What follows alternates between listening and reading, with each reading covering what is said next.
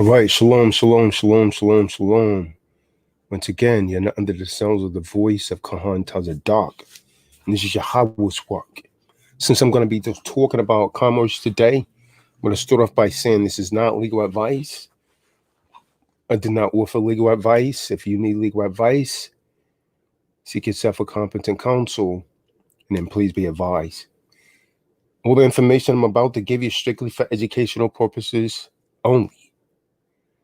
Definitely an education beyond that which you could actually receive through the public venue or through your best Ivy League colleges. This is the stuff that you're not supposed to know and that many of you love to combat. Book of John 8 and 32 says, you shall know the truth, and the truth will make you free. I've discovered over the years that when I bring this truth, most of you get very angry when you hear this truth before you're free. And sometimes your anger hinders your freedom because anger is an attribute of a debtor. A debtor loves to argue. As you come in the room, you know the drill.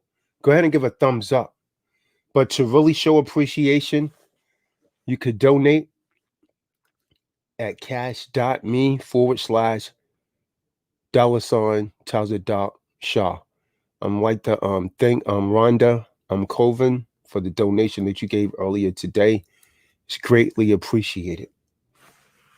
So, in the midst of this so-called pandemic, and wake up the so-called core Labor Day weekend arriving, many of you are undergoing a tremendous struggle. And particularly those of you that refer to yourselves as NBCs, Negroes, Blacks, Colored, and African Americans.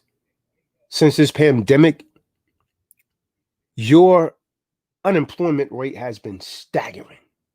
Some of you benefited. You've went and you've accepted unemployment benefits from the system more than what you was actually entitled to.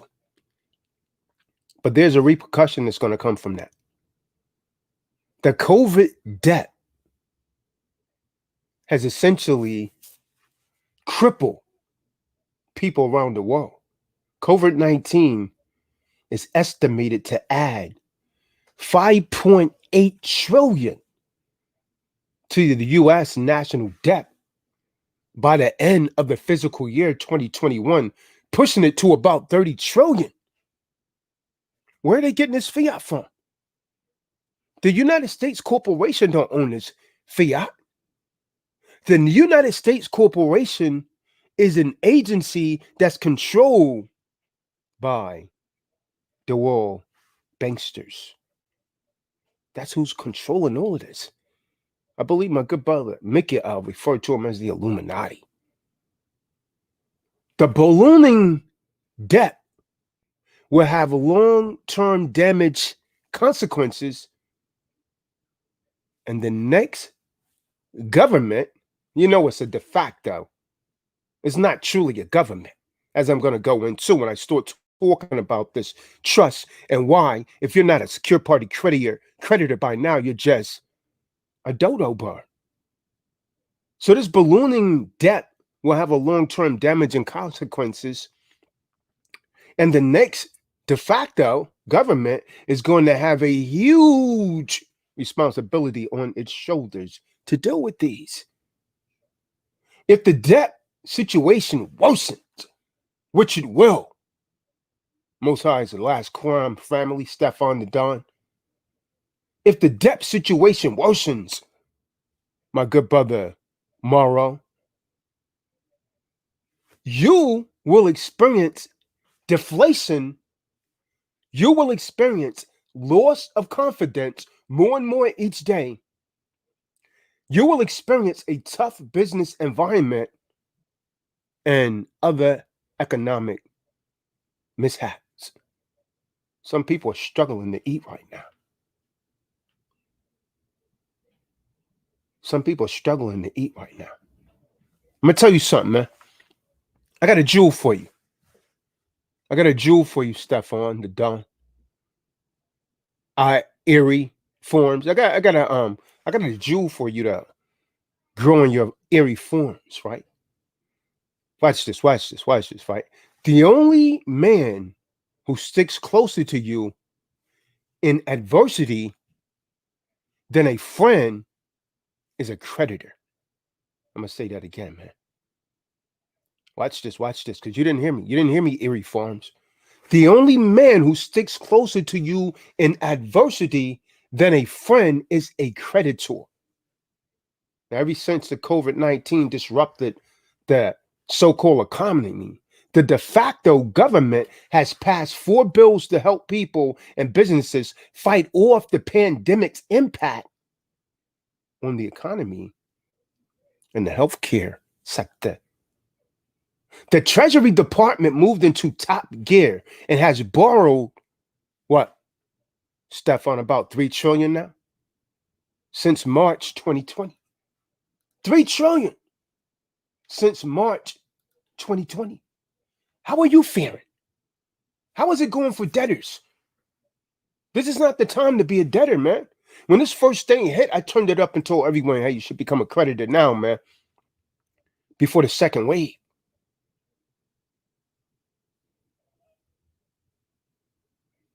To finance these bills, 2.4 trillion, and to cover against other effects, the downturn. About 78% of the new COVID-19 debt has been raised by issuing treasury bills that mature within a year, 17%. The banksters are getting awfully fat off of this. 17% is raised by issuing treasury notes that mature between 2 and 10 years, and the balance is raised by the issuing treasury bonds that mature after 10 years. The interest rate on short-term treasury bills is not much because these securities were issued after the Fed slashed interest rates. Case in point, right? The 4-week bill issued in August 2020 carried an interest rate of just 0.9%. So the assumption that the gush easily liquidity will help business and individuals ride out the pandemic economic blow. A fact that you should know is that the covert distribution has largely eased the lines that separated the Fed's lending and the interest rate action, government borrowing, and the Treasury's Department currency printing action. Everything is mixed up from the public perception point of view. How's everyone faring, Danny? Most people are behaving like debtors.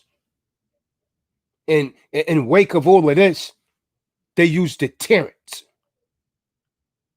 They use deterrence where the constables on patrol go out and murder people in cold blood, and then they construct false reports, like in Los Angeles County. The so-called black man that was riding a bike, the police report was doctored up to say he had a weapon. He was going for a weapon. The video didn't reveal anything, no weapon. It was all made up. It's a fabricated story. It was a damn lie. This is what you're dealing with, man. Then they turn you against each other.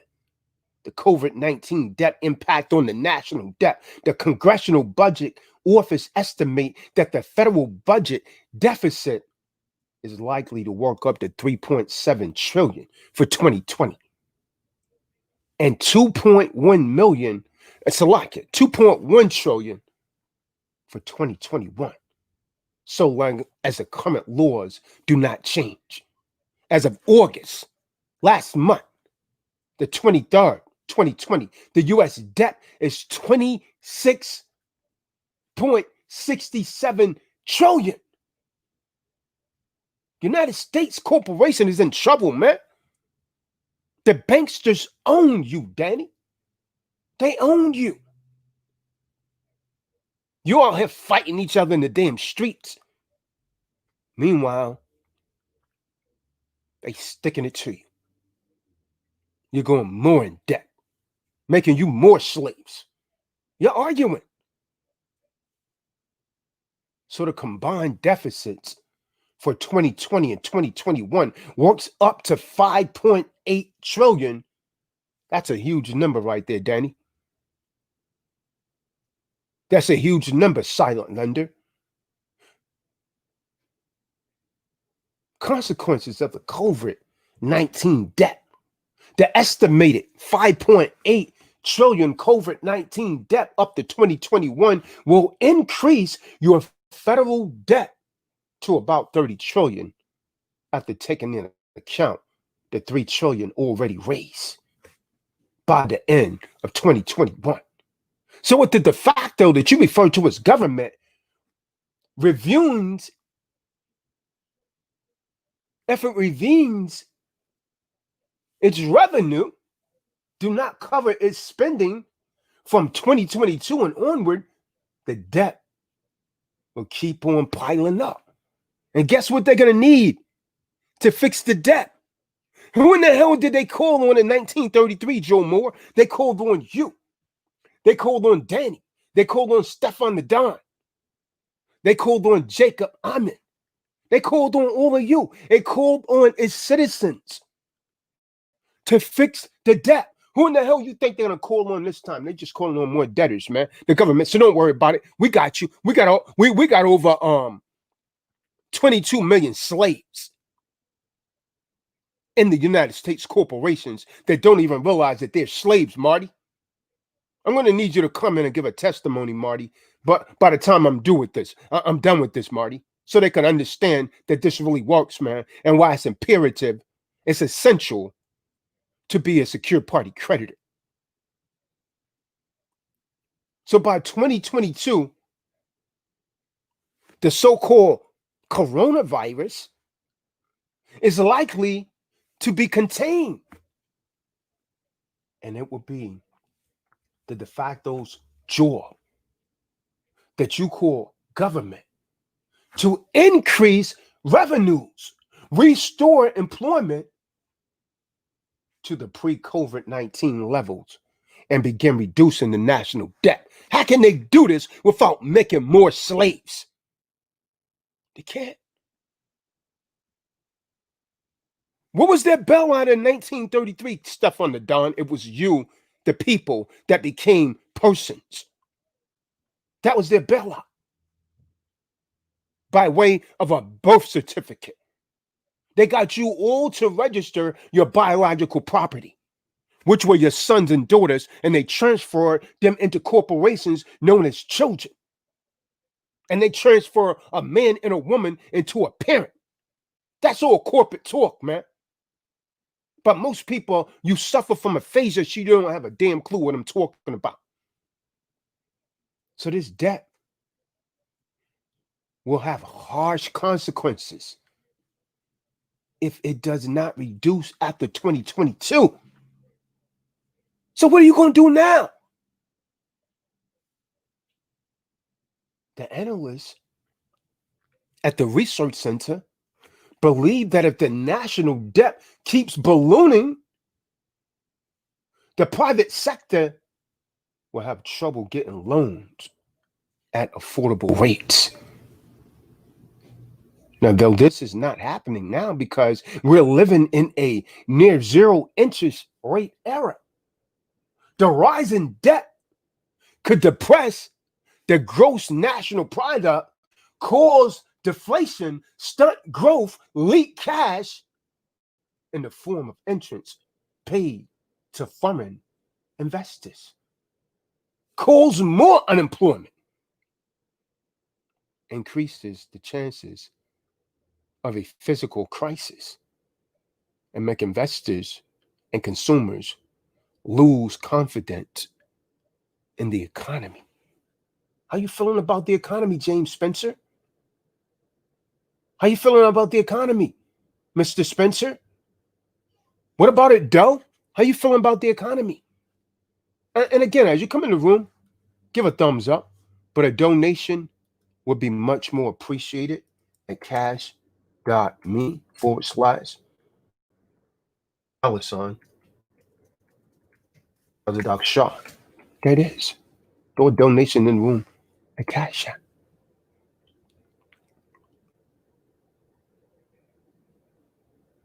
So the United States corporation is in trouble. The debt, low interest rate, and easy liquidity can also drive asset prices up and motivate people to take excessive risks, like it happened before we got hit with the 2008 physical crisis that they call a recession. You ain't seen a damn thing yet. See, today, to the stock market is zooming. And we all know it is not reflecting the reality of Main Street. What does this all mean, Stefan the Don? What does it all mean, Short Bear? It all means that the COVID-19 disruption has ballooned. It has ballooned your debt, which was already high. And it has now assumed frightening proportions. So by 2022 and 2023, Marty Ma, your debt is not my debt, because I'm a damn creditor. It's not my debt. It's your debt. You pay it with your damn birth certificate. It's your debt. You're a debtor, so it's your debt. I'm a creditor. Debtors always pay. Get locked up or do something. Creditors win. Creditors sit back and make the damn calls. It's your debt. Go to work. No, the guy told me, yo, Tyler, I'm sorry I took so long to respond to your email. I got to work 12-hour shifts. He's a damn slave, man. Stop me where I'm lying at. You can't enjoy going to a damn job working 12 hours a day. Where's the time you spending with your family and you wonder why the damn divorce rate is so damn high? Someone's probably tapping his damn wife. He working 12 hours. You got to travel probably an hour to get there, 30 minutes at the least to get there and back. You got 13 hours a day. You got to sleep. Would you sleep in 6 hours? Where's the time you spending with your wife and your children? That makes a slave and it destroys the nuclear family. But you don't see this. They got you strung out on fiat that's not even real. It's only good on the private side between you and I. So you work for nothing. You work for nothing. So by 2022 and 2023, our debt as a percentage of the GDP, the gross national product, is expected to break the record it had created with World War II. They're talking about breaking records, man. This was strategically planned. But debtors don't get this because you're still plugged in, man. I told you to get my damn book, man, and unplug. The book is called The Plug, man, for a damn reason. It unplugs you from this. It's giving you right knowledge. You could get it by going to the website, man, www.truediscipleschrist.org/shop. Go and get the book, The Plug. What are you waiting for, Drake? For you to be in a situation you can't get out of? See, the feds, they will keep injecting liquidity into the system until the time an effective and safe COVID vaccine or so-called cure is discovered. Then they're going to inject you with a damn vaccine and going to make it mandatory. What you going to do then? What you going to do there, Short Bear? Going to look for Goldilocks? What the hell are you going to do then? Go look for the other two little bears, Short Bear?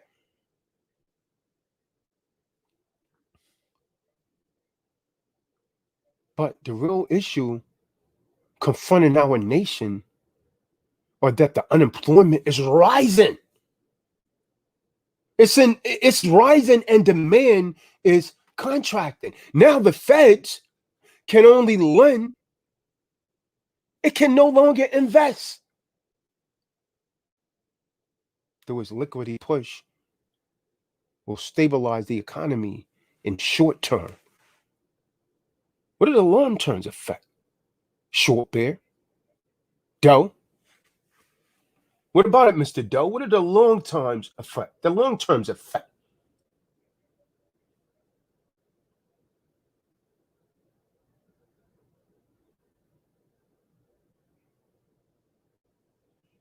Many people are unemployed, and most of the population is not prospering. How you faring right now? I'm doing all right. I'm a creditor. I'm doing all right. I know how to handle contracts. To be honest, family hasn't affected me at all. This is why I don't give a damn who's in office. I'm a creditor. People are talking about who you gonna vote for.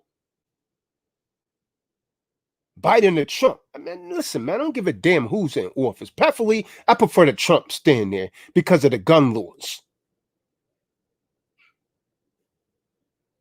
You making us create militias, man. You want to take away our rights to bear arms that was given to us by our creator? The hell you mean I need permission to protect my life? Are you out of your damn mind? See, the truth is that this nation is caught in this liquidity trap. And the solution needs to change. See, it all depends on how successive government negate or the de facto negate you through this mess. Will they succeed? Well, you got to toss up a damn coin now for the answer because they don't know. Trump don't know. Biden don't know. See, investors can consider taking lessons from the worsening micros and focus on investing in stocks that will lead the market in the post-COVID-19 age. Sectors that are expected to perform well are green energy, semiconductors, cloud computing, infrastructure, online shopping, health care. You know why? Because you eating that damn GMO food. You're eating the damn GMO food. Cleanliness and hygiene.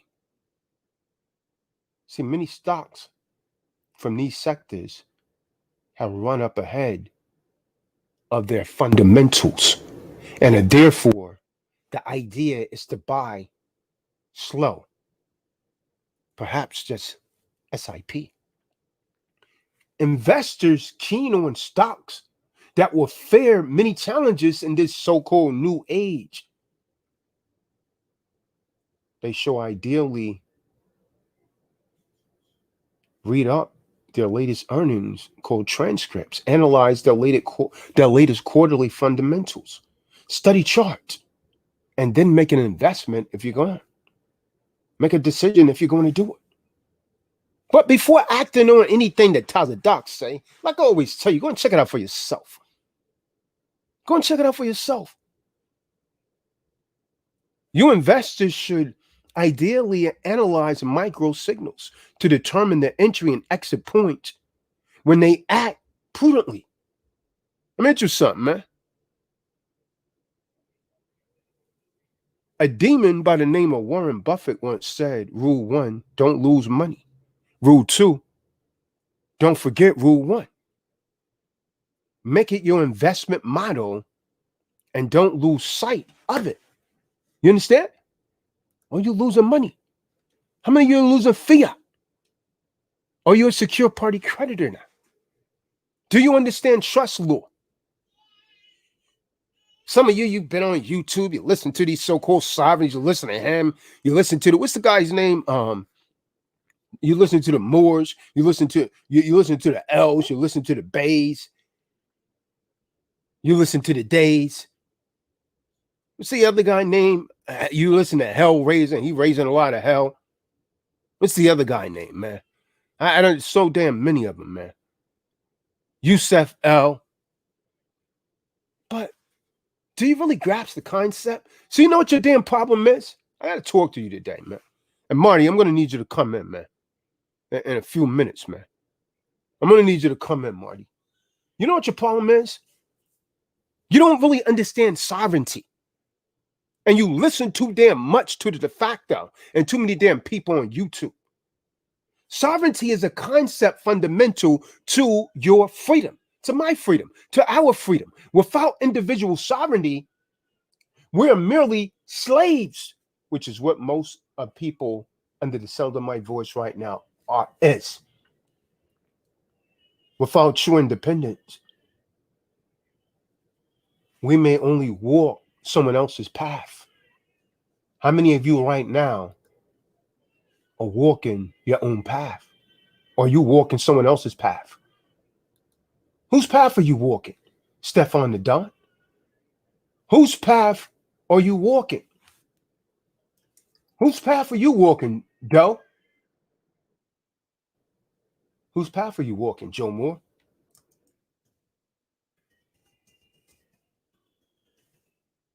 Are you walking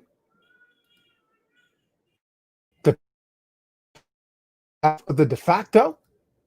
Or are you walking the straight and narrow? In the book of Genesis 1 and 26, it says the Most High made man sovereign, man. You was born sovereign, man. So in order to no longer be that, someone had to take that away for you, or you gave it up by consent. Which path are you walking? Matthew 7 and 14 says, but small is the gate and narrow is the road that leads to life, and only a few find it. There's real life right ahead, man. When you walking as a secure party creditor into the very few that walk as sovereigns, that's real life. That's what the Most High intended for you, to you, man, from the beginning. But most of you don't have the courage to stand up and walk that path. Do you understand that you was created in the image and likeness of the Creator? Book of Genesis 1 and 26 says, and Yahweh said, let us make man in our image. You was made in the image of the Creator, after our likeness. You was like the Creator. Why you not like him now? Most of you are like damn demons. Others are like cowards. And let them have dominion. Let them have dominion, which is rulership. That's the king, man. Let them have dominion over the fish of the sea, over the fowl of the air, over the cattle, and over all the earth, and over every creeping thing that creep on the earth. That includes government, man. That's everything. You're the ruler, man. Why are you not ruling? Why don't you have your own studio, Aquads? You're the ruler, man. Why don't you have your own Italian restaurant, Vinny? Hey, yo, Vinny. Why don't you have your own Italian restaurant? You're the ruler, man, according to Genesis 1 and 26. But most people just talk it. They don't really clearly comprehend it. You listen to too much YouTube. You listen to a Johnny come lately on YouTube that listen to some of my stuff or someone else who's been around for years. Then he put it out there and he sell you a damn wet dream. And you orgasm over the little information. And once you get it, you found out you was just a damn trick. Because when you try and call him again, you can't reach him. You're walking someone else's path. See, as humanity continues to wake up to our true nature of beings, which is being a sovereign, being one of the people, being a ruler, to our divine relationship with our world and unbroken connection to the source of life, it is essential. It is imperative. It is crucial that we truly understand what it is to be a sovereign being, a sovereign soul. Marty Ma, where you at, man? I need you to come in the room, man. I need you to come in the room, Marty Ma. Right now, I don't want nobody to come in the room but Marty Ma, man. To be a sovereign soul, what does it mean to be a sovereign soul? I want to hold that question because when I invite people right now, I don't want nobody to come in the room but Marty Ma, man. He's going to give a testimony. When I invite people in the room, I want you to clearly explain what exactly does it mean to be a sovereign soul. What is it? A sovereign being. So to begin, let's look at the definition of the word sovereign. So over reign. Sovereign. So over reign. Sovereign. So we're all start at the same page. We could be on the same sheet of music. The Oxford, Oxford, it's supposed to be the best, right? The Oxford Dictionary defines sovereign as thus. Sovereign. It is an adjective. Acting or done independently and without interference. That means when you travel, my good brother Awkward, you travel independently without interference. But if you need permission to drive a driver's license, then you can't be sovereign. Khan, Abdullah, you can't be sovereign. If you're asking for permission to drive. Sovereign also is defined as possessing supreme or ultimate power. Now, stop me if I'm wrong or where I'm lying at, Marty, but if I gotta go to another man and ask for permission, I damn sure can't be a sovereign because that man that I'm asking permission for is in charge of me. That's just like a child-parent relationship. A father-son relationship, the son wants something, he got to go to the father and ask his father's permission. So if you got to go ask for permission, Donald Trump's your daddy. Joe Biden's your daddy. Nancy Pelosi's your mother. Because you're asking for permission. That's not a sovereign. That's a subject. So in considering our sovereignty, the question really is, my good brother Elder Marty, is do we truly live independently without outside interference? You're a damn lie. I ain't talking to you, Marty. I'm talking to them in the room, man. They don't live outside without interference. The government tell them put a damn mask on. You see these damn dodos waddling around their damn car by themselves with a mask on. Yeah, Israel was telling me he was going up in his building, man, in Harlem, and there was an elderly lady struggling. She was carrying groceries in one of those carts and trying to pull it upstairs, and she couldn't breathe. And she paused. She stopped right there, and he told her, "Hey, man, take your mask off. You can't breathe. I'm not letting anyone in the room right now, DC. I'm not letting anyone in the room right now, but Marty. I'll decide when you come in, not you. I'm the HNIC." Yeah. So she couldn't breathe with the mask on. So Israel said, he told her, "Hey, take the mask off." And she said, "You know what? You're right." She took the mask on. She walked upstairs. That's how they have you programmed, man. That's how you're programmed. You're programmed.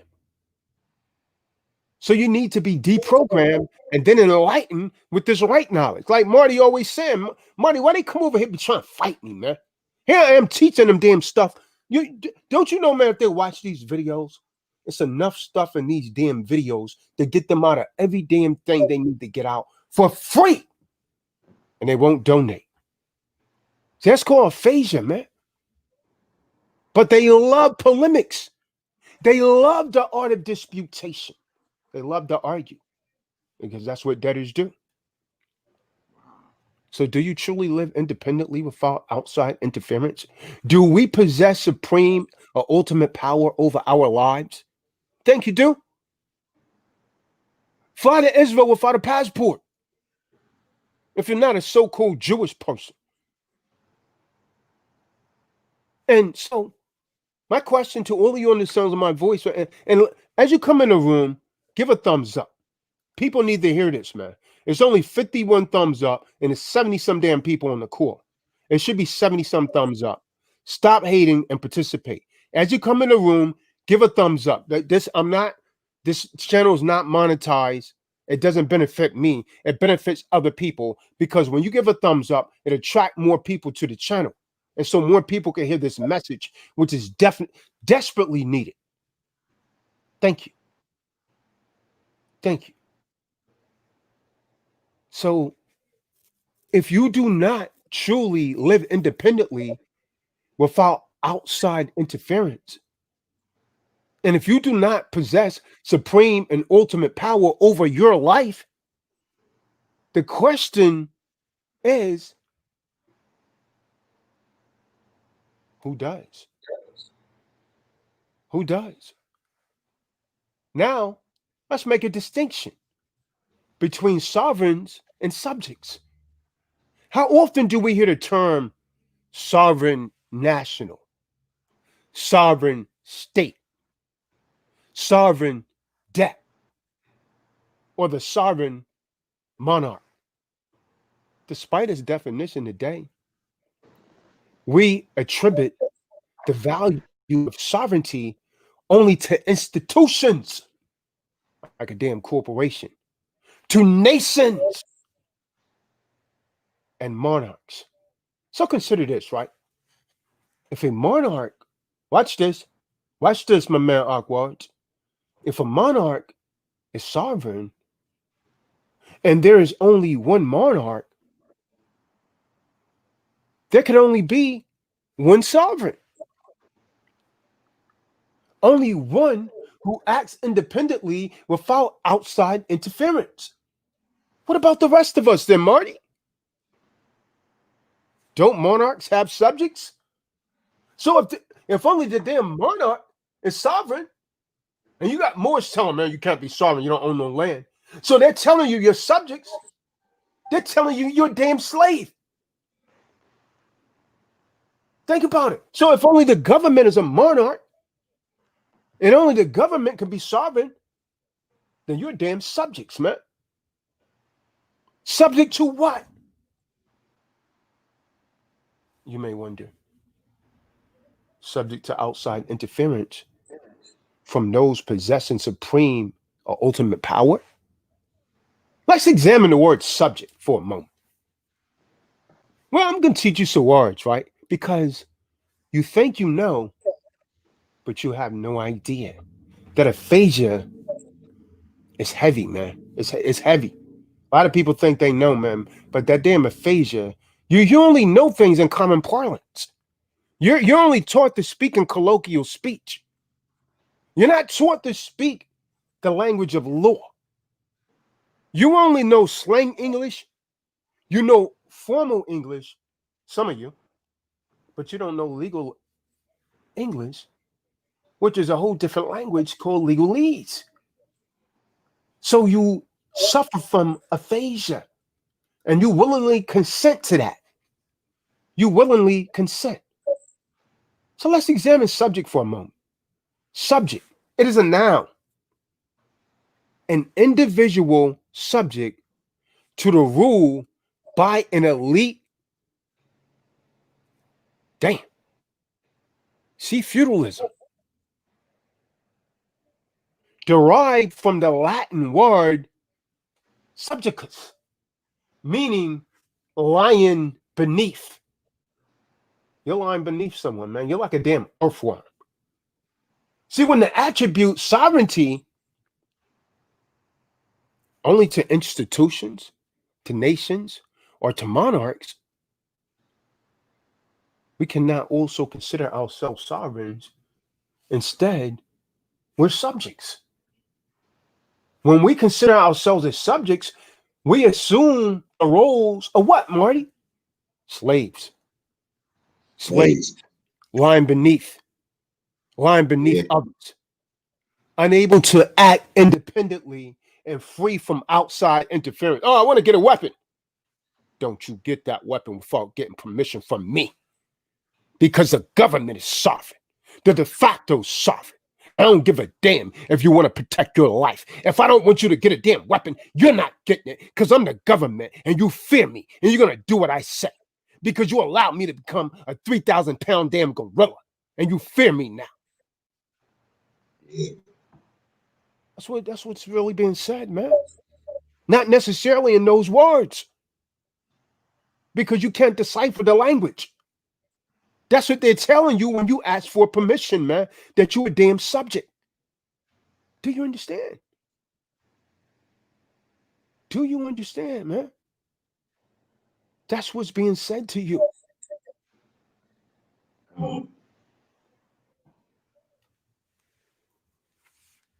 Is this really how we're willing to live? Is this willing how you're willing to live, Drake? If natural forces created life, right? If the Most High created life and humanity, man, created institutions, should institution such as the de facto that you call government not remain the instruments of man, of humanity, and not the other way around? It's a question. I'm asking you questions because I'm the king. See, we people, like all living beings, are living, breathing creatures of spirit of the Elohim force that you call God force. Yeah. Whomever or whatever that force may be to you, I'm going to tell you it's the supreme Elohim. We are part of the divine creation of life.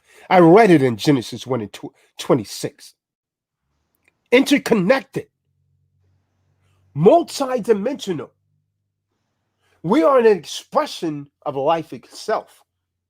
And we were born to this abundant, fertile planet. And indeed born to the fascinating universe. Simply to live, to enjoy it. Are most people enjoying this, Marty? Hell no. Feed from it. We're supposed to be able to feed from it. They're trying to tell you need a damn license to go hunting now, Marty. You need a damn license to go fishing to feed yourself. And you can tell me you're not a damn slave? We're supposed to feed from this land, share it in abundance, and live as a conscious part of its wondrous mechanics. So if a de facto that refers to itself as government and institutions assume the authority to prescribe our rights and to limit the manner in which we can enjoy and live and share and feed, does government, the de facto, not infringe on our birthrights? Does it not, Marty? I believe it. Does it not infringe on our relationship with the natural world? The hell you mean I need a license to go hunting, man? I'm trying to feed my family. What if I can't afford it? I can't go out there. You're going to write me a damn ticket for going out there trying to shoot a deer to feed my family? That's wicked, man. That's dictatorship. Dead. Better dead. I want you to think about what I'm saying now. All of you understands on my voice, man. As you come in the room, give a thumbs up, man. A donation at Cash App is greatly appreciated. Does it not assume authority of nature's creation? That's what government is doing. See, the government has a trust relationship. How many of you understand trust law? When the concept of government was created by we the people, it was created with a specific purpose: service delivery, to serve the specific needs of the community. Why in the hell is the damn government telling us what to do? Government was effectively entrusted with returning benefits to the people as trustees to our needs as a society, as a soul society, SOUL, society, not a society, but a soul society, because you know I got soul. See, this relationship can be viewed as follows. Let me share my screen. Let me give you an example of what I'm talking about here. This trust that I'm talking about. This is how it's supposed to be ran, Marty. But it's not. Everything's topsy-turvy, man. The banksters has come in and they run this de facto. And all of you bow down, bow down, bow down. Crawling on your knees. Here we go. Let me share my screen here. As you see, I put this thing here together, man. Triangle. 360 degrees. You got 120 degrees of knowledge right here on this line. 120 degrees of wisdom on this line. 120 degrees of understanding on this line. You add it all up, it totals 360. That's a complete cipher. A cipher is everything that's complete, man. That's me. That represents me, man. I'm a complete cipher. I'm complete within myself. Book of Genesis 1 and 26. And Yahweh said, let us make man in our image. You in the image of the Most High and after our likeness. You was like the Most High at one point, but you allowed a devil to control your mind. And they dumb you down and they deprogram you. Most High sent tells a doctor trying to enlighten you, but you try to fight your damn liberator. I'm trying to liberate their thinking, Marty. You got damn dodo at the dodo every damn day that I come on. Keep trying to attack me with subtleties. But you see it, Marty. You called one of them out yesterday. Come on. I'm trying to liberate your thinking, man. So as you see right here at the top of the pyramid is the sovereign, which is the executor of the trust. This is how it's supposed to be. That's me, Tazadak Shah, man.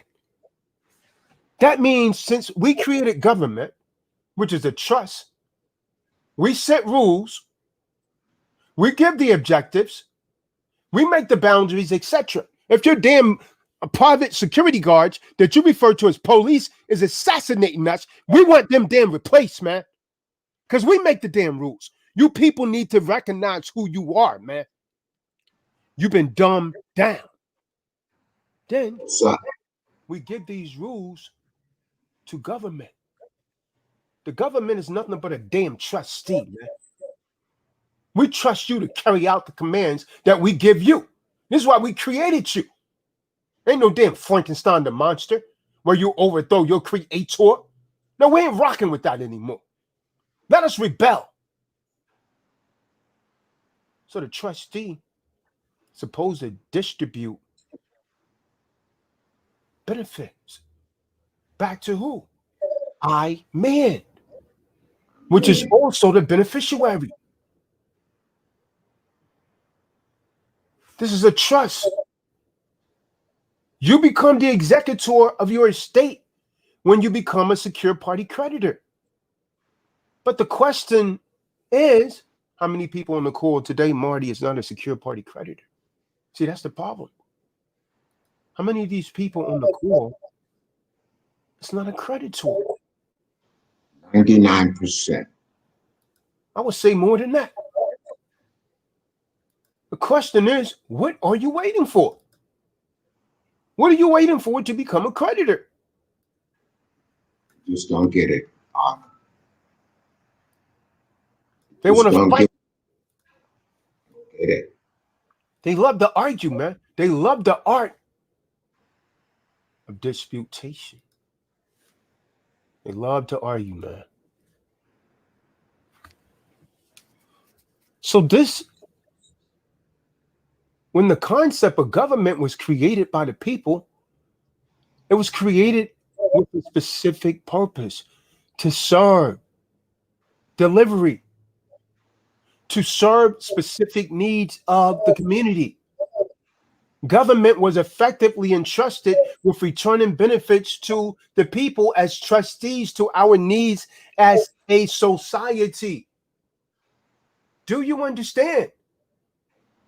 They don't get it. See, under this model, government acts for and on behalf of the people. That's the way it's supposed to function. Your rights are inherent from Yahweh. Your rights are inherent from the Creator based upon who and what you are as a living being. The rules and objectives of government were established by we, the people. And the government adopted those objectives on behalf of who? Of we, the people. However, the behavior of those claiming to be government, which has become a de facto today, is in complete contrast with the trust agreement. See, today's de facto that refer to itself as government acts as an executor and beneficiary of this arrangement. They've changed places with you, man. They've changed places with you. That's it. See, in the model with the government on top as the executor and you acting as trustee, the benefits is distributed back to the government. See, in this model, the government possesses supreme and ultimate power and assumes the role of sovereign. And you act as a legal entity, a creation of government under this model. Government dictates rules and objectives. This is why they tell you what to do, and you do it. And prescribes your rights and obligations, their privileges. So you are merely a trustee employed to return benefits to the government as the sole beneficiary of the arrangement. Do you understand? What would that look like in a trust? That model would look like this.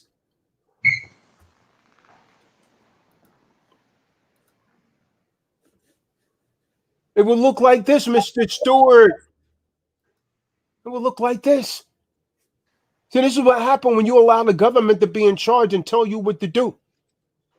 They use their private security guards. They realize that they're assassinating you and they don't do a damn thing about it. They have plausible deniability.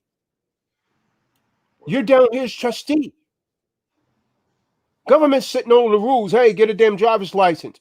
Fill out a social security card. Use a social security card. Let me into your TDA. Pay taxes. And all the benefit goes back to who? Back to the government, which is really a de facto. Under this model, everyone loses. You see that, Vinny?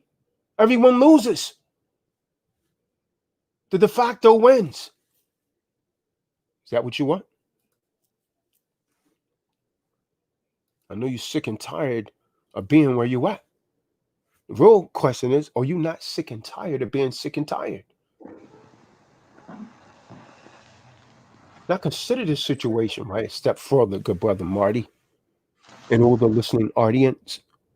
If you're not sovereign under the current model of government, and your government is claiming executor and beneficiary status over you and your community, isn't your government an imposter?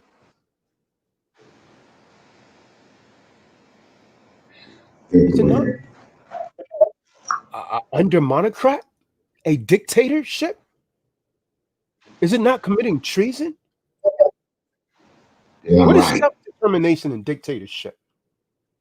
Life, liberty, and property do not exist because men have made laws. On the contrary, it was the fact that life, liberty, and property existed beforehand that caused men to make laws in the first place. See, in our heavily regulated society, who really possess the supreme or ultimate power over our lives, are we living lives of self-determination? Why does our system of government never really seem to serve us? Why they never seem to serve us, Marty? No matter which way we vote. Oh yeah, vote for Trump. Vote for Buy it. It ain't gonna make a damn difference, man. I don't It ain't give gonna a make damn. a damn difference who you vote for. Haven't you figured that out after all of this damn time? Are we bound to be a vil dictatorship in which opportunities are limited? Debt is imposed. Public thinking is manipulated. Oh, you can't say that. That's hate speech. They flag your damn channel for telling the truth. Stop me where I'm lying at. Public thinking is manipulated. Commerce is protected and the people are regulated. Take a look around, man. Look around. I think you already know the answer. Whoa. We are not regarded as sovereign beings by today's government because it's a de facto. It does not operate as our trustee serving the will of the people. Instead, it presumes to regulate, to grant us our rights. And it does so for the benefit of a smaller number of elite family umpires that you refer to as the Illuminati, that I refer to as the world banksters, who operate behind a veil of secrecy and deceit, staggeringly under the guise of democracy, democracy, demonocracy. Now let's consider for a moment, my good brother Marty, the paradigm under which we are regulated. If we allow our rights to be granted by government, do, don't we assume the role of a slave? Oh, you can't own a weapon. Oh, you can't drive without that piece of plastic. It's the role of a damn slave, man. No, you can't do that. You got to register it. That's the role of a damn slave. See, of one who is born without rights. If we allow this de facto to grant us our rights, can't they be withheld by the de facto government just as easy? You damn right. That's what's going on with most of you. Does that not leave us beholden to the de facto government as the highest power on the planet?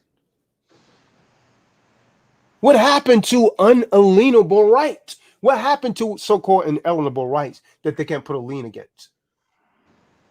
See, the intended role of government is to uphold the rights of the people, not to provide them. We don't need them. And so in reality, a genuine democratic government could only grant privileges, not rights. So why in the hell so many blacks running out to vote democratically then, Marty? See, a privilege is a special entitlement to immunity granted by the state or another authority. And if you got an authority, then you're not a sovereign. In modern democratic states, a privilege is conditional and it's granted only at the birth. By contrast, a right is inherent from the creator. It's irrevocable. It's an irrevocable entitlement held by all people or all beings from the moment of birth. See that? See that? That's the difference right there. See, as a living being, it is our right to freely enjoy life in abundance by allowing government to invest privileges in place of our unalienable rights. You are deranged to do so. See, we grant government the right to assume a level of authority so superior that it may withhold access to our natural rights and limit our experience of what the Creator has granted us. We have already established that this type of authority was never meant to be the purpose of the democratic government. So, what is behind this emerging trend, Marty? Is it for our own protection, as government would have us believe? They don't give a damn about us. And if so, Marty, from what? For your own protection, right? Let's call a spade, Marty. Let's call a spade a spade. The ongoing erosion of our natural family, the rights of the people in favor of the rights of the corporate and governmental institution, is being intentionally perpetrated by an imposter government under the guise of our protection. Many of the proceed threats from which we are actually being protected by increasing regulations, it didn't even exist until power seeking government and shadow governments created them just to get the ball rolling in that direction. And so the problem is, most of the people's not even smart enough to realize that. The war on terror. The war on terror is a perfect damn example. That took away your damn rights. They invaded your cell phones and emails with the Patriot Act. That was their first big move, right? Towards instigating a military revolution. See, the intention of the US government was already to declare war. Several, in fact, and employing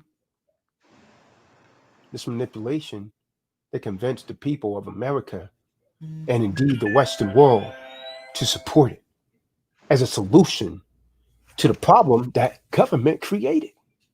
See, its strategy was to take military control of foreign countries rich in natural and political resources while creating a culture of fear and materialism under which government could assume increased power to monitor and control the people's activity both inside and outside of its borders. It created an outside terrorist threat in the minds of the Western world through the media, starting with 9/11, 2001, the world's most public terrorist attack.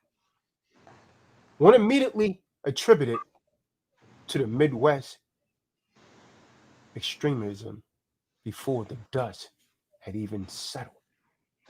People were scared originally, right? Intentionally perceive a problem and demanded a solution. See, they created a panic, just like they're doing now with the COVID. The people say, oh, yeah, we need a vaccine. And thus the war was declared for our protection, they say. Just like the COVID. Someone created, oh, well, we need a vaccine. And so now the people feels a need to be protected. See, the war mentality that was subsequently embedded into the psyche of the general population create the perfect climate for the gradual introduction of title government control over the populations and the minds in the United States and overseas and over the natural resources of foreign lands. And all the while providing untold financial gains to the U.S. government and its corporate cohort. Enter the Patriot Act, Marty. Enter the Patriot Act in the United States and comparable laws in Australia and other countries, and exit your individual rights for your own protection. Don't be fooled. This was no accident, man. Nor was it an isolated incident. So the question is, Marty, what the hell are these people waiting for to become secure party creditors? What are they waiting for? Scared, stiff. Scared, stiff, and dead. Scary. You need protection against them. That's what you need, protection.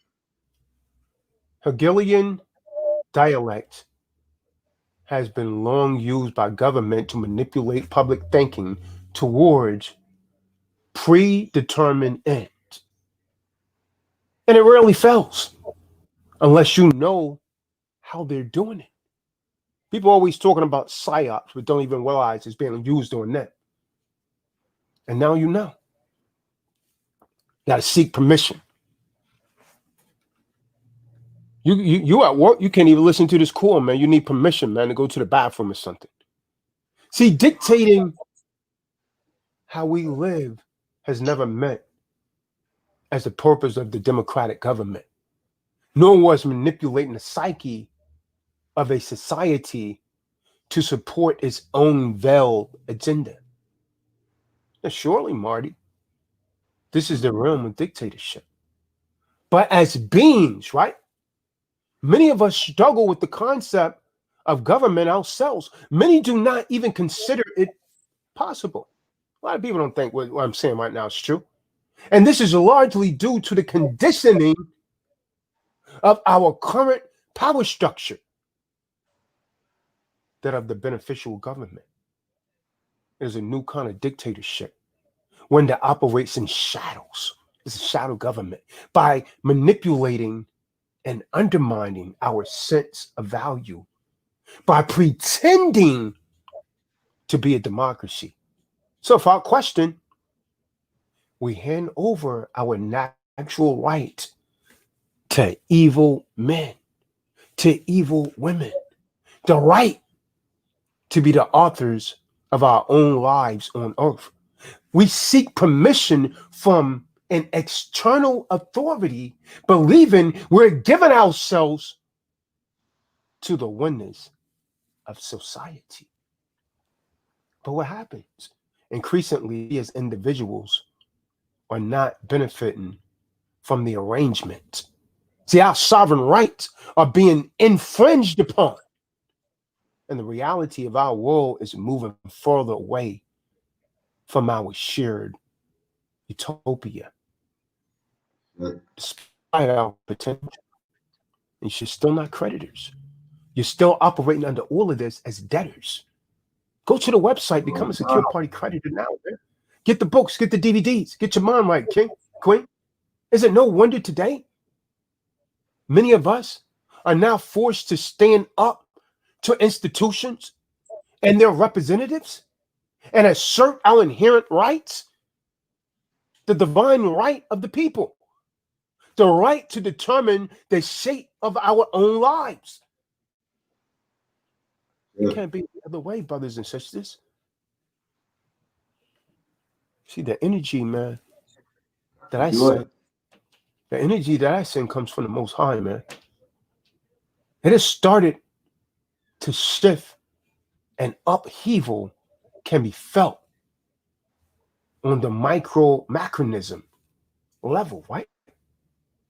We have no option but to change with the energy.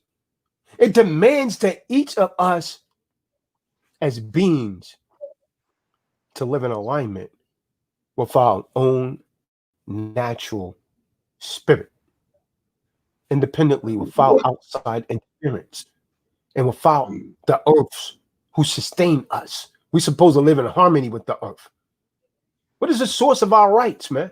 See, for many of us, the first challenge we face today is deconstructing the psyche of seeking permission. What the hell do I mean by that?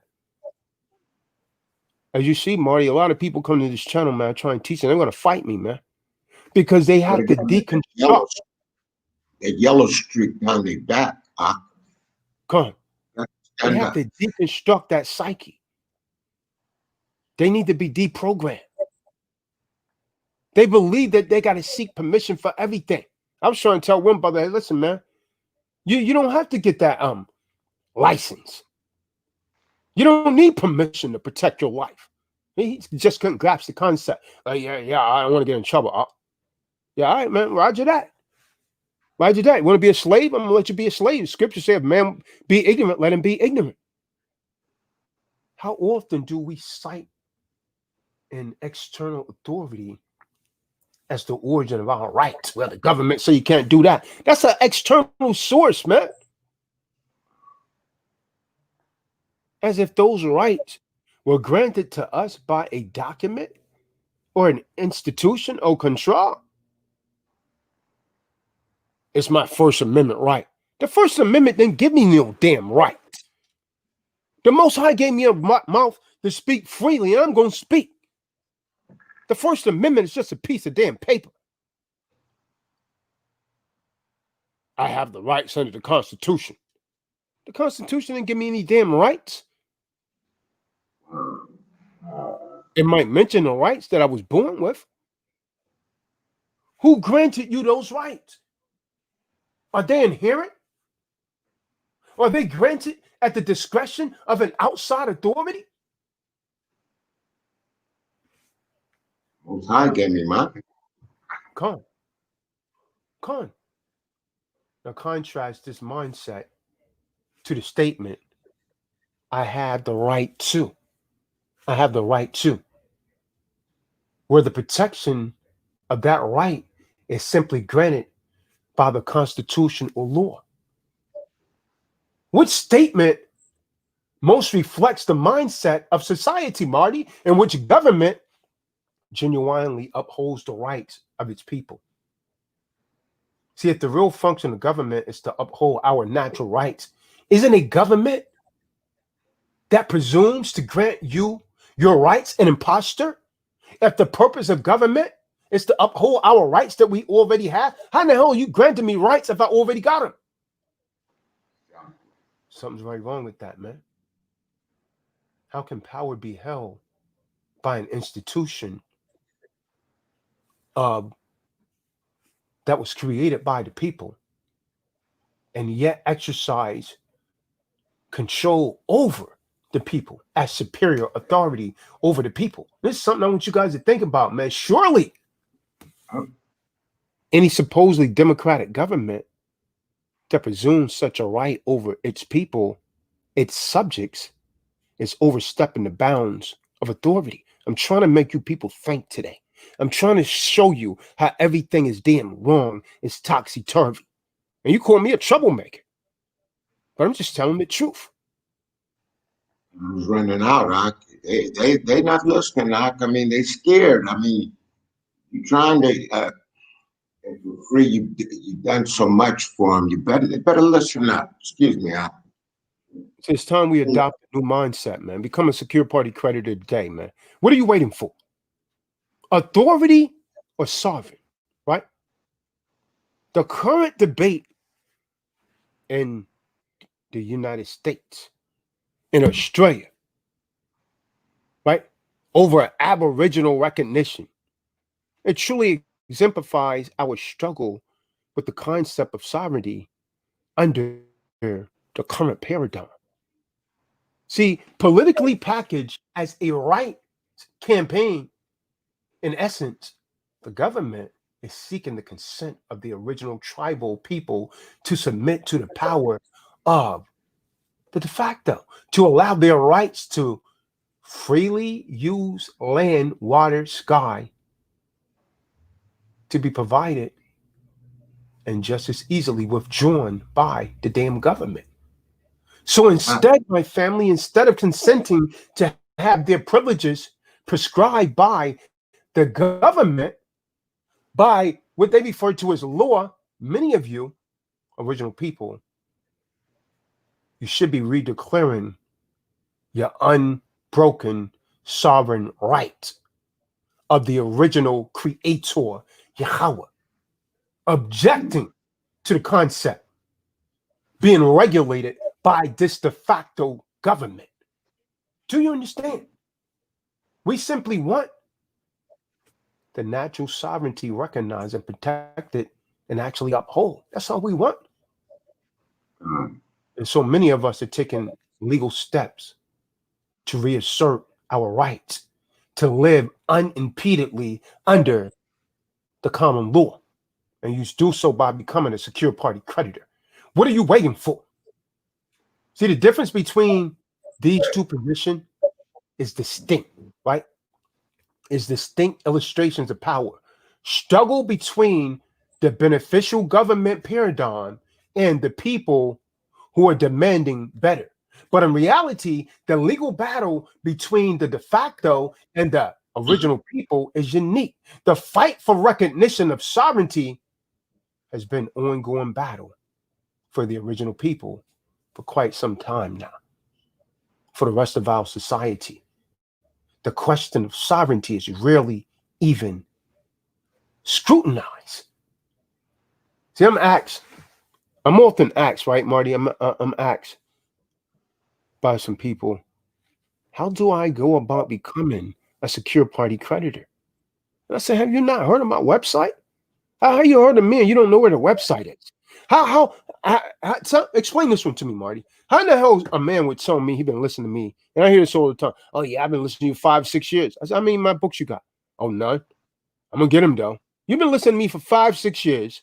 You're not a secure party creditor. You haven't gotten a book. You haven't gotten a DVD because you're a damn debtor, and you're gonna remain a debtor.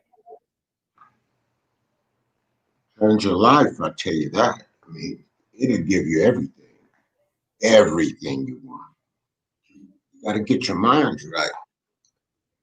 They asked me, You know, I'm just waiting out to tell them something because I'm going to bring it to them. He says, I tell them the truth, man. The truth here. they also asked me, I know there's a lot of different people out there. I want to know, I just want to make sure I do the right thing by I want to become a secure party creditor the right way. And I say, listen, man, I've been doing this for a while. Don't come over here to me to help me. Yeah, don't expect me to help you make your mind up. When you come here, your mind should already be made up. You donate. What's included into the packet? Everything that it requires to become a creditor. See, these kind of questions is a deterrent, man. And it pisses me off, and it's someone that's not ready.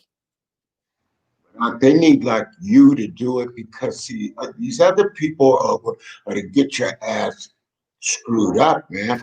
You know, you have to have this done correctly. You know, I know that. Come on. Then they ask me, Tazadot, what paperwork do I need to be free? The damn paperwork that is constructed. Then I usually ask them, this is what I usually ask them. Are you seeking someone else's consent to be free? Isn't that a contradiction to the terms? Who has the authority to give you permission to and act independently? See, by definition, doesn't sovereignty come from within, not without? So you're not asking anyone for a damn thing. You're simply putting people on notice. So if you are waiting for your freedom to be handed to you, you could think again, Jack. A secure party creditor and sovereignty starts with you.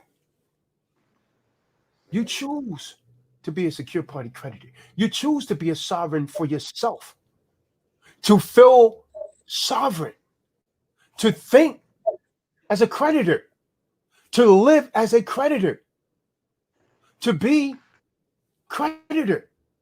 But for most of us today, sadly enough, the idea of embodying being a creditor or being a sovereign is a total paradigm shift. Nothing like it, By recognizing the authority of government, you consent to it standing between yourself and your true nature.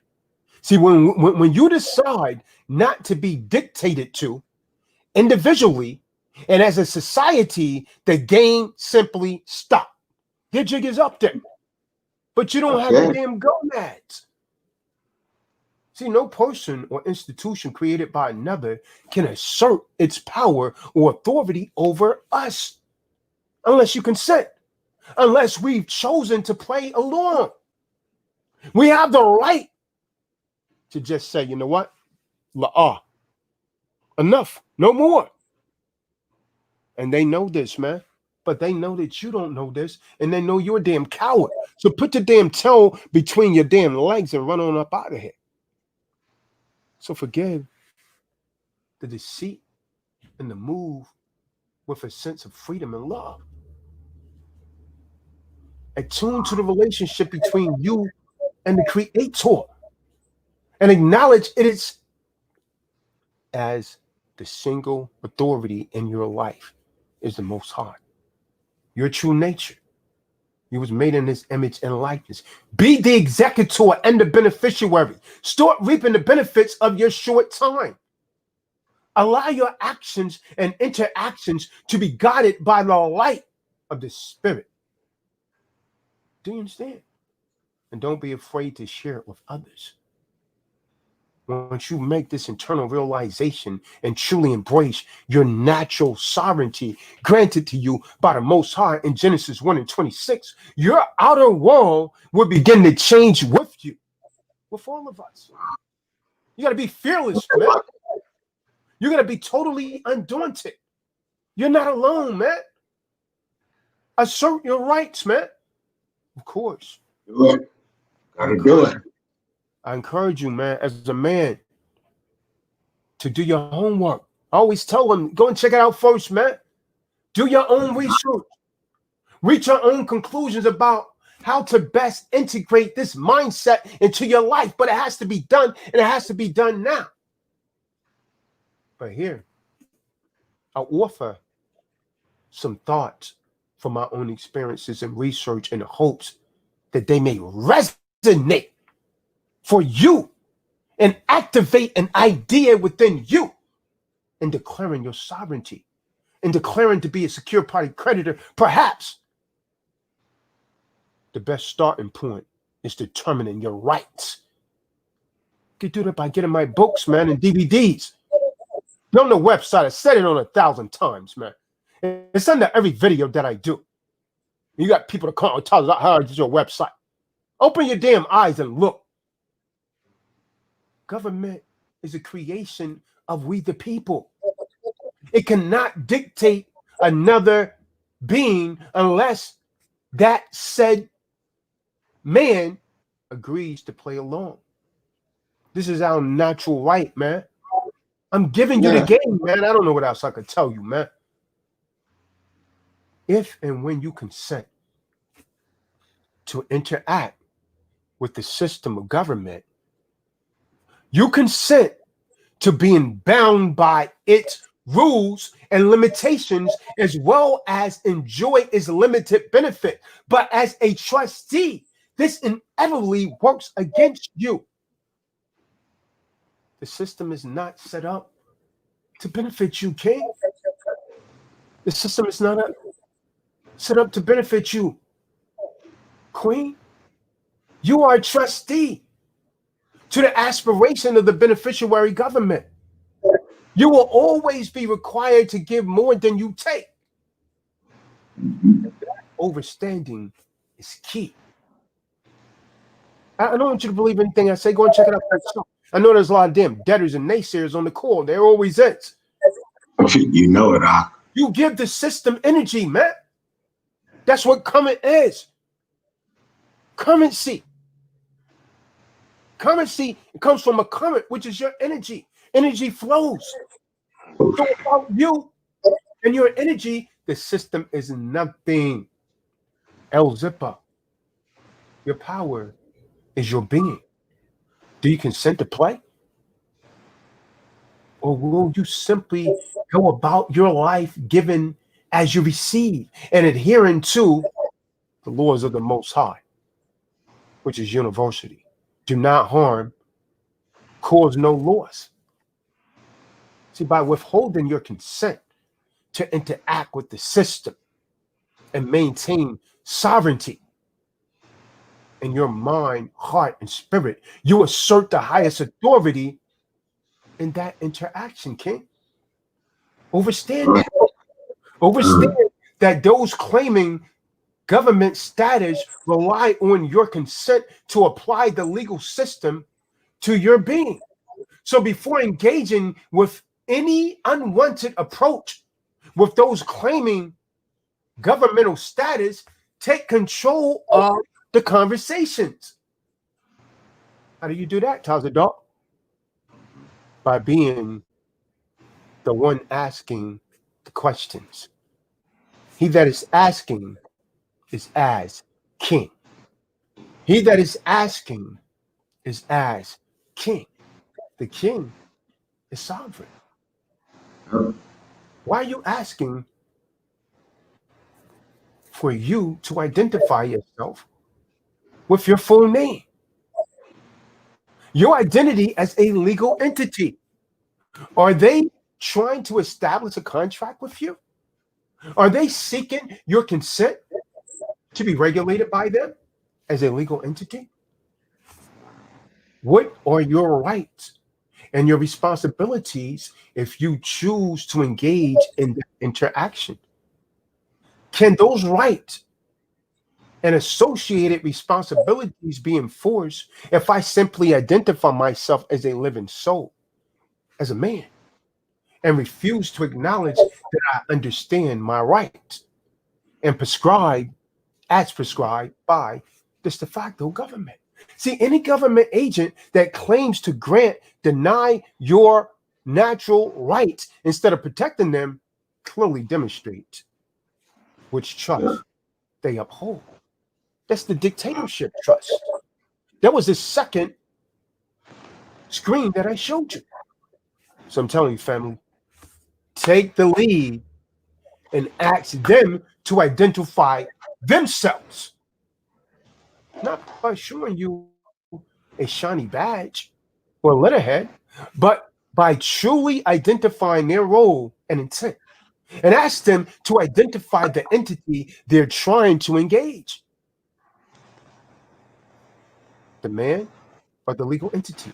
See, once that is established, you can then respond accordingly by withholding your consent to create a contract with them and outlining the terms under which you will engage with them further. Do you understand? It's really that simple, man.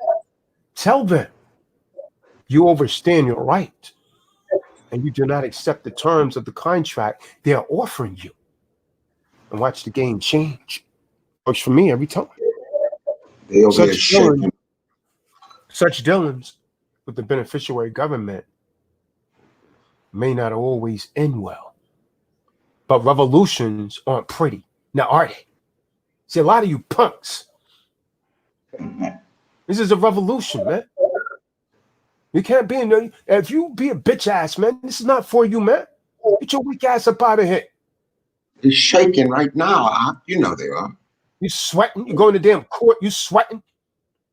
The damn black role playing games with you. You sweating. You sweating like you're in a damn sun. Scared to death. Stuttering over your damn words. I went over the damn thing 5 times with you. You can't even remember. You so damn nervous and scared. Get your bitch ass up out of here, man. Come back when you a man. See, they're just necessary. And the time is now, not later. These are natural rights, man. See, today's imposter government thrive on the word of law, right? Yet their actions contradict the spirit in which their laws were written and encroach on the rights those laws are meant to protect. Too often, man, too often, government use modern legal systems as a tool to legalize and legitimize unlawful and unethical acts, while the expense of legal actions and complexity of the legal language, which is called legalese, is exclusive, allowing only those within the system any real access to it. But the system is a fiction, regardless of what it says on government paper. The system is a fiction, or the emerging totalitarianism culture it embodies. We have natural rights, Marty. We have the right to live freely, independently, and without outside interference, to think and move and be. I am. To I enjoy. hope they get it. I hope they're receiving this. You give them so much, and I don't know if I can do it, but I hope they receive it because time is running out. I Con. know it. This is the natural law of the creator, man. Government cannot give you rights, nor can it take away rights unless you choose to allow it. Understand that. Rocking the establishment boat. It takes bravery, man. It ain't for no punks, man. See, we've been trained our entire lives to respect supreme authority of government and the mechanism it imposes. But as universal beings, we are not bound to the authority of a man-made government, genuine imposter, or otherwise. Your identity as a living being gives you supreme authority over your own life. Simple, plain, man. I got a few more things to say, man. So I bring Marty in, man. Watch this, man. Watch this. As a sovereign being, your right or to do whatever you please, limited only by the equal right of others to do whatever they please.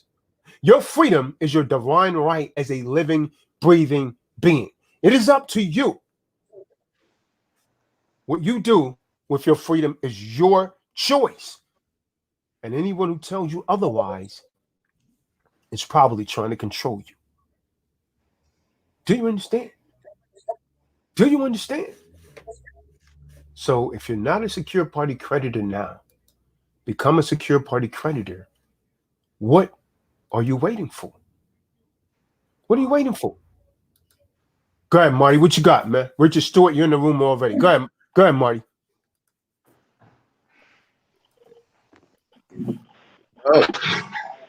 I just hope they're receiving this because I mean, time is running out right now. I mean, if people don't see that this is all coming down on us right now, but I'm going to give them a little. I'm going to tell them a little something about what happened with me and why it's essential that you take this gift that the Ak is giving you and you do something with it.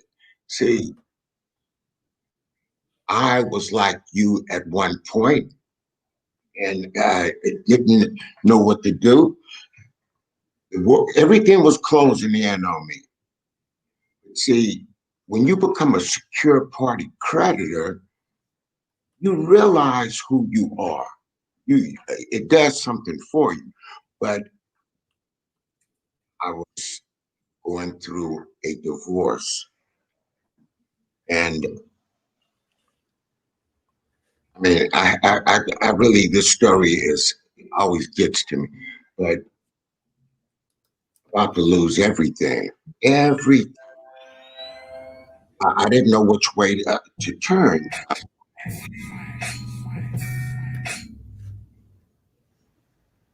Go ahead, Marty.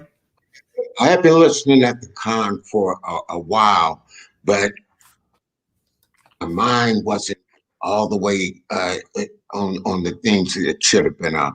But when I became a secure party creditor, everything changed for me because I knew who I was. I went to court and black robe. I was in charge. I was calling the shots there. How was it Everything. before that, though, Marty? How was it before that when you went to court? You mean in the very tell them from the beginning part? You was about to lose everything, were you not, Marty? Oh yeah, I was about to lose everything.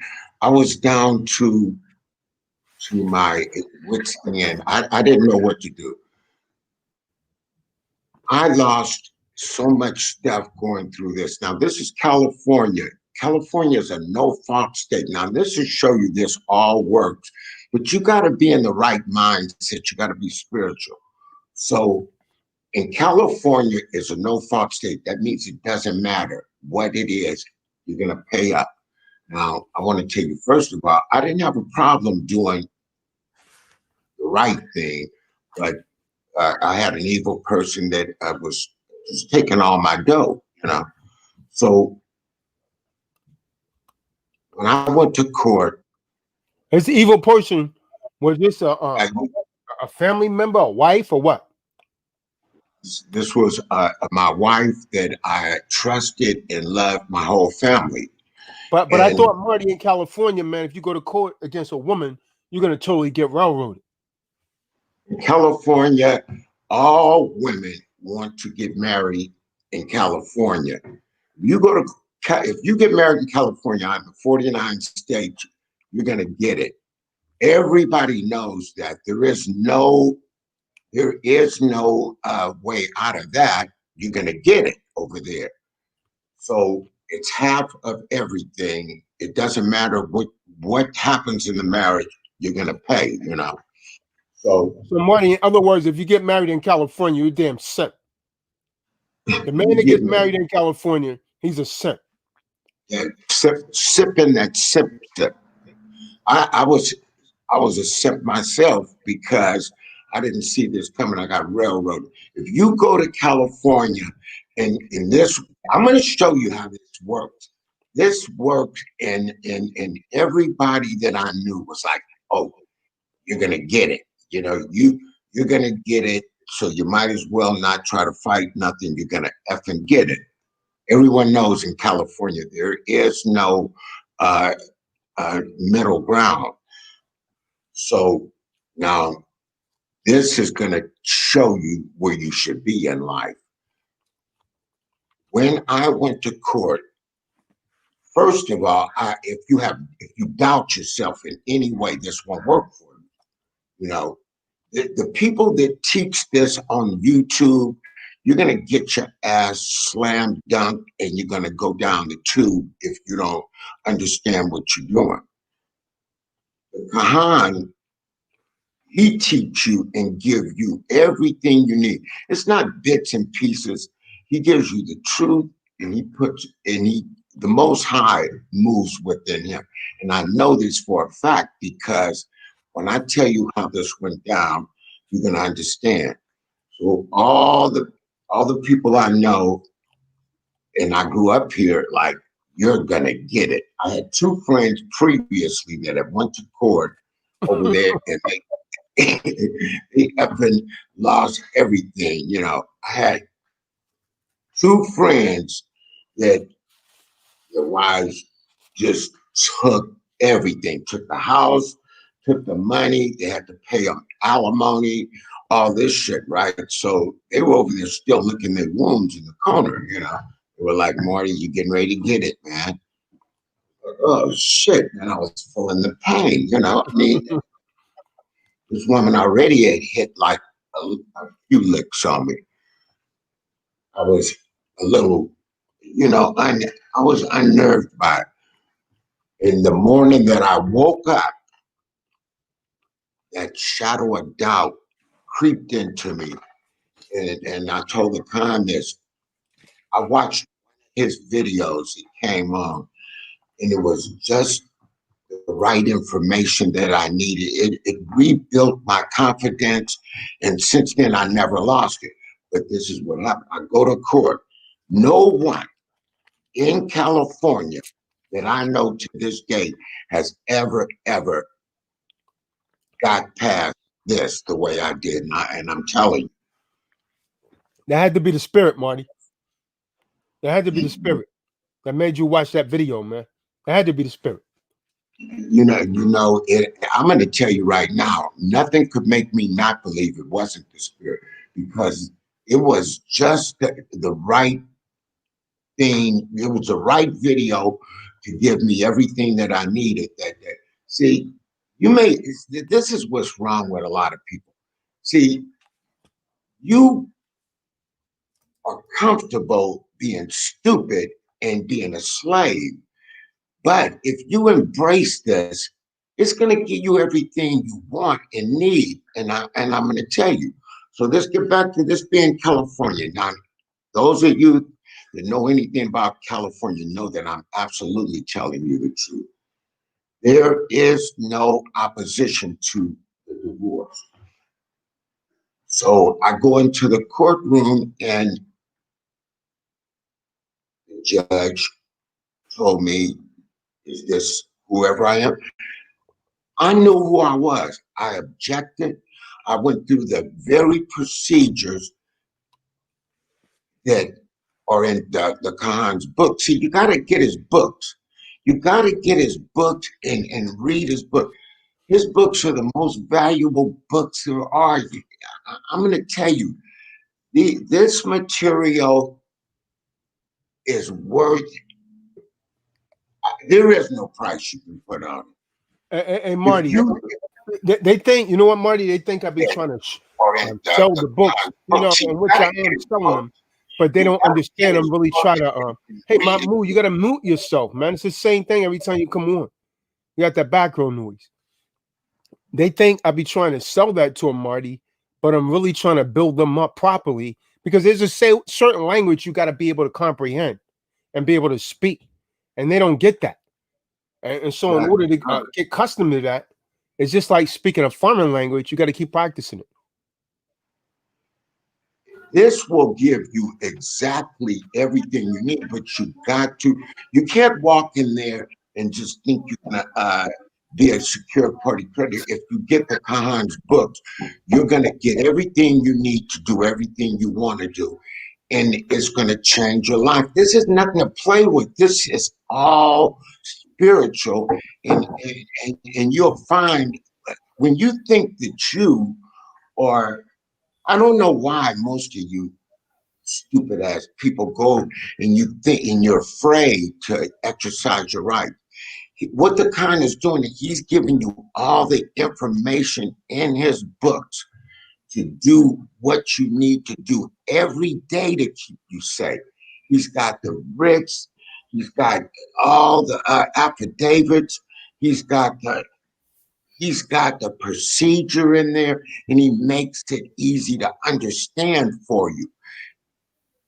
When you use this and you believe in it, because it's all true to keep you safe, nothing can go wrong, and you're not going to you can't lose. You will always win. But you can't go in there bullshit. You got to get his books, study, and then become a secure party creditor, and everything I have ever done after I became one is always worked for me. I every single thing. But back to my uh, court case. See, I shouldn't even went in there. I knew who I was. I go in. I use the exact procedures that the Khan outlines in his books, and I felt good about it. You don't go in there shook or nervous. Once you read his books and you understand it, you a sense will come over you that you know and feel power in what he's giving you in this. When I went in there, these superior court judges in California are the highest court judges there. They were slam dunking people left and right, bang, bang, bang, like that. So walk in, everybody ride. Me and Yaya, we're still sitting down. It's, oh, I object. Uh, UCC 1-308, reserve my rights. Uh, Went through the procedures just like the Khan said. And not only that, I shut the Superior Court judge down, shut her down. And they wanted me at first to listen to them. Why should I do that? I was the authority there. So I used the procedures in his book, and every single thing went just the way it was supposed to go. I still sit right now in my house. I didn't pay her any alimony. I didn't have to give her anything. She, first of all, she already stole enough to get by with. But they don't care in the court when it's a no fault situation. So when you go in there for this to work for me, you must understand that it had to be very powerful. But it was all in the truth and in the word. When I read and studied the Kahan's material, nothing Nothing went wrong. It all went as he said. I was surprised. I was shocked with it. To Everybody gave you this a day, good feeling, Marty. You know that feeling when you finally stand up. That feeling right there, man, is like unexplainable, man. When you finally it stand is. up, and especially if you win, that feeling right there, man. You know I'm gonna put it this way: that's a miraculous feeling. a lot of people are still in the world and stuff. You know how if you ever been to a casino and Feeling, Marty. pulled that hammer and you hit a big jackpot, better than that feeling. There is no feeling better than when you put them in pocket. Once you put them in place, they know who and what you are, and they don't get at you that way anymore. See, you're the authority. You're the one not doing anything. You have nothing to fear. You have to read the Khan's books to get the knowledge. And then if you follow them, everything will go just as I said. Look, feeling, I felt powerful. I felt so good. And when I got back, I was talking shit.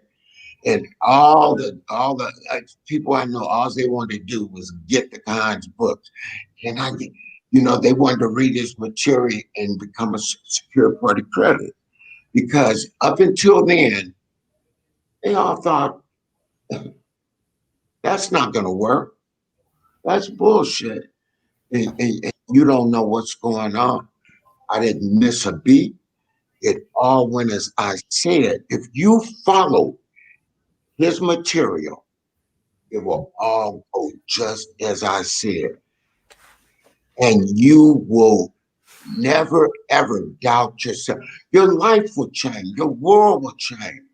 You will become you will become sovereign in mind, body, and spirit.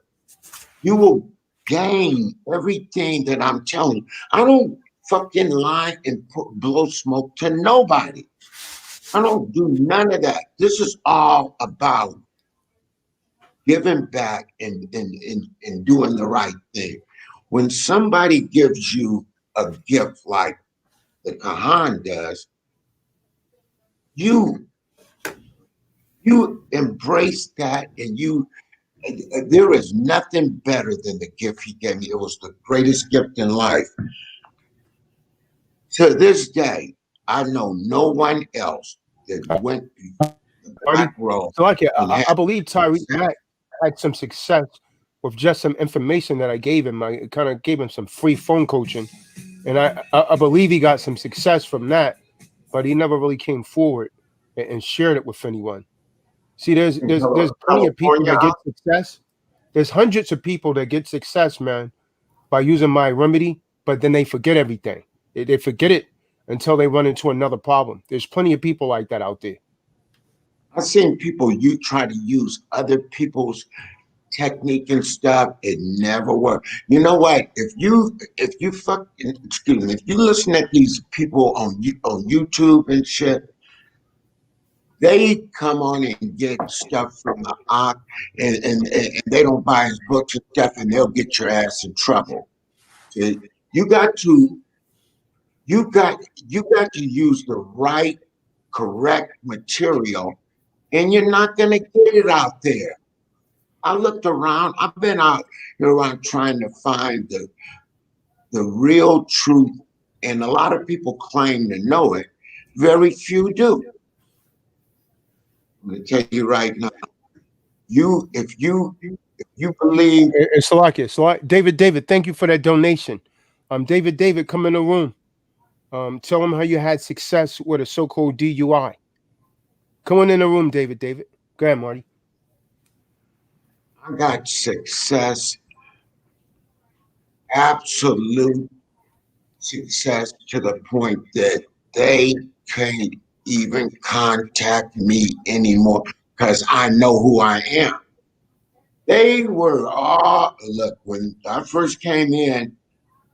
You know how the black robe try to talk shit to you. No, I was respectful, but knowledgeable. And if you apply that, you got to get the books. Get the books, read them. Nothing is gonna be as effective as you are if you do what you can't cut corners. You read the books, and you will always be able to use that anywhere you go, on any venue, court, get stopped by cops, or property, real estate, uh, things that you want to obtain. There is things in his book to contribute to every aspect of your life. And you sit right there, and you don't do nothing. I read the material. I got the books. I I got this. I I contacted him, and and did the security party procedure with him, and it all worked for me. And I'm going to tell you, it is the feeling that you will never ever forget. But when you sit there and you do nothing, well, I don't understand that. You got these people that you think is looking out for you. They don't give a damn about your ass. They don't give a damn about nobody. Our people, their people, nobody, they don't care. They care about that fiat and getting it from out of your pocket and theirs. But when you use this, all that goes away. All of it goes away. And I'm a testament to one of the hardest states in the union to deal with. You ask anybody, you look up the statistics on marriages and the procedure in San Francisco in California.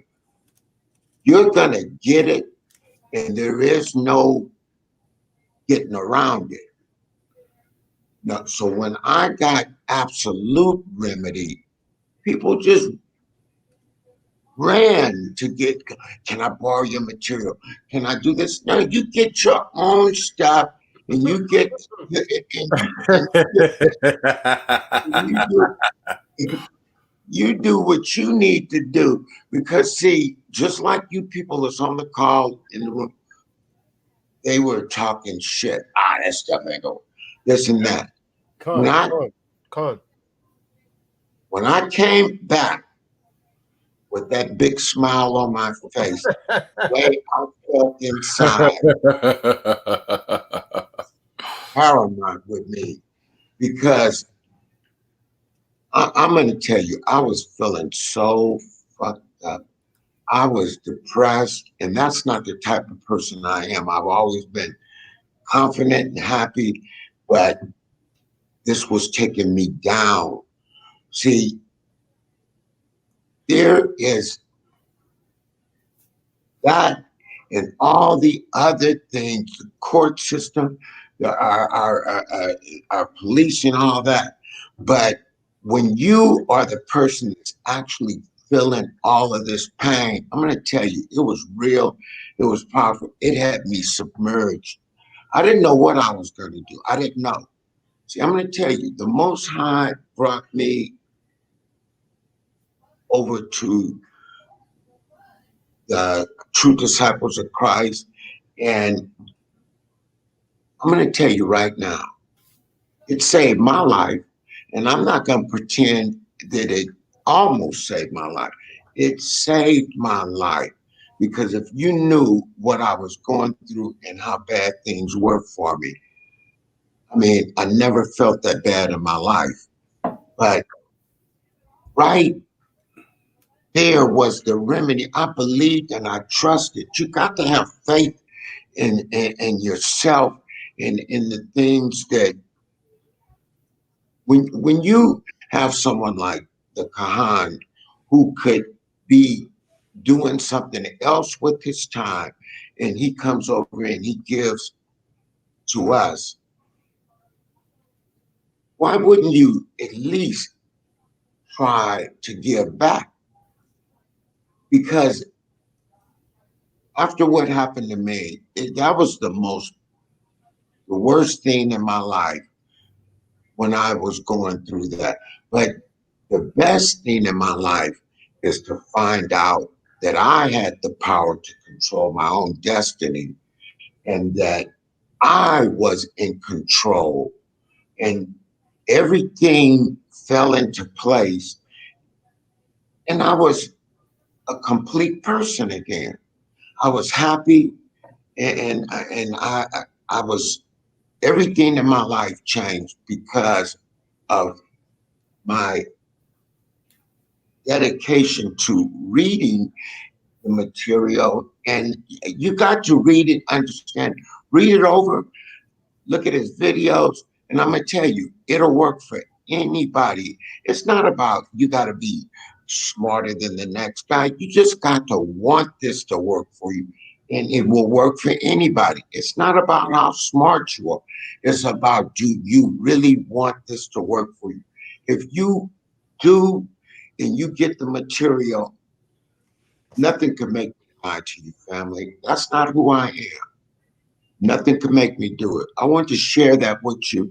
And I'm passionate about this because I've never had anything. People promise a lot of things in their material. And this actually was everything that Han said it was and more and more. And when you get it and you try it, you're going to see that I'm not making any of it up.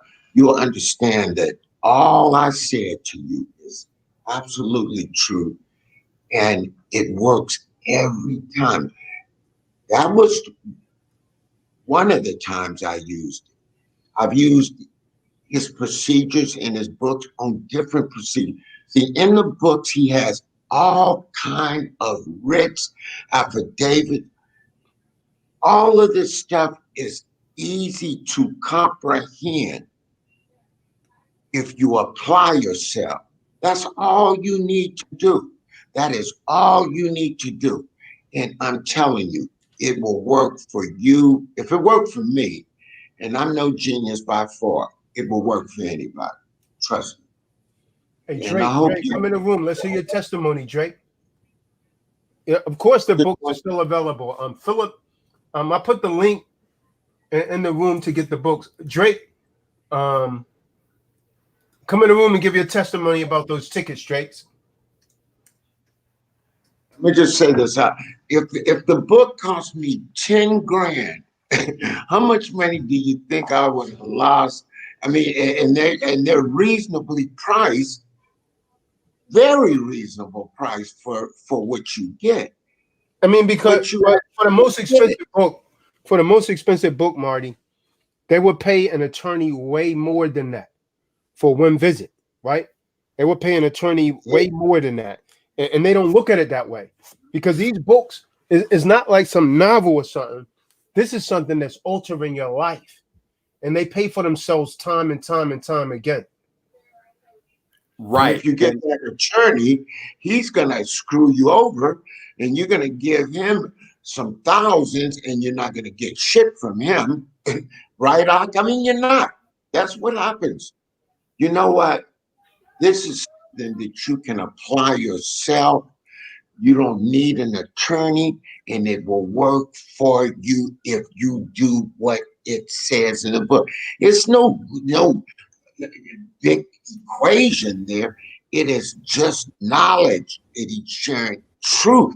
Some people don't want to hear the truth. Some people are afraid of the truth. They're scared of it. You got a bunch of fucking punk ass people out there that's just scared of everything, man. Hey, hey Marty, we got David on the call. David. Okay. Now, David, I would like you to explain to them when I met you, the situation you was going through with the possible DUI or DWI. When I first met you in Philadelphia, Pennsylvania, because you was pretty you was pretty down and out at that time. So let him know, David. Now, David, he's an intelligent guy, so I all think it was right. pretty easy for him to understand. All right. Yes, it was. But most importantly, I was entertained because I tell you what, I don't care how smart you are, you're going to learn something from the Kahan. You're going to learn today. So I didn't know that I could fight a court case. And I happened to find the Kahan, like most of you did.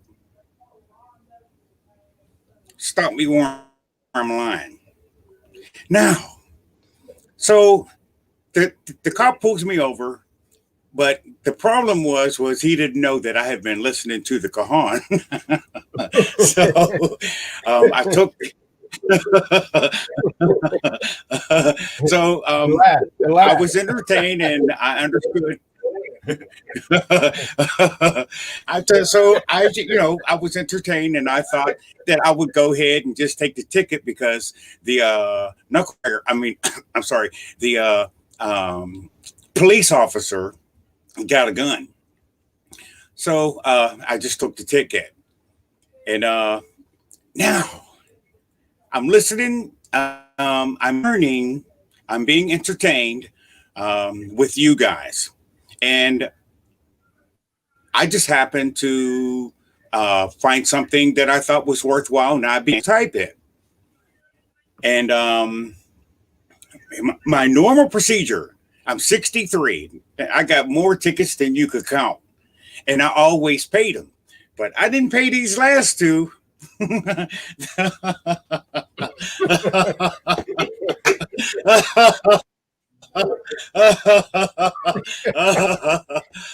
I was entertained. Relax I is golden. now I was nervous. I was a little bit nervous, and you're going to be a little bit nervous too. But I got to tell you, what he said worked. He didn't come over my house. He didn't hold my hand. He just said something. See, that's the thing about your mind. You know the truth when you hear it. The thing is, and this is what I love about the Kahan. He's got one-liners that will beat Johnny Carson.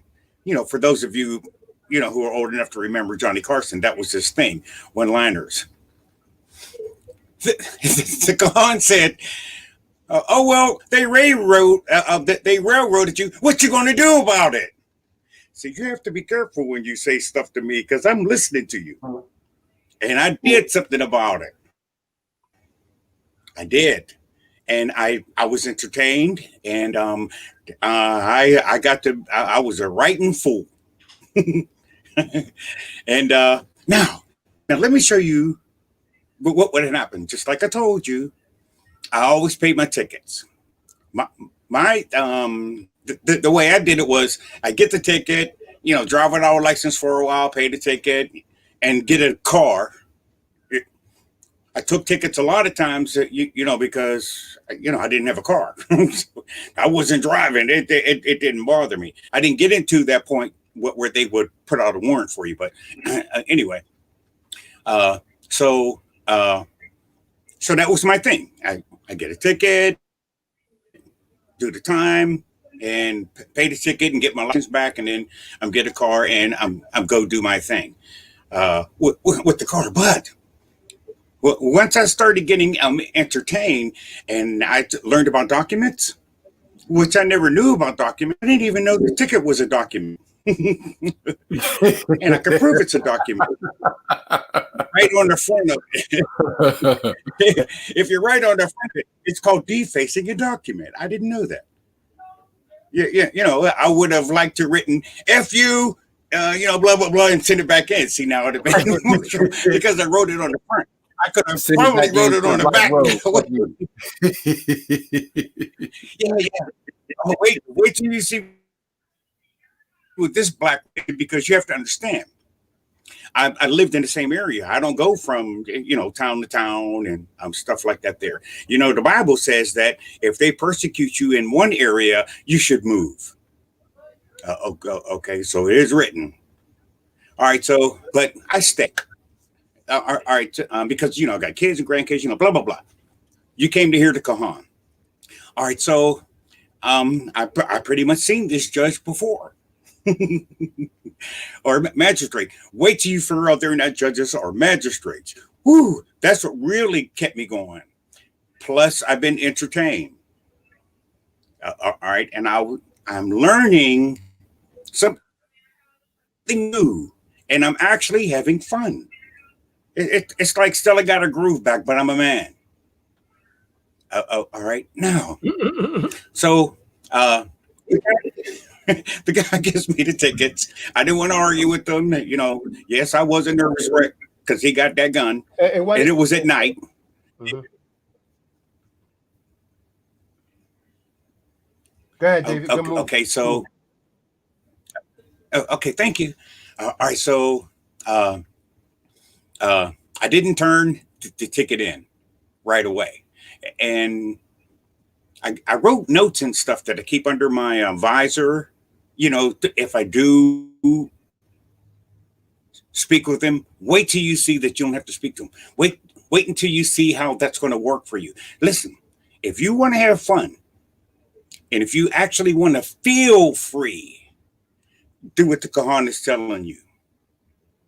If it goes bad, I mean, hey, you didn't blame him for anything that went bad before. You know, you met him. All right, so you're probably accustomed to things going bad, but this is what the Kahan is going to teach you, or maybe entertain you with. He's not giving you legal advice. I never took one thing that he said as legal advice. It just made me happy. It gave me something that's like, oh, you hit me, I'm going to hit you back. Now, I wasn't always like that. I mean, I don't know how long you've been watching, but the con actually called me a simp to my YouTube face. That you had to look in the mirror after he said that. Let me look in the mirror. Why is he saying this? All right. No, I didn't look in the mirror, but I did say I'm a king simp because, woo, you're right. You were right. He's right about them documents too. Now, just to let you know, I can maintain a complete thought. So I went in, I was kicking it with the judge and the magistrate and stuff. And they said, okay, well, we'll give you 30 days. Is that agreeable? Now, something inside of me, after being entertained, caught on to what he was saying. Now it's like, okay. And as I was leaving, I said, oh, by the way, I'd like to leave these documents with you. Just like that. Put it up on the judge's desk. He took them. And these documents were affidavits. You know, now all affidavit means is I wrote something, I showed it to somebody, and she said, okay, yeah, that's cool. And she stamped it. And that means it's the truth. Yeah, it has an oath. So anyway, now an affidavit has an oath attached. So it's like a sworn statement. Yes, it does. Right. Yeah. Yes. Yes, it does. Too much out. That's exactly what it is. Con. But an affidavit. I don't want to throw. In order for them to rebut an affidavit, they have to do so under the penalty of perjury. Perjury. Means if they're lying about what they're alleging to be true, they could be locked up behind that. Con.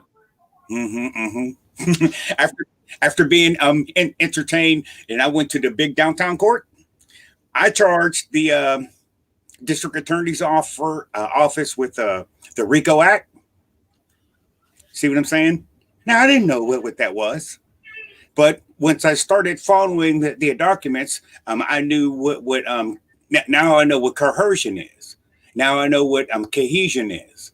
And more than anything else, I know if you're the only one signing, it ain't a valid contract. And hey, nobody said nothing. They didn't have the bailiff remove me or anything. You know how they continue. Oh well, we're going to continue this. Every time I came up, there was more and more people coming from the back to see what I was going to say. I'm telling you right now, I couldn't make nothing up. So I used what I did at my charges withdrawn. I've never seen that before. The only time I've ever seen what withdrawn was when I took some money out the bank. Okay, withdrawn. Okay, but I never. I never seen that with the court. It was great, man. Having a wonderful time. Now I still have a lot of old thinking to overcome, but what the Kahan is trying to give you is really simple. It really is. You are sovereign. You don't have to go to Spain to figure out. Now I'm still talking about the traffic tickets. You don't have to go to Spain and find yourself. You don't have to wonder what a sovereign is, because hey, wherever you go, there you are. You are sovereign. This is how I handle it. When I go to a courtroom, I'm just going to somebody else's office. It's just somebody else's office. And I'm not necessarily, I'm not, I came to your office because you threatened me. You can't just have you and a couple of your buddies tell me, okay, we have sovereignty over you. See, this is what these documents will do, especially if you type them, because you'll remember them.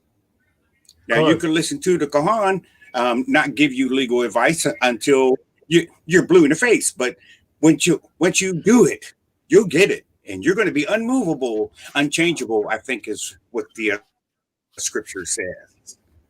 So anyway, I went back at the end of the 30 days, and the officer met me. So he was like down the hallway a little bit. So I'm walking towards the officer, and the judge popped out of this little doorway. I never saw this doorway before. Dude pops out, and he tries to intimidate me. And I was entertained once when I was watching a certain video about how they use intimidation practices. But David, you was totally undaunted when he tried to intimidate you. He was undaunted. That's right. Yeah, it was great. It was great. I've never done anything like that before. That's the best thing about it. You're going to be doing things that you don't know. So you have to understand the Ruach HaKodesh.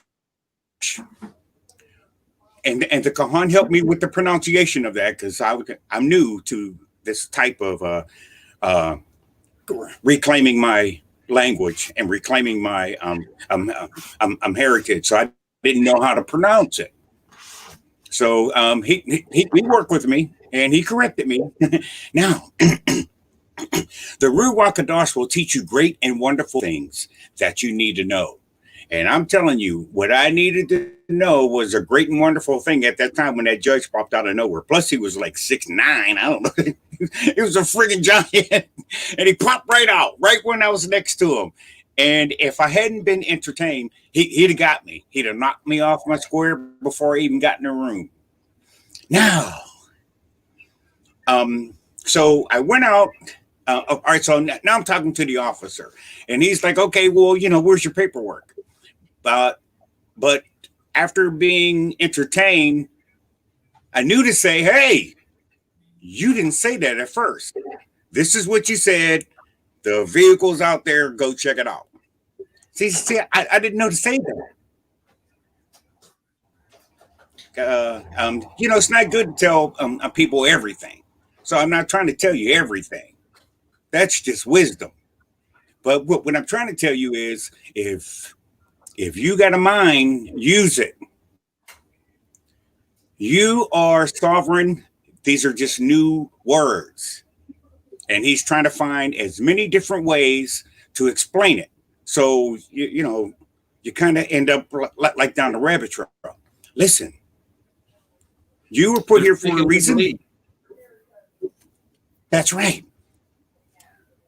So he's trying to explain it in different words to see if you understand legalese, and he's using those different words. And once he realizes you don't speak legalese, he can go ahead and entrap you. Don't worry about it. I wouldn't worry about it, because the Kahan told you, oh, well, now, I don't know if he told you, I'm just talking to you, so, I may say some things about the Kahan, but I'm telling you right now, he ain't called me and tell me this. I just heard an example where you stick to the documents. So Yeah, if I stick to the documents, videos, affidavits. I said in the videos, everything that you say needs to be already on the record. You need to do Yeah, as yeah, yeah. little Great. talking in the court as possible. You refer them to the Yes. record because what you say, viva voce Yes. in the court is going to override everything that you have on the record. Con. And you told us yesterday what viva voce meant. So yes, That means by the voice. That uh, means speaking vocally by voice, viva voce. yes, yes, yes, yes, yes, and I used the Viva Voce when I got to the big downtown court. Long story short, the little court, after I gave them the documents, the charges were withdrawn. Now, the only reason why I did the Viva Voce was because I actually wanted to see what it was like. I'm not a person who goes to court. So I kind of went through it a little bit, and I learned how to, since they keep having continuances, I learned how to not take that oath. All right, it got I'm so bad that they only asked me maybe 2 or 3 times, and when they finally figured out that I wasn't going to take the oath, okay, but see, this is why you have to be careful with legalese, because the next thing she asked me was, "Well, do you affirm?" And she caught me off guard with that one. But then I learned, after being entertained, affirm means that you agree with their decision. I'm like, you know what? So I'm learning by experiencing. It's nice to, I'm here. The Kahan, he really encourages me with his examples, but I'm just one of them kind of people. I can hear that you told somebody else before me no. I'm one of those kind of people. Oh, you got to tell me no. So I'm one of those kind of people. I'm sure everybody knows at least one like it. So I kind of went along with it, but I had a different understanding. At the end of one session, I was going toward the back to sign a document, and the judge said, "I'm tired of arguing with you." And she CFR number, I think it was 3211 or something like that there. But I was on my way out. She tried to catch me because the court reporter is still recording. So thank God that I've been entertained. And I caught and I just looked at her right in her eye. And I said, I'm not arguing with you. We just see it different. Now, let me tell you the significance of saying that, because, the Kahan showed an example of why you don't want to argue. And if he hadn't said it, if I hadn't heard him say it and be convinced by it, it wouldn't have stuck. So here's what you do, young ones. He's going to teach you something new, a great and wonderful thing that you need to know. It might not be teaching. It's probably going to be something that you're going to catch on to. I believe that more is caught than taught. So just keep going. If you're listening to him, you're going to need it, because I didn't know I needed it. Best case scenario, I could blame him for getting in trouble. If I wasn't listening to you, I wouldn't have got in trouble. No, I didn't even know I was in trouble. It only took me 2 or 3 months after listening to him to catch my first DUI. I'm 62 years old and caught my first DUI. And, I didn't know what to do. But the Kahan influenced me enough to use my own thinking as a sovereign. I knew that if I didn't take the blood thing, number one, they can't make you take it. I didn't know that.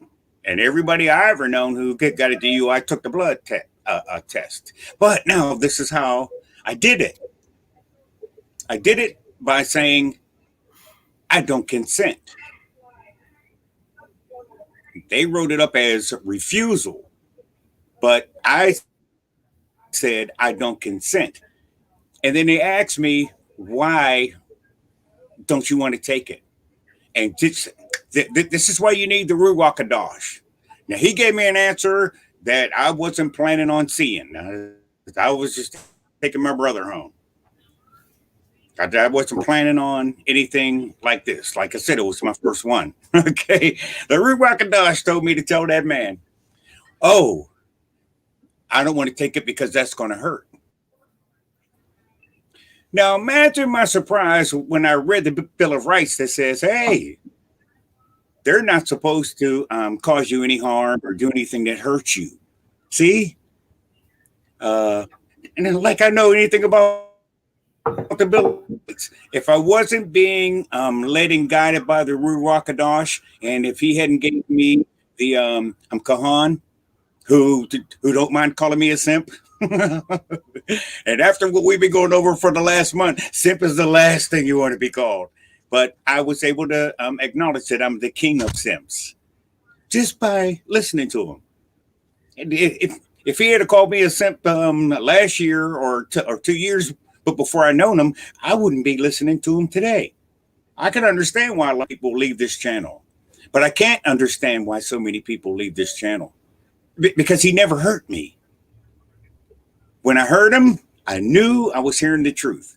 What I didn't know was what to do about it. And I just kept listening and I just kept applying. There might be some people that leave the channel, and that's because the Khan is telling them something that they don't want to hear. But once they go somewhere by themselves and meditate on what he said, they come to the conclusion that, hey, he's right. So then they come back to get more knowledge. and that's what I did. That's what you did. So yes. I got the package. I don't have really any victories to share yet, but with all the knowledge that's in the books, it just amazes me that all this has been here before, but I just didn't see it. And all I got to tell anyone out there now, just get the books. Get the books. If you think the Kahan is lying, get the books. Read what he's talking about, and you're going to see it's the truth. But here's the problem. We've all been programmed since birth to believe in lies. Well, we were programmed to believe in what? The Easter Bunny. Programmed to believe in the Santa Claus. We were programmed to believe that Christmas is about the birth of Christ. Valentine's Day. All these pagan holidays, we've been programmed to believe in lies. So when the truth is presented to us, we reject it as a lie. So there you go. Yes. I didn't like so much of the stuff that I heard already in life. It wasn't a big stretch for me to hear things from him that I didn't like. But I stuck to it.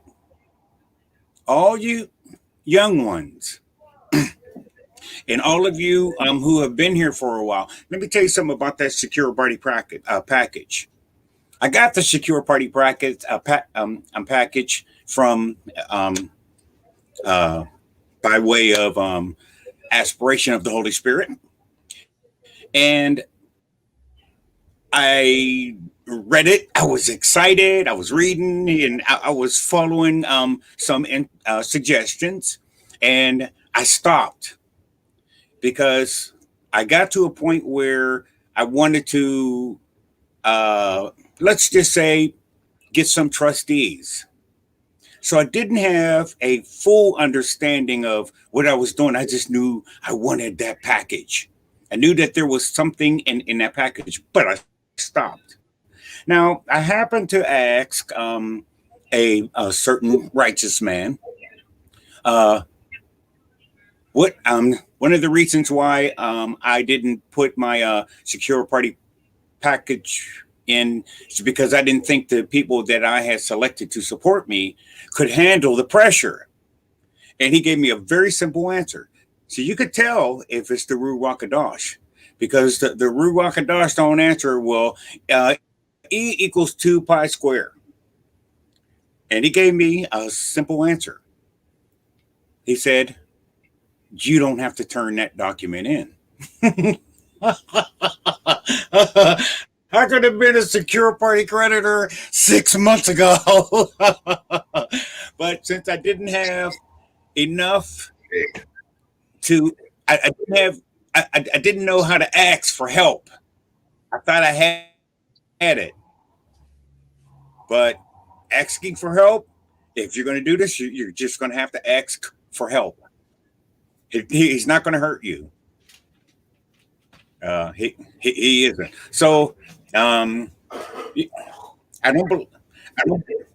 I want to tell you that I started with this because I was telling you about some charges that I got this withdrawn, which that never happened before, and I tried to show you some examples of how I experienced and walked this journey out, and I concluded with trying to go over the secure party package. But I want you to know that even though I concluded with the secure party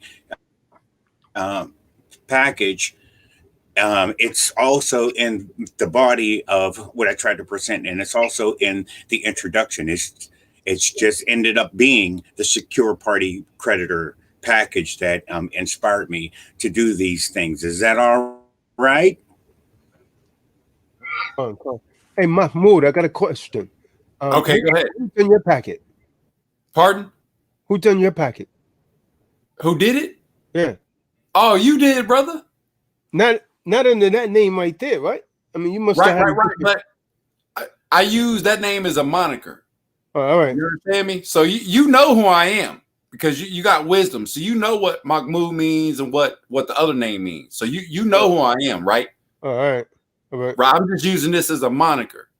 All right. So the people that I work with and the people that know me, you understand. That's all. Yeah. Yeah. All right. So Hey, God. I'm one and the same. I got one more I'd like to share, a real quick one with him. This is a real quick one. This is very important. So I had this car that I was working on. It was like a race car. I wanted to fix it up and sell it. Had it parked in my driveway. So we have a homeowners, what do they call that? Association, right? So we pay $1,200 a year. And every November, you pay in November. But this particular race car, I was fixing up to sell it, and I had it in the driveway. The air had came out of the tires a couple of times. So now every year I paid this fee, even though I wasn't comfortable with it. But I had 2 or 3 violations. So instead of it being $1,200, it was now $1,700. So I said, oh, hell no. Now I'm pissed off.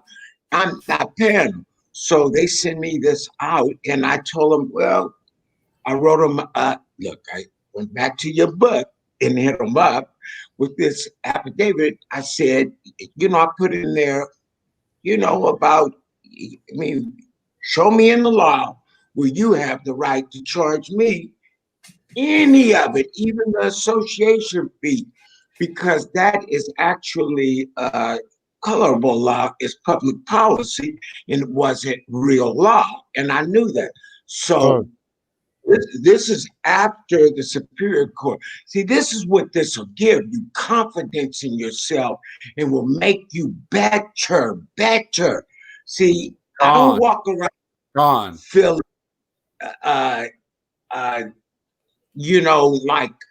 skeptical or not, like this won't work. I feel like I know exactly what I can do, and I've used it several times. So when they sent this to me, Then they sent back the letter talking about, well, could you call us and talk to us? They started calling me. I said, no. You correspond with me by mail, right? Then I gave them 10 days. I used a procedure that was in your book, 10 days with an affidavit, sworn statement, show me in the law where I need to pay this. So not only did I mop the fees of the association every year, which is $1,200. See, this is what this is going to give you, but it's not about just the money. It's about spirituality. But I'm going to tell you, the benefits are good too. Now, don't get me wrong. So, look, all the rest of the people here around here, I don't know what they do, but they don't send me a bill for that anymore either. So I didn't pay the association fees because I didn't have to. And it was just the vehicle was in my driveway just on a flat tire for a short time, right?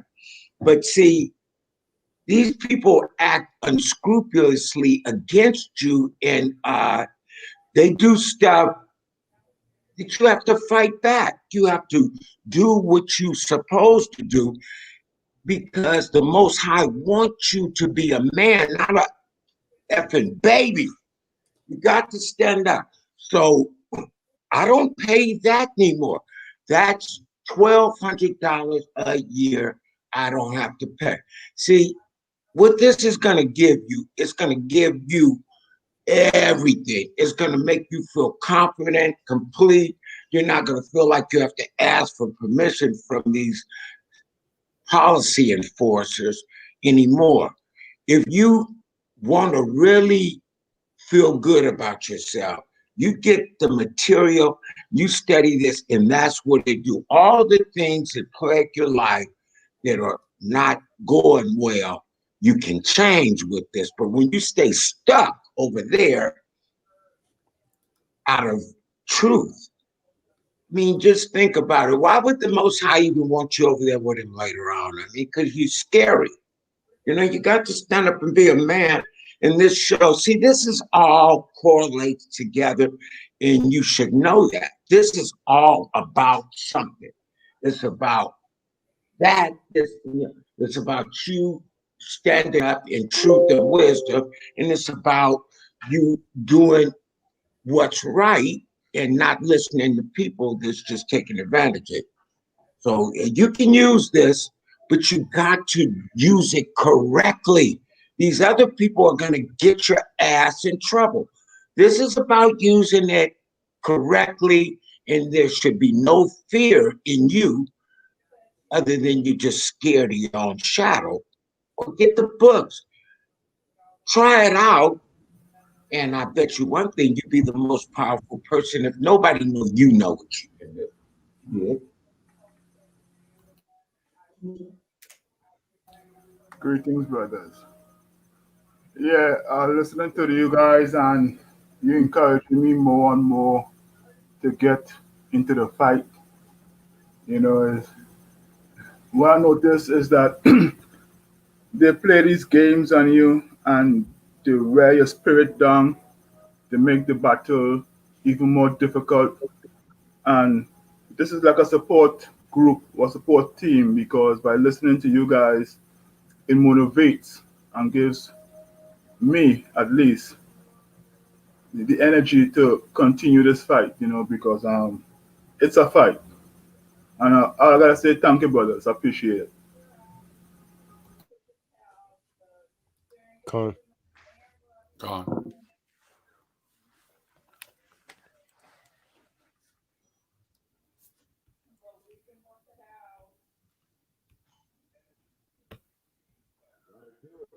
Get in there. You gotta put them up in the air. You gotta fight back. This is not one person's battle. Well, I mean, really, you don't want it to be a fight.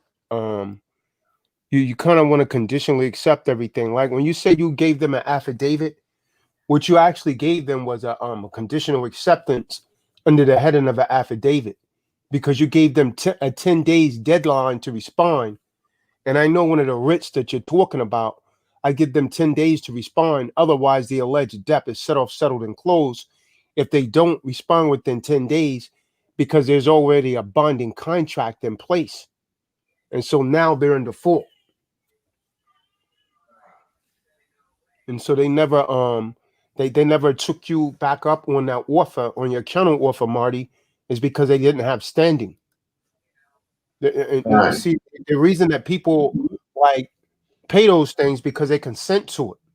What you really did, you gave them a counter offer. A counter offer is always a conditional acceptance, which told them, hey, show me where I'm obliged to pay this. And they couldn't.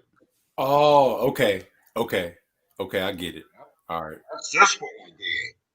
I'm gonna tell you, look, you do that, tell me that wouldn't make you feel good when you know you're in charge. See, after you get in your right status, you're in charge.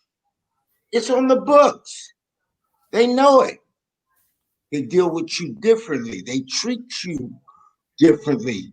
See, like the ox say, They test people because they realize most people that do this, they really don't really know.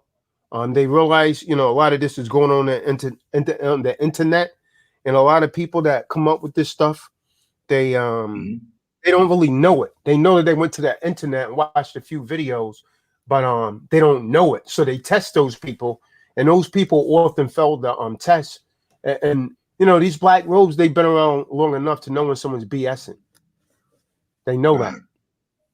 And so they will pull your card if you're BSing. So that's why you say overstand. Right. Don't understand, overstand. And now I actually get what you mean by when you say overstand. Right. I overstand the process now. Right. And that's where the black robes get people. They may say, okay, something's not right. And they look at something on the web, but they're really not understanding it. And then when the black robe says, okay, what does UCC 308 means? And you can't explain that, then he knows, oh, the black robe's like, oh, I got this dude. Slam dunk, case over with. So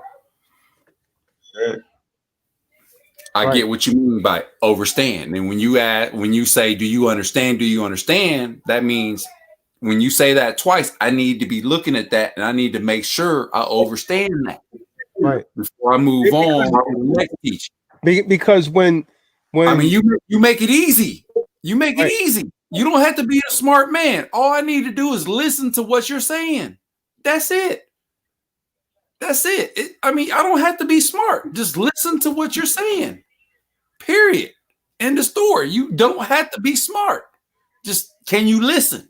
Do you, like the word says, Yeshua, do you have ears? For those that have ears, let them listen and understand. It's simple. A child could get this.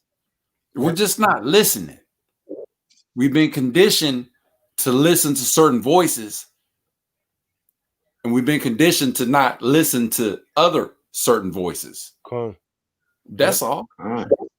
It's the matrix that we're in. So I hope people are paying attention to this video, and I hope that they're listening. I hope they have their ears turned on and they're listening. Jordans, go buy you a damn book and do something useful with your stupid ass. I don't like to talk like that. But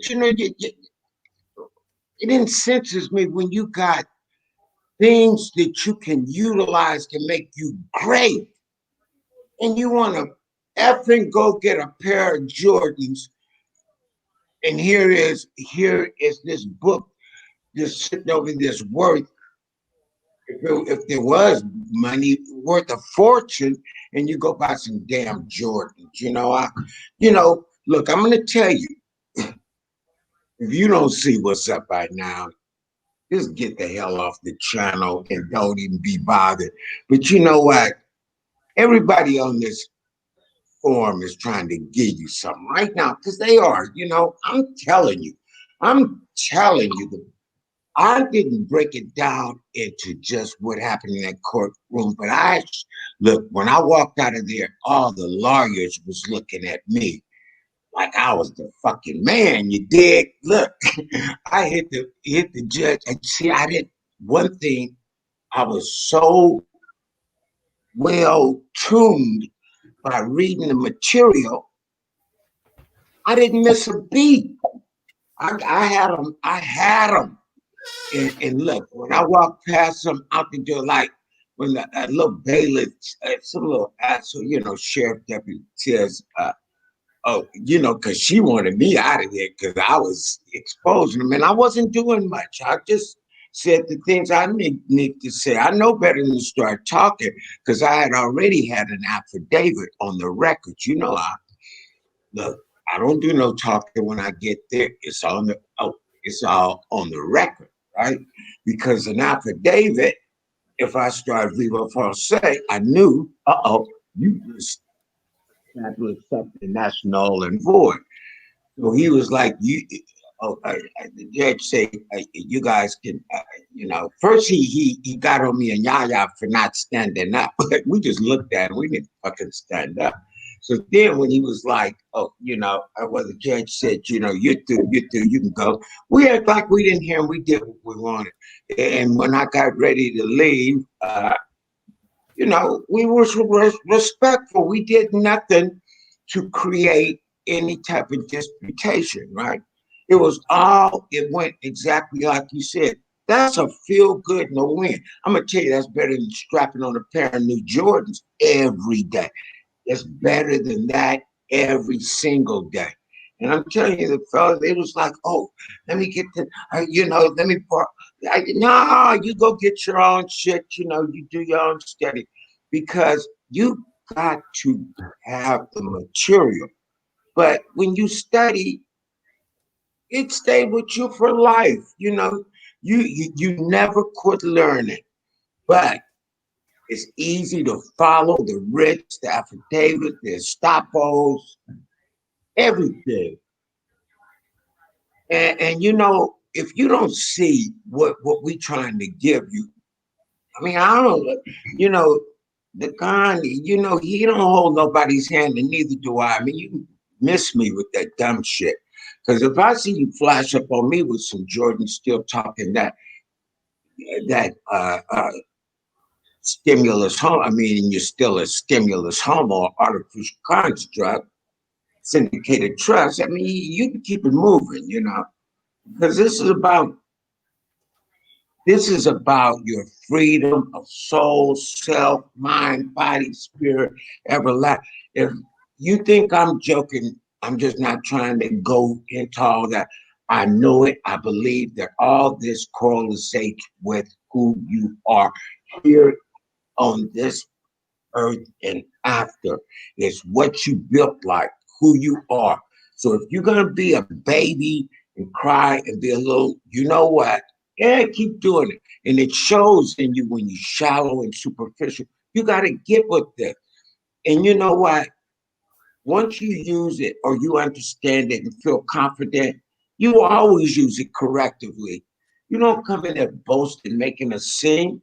You come in there like a creditor to handle your business and see you later. Bye. That's how you handle this. That's real wisdom and knowledge, Gone. I give credit, man. They keep thinking it's a game, Marty, but it's not. It's not a game. I don't understand what's wrong with people. I don't get it. I remember when I Googled enlightenment on the internet just to see what was going to pop up. I'm thinking to myself, let me Google enlightenment, see if some good books can pop up, something I could read that would encourage me and educate me. And Deprogrammed Enlightener popped up. All right. So real story. So I clicked on the video. And then he starts talking. And he was like, don't just take my word for it. this is where I got the information from. And he's quoting law. And there it was. He was like, don't just take my word for it. Research what I'm telling you. And everything I researched that he told us was true. So for me, it's simple. It's easy. We've been brainwashed our whole life. And if you really think about it, it's this simple.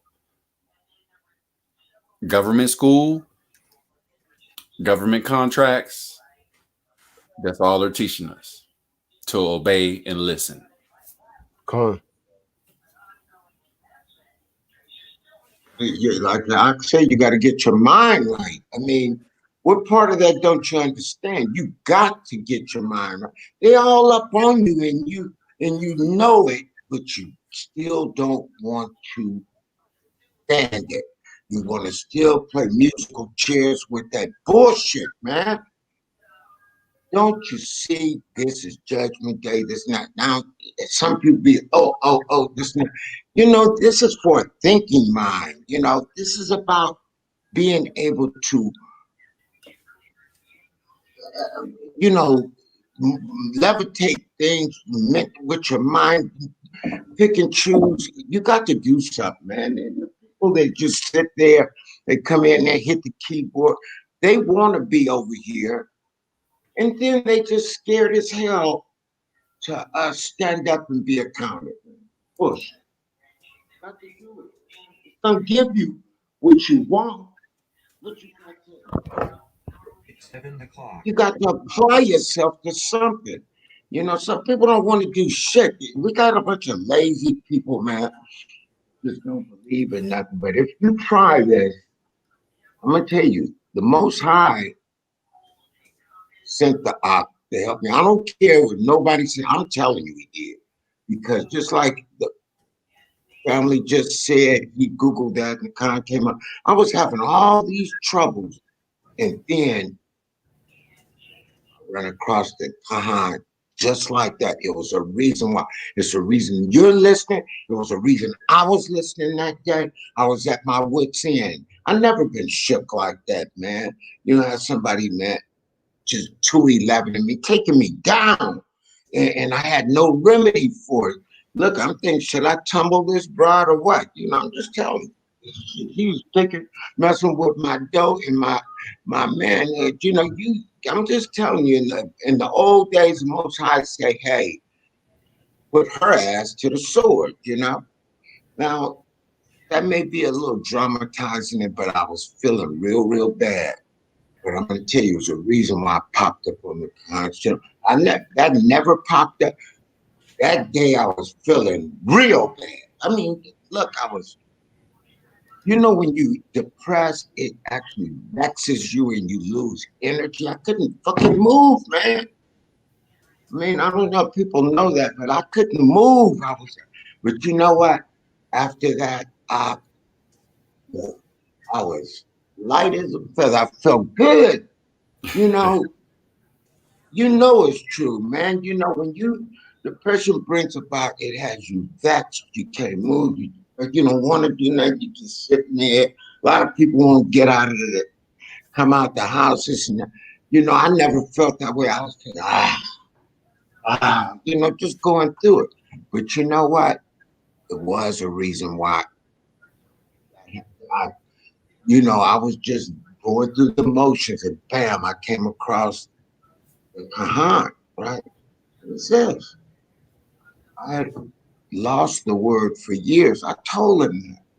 Here it is, not only a hypothetical, but real completeness. And I'm going to tell you, after I studied, all that went away.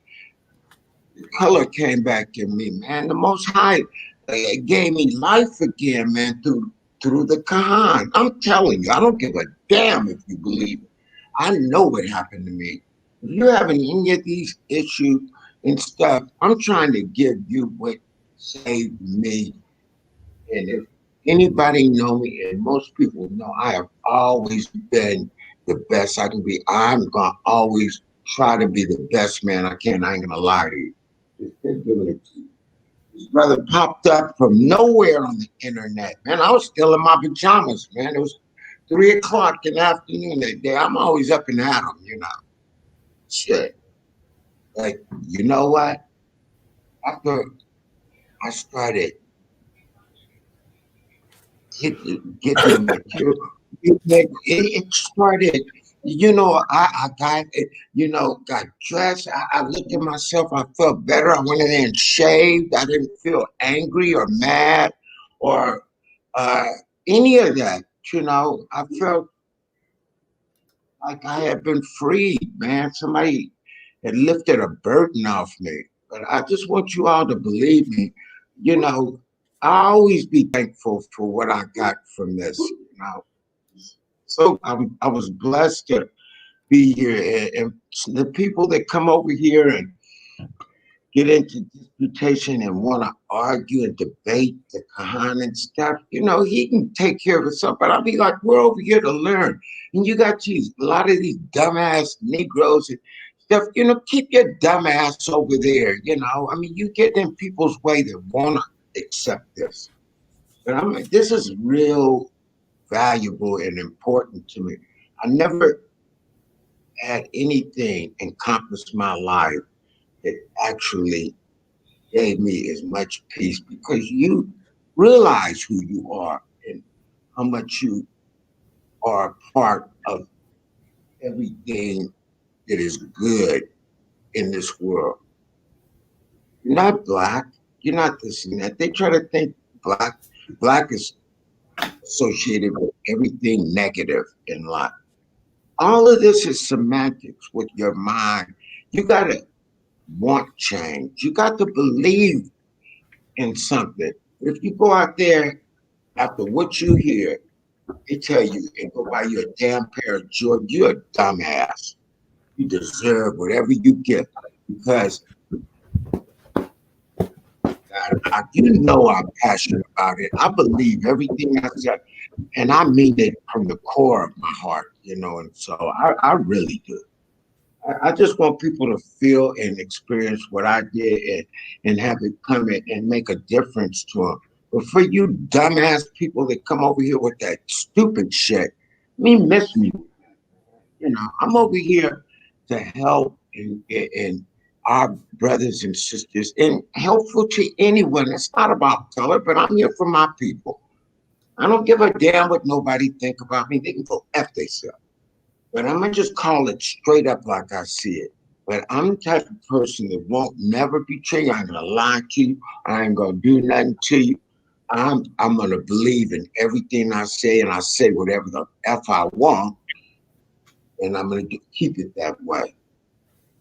I'm sorry for getting all worked up, you know, but sometimes I'm really passionate about this.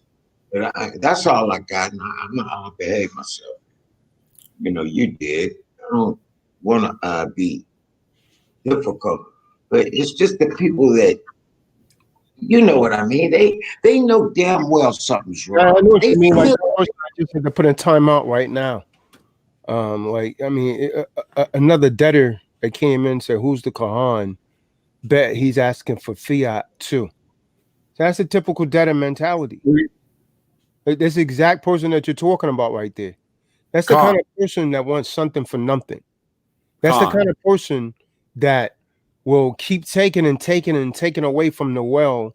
And then when the water runs dry, he'll say we're out of water. But he never contributed anything to the well. And it would be unwilling to help dig another well prior to that one running dry. That's a universal law, man. You have to give to receive.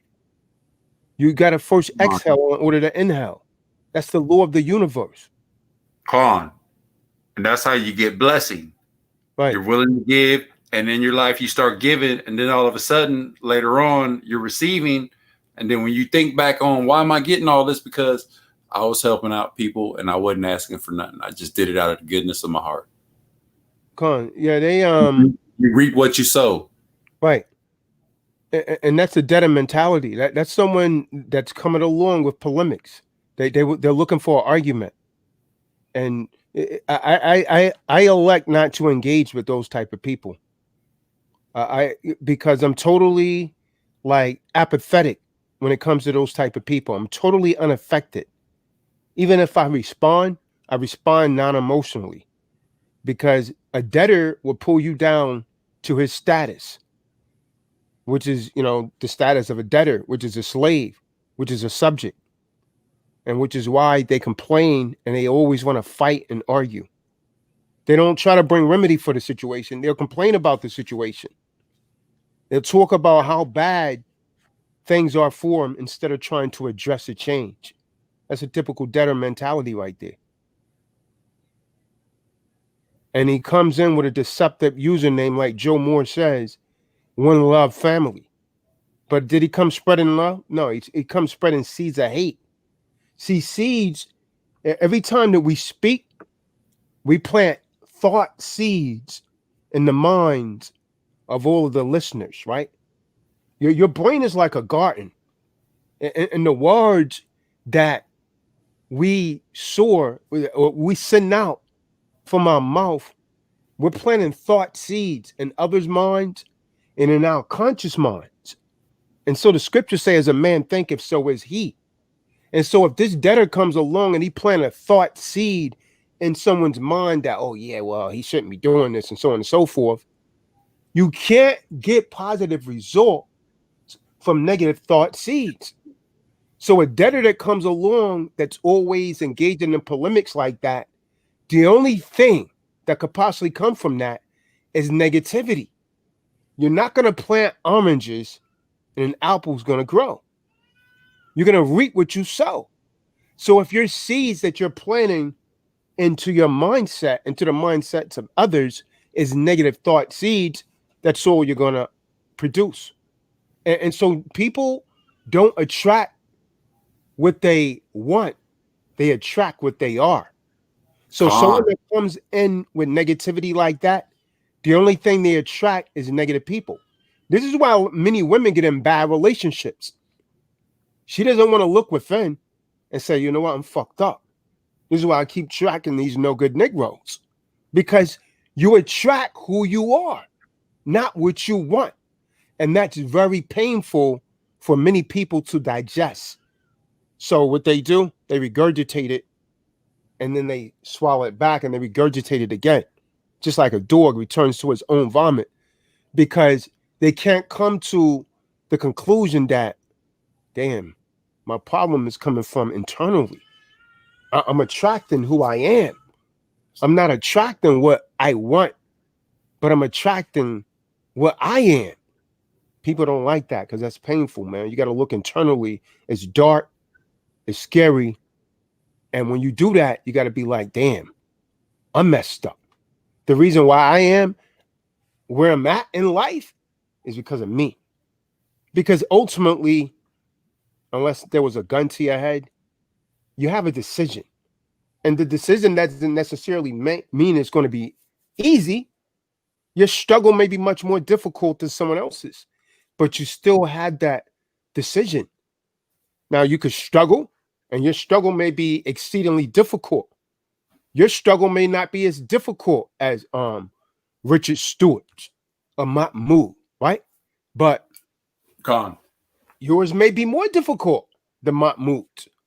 And so if it is, you use that as deceptive intelligence to justify why you can't do it. Oh, yeah, well, yours wasn't as hard as mine. Now, that's what losers do, man.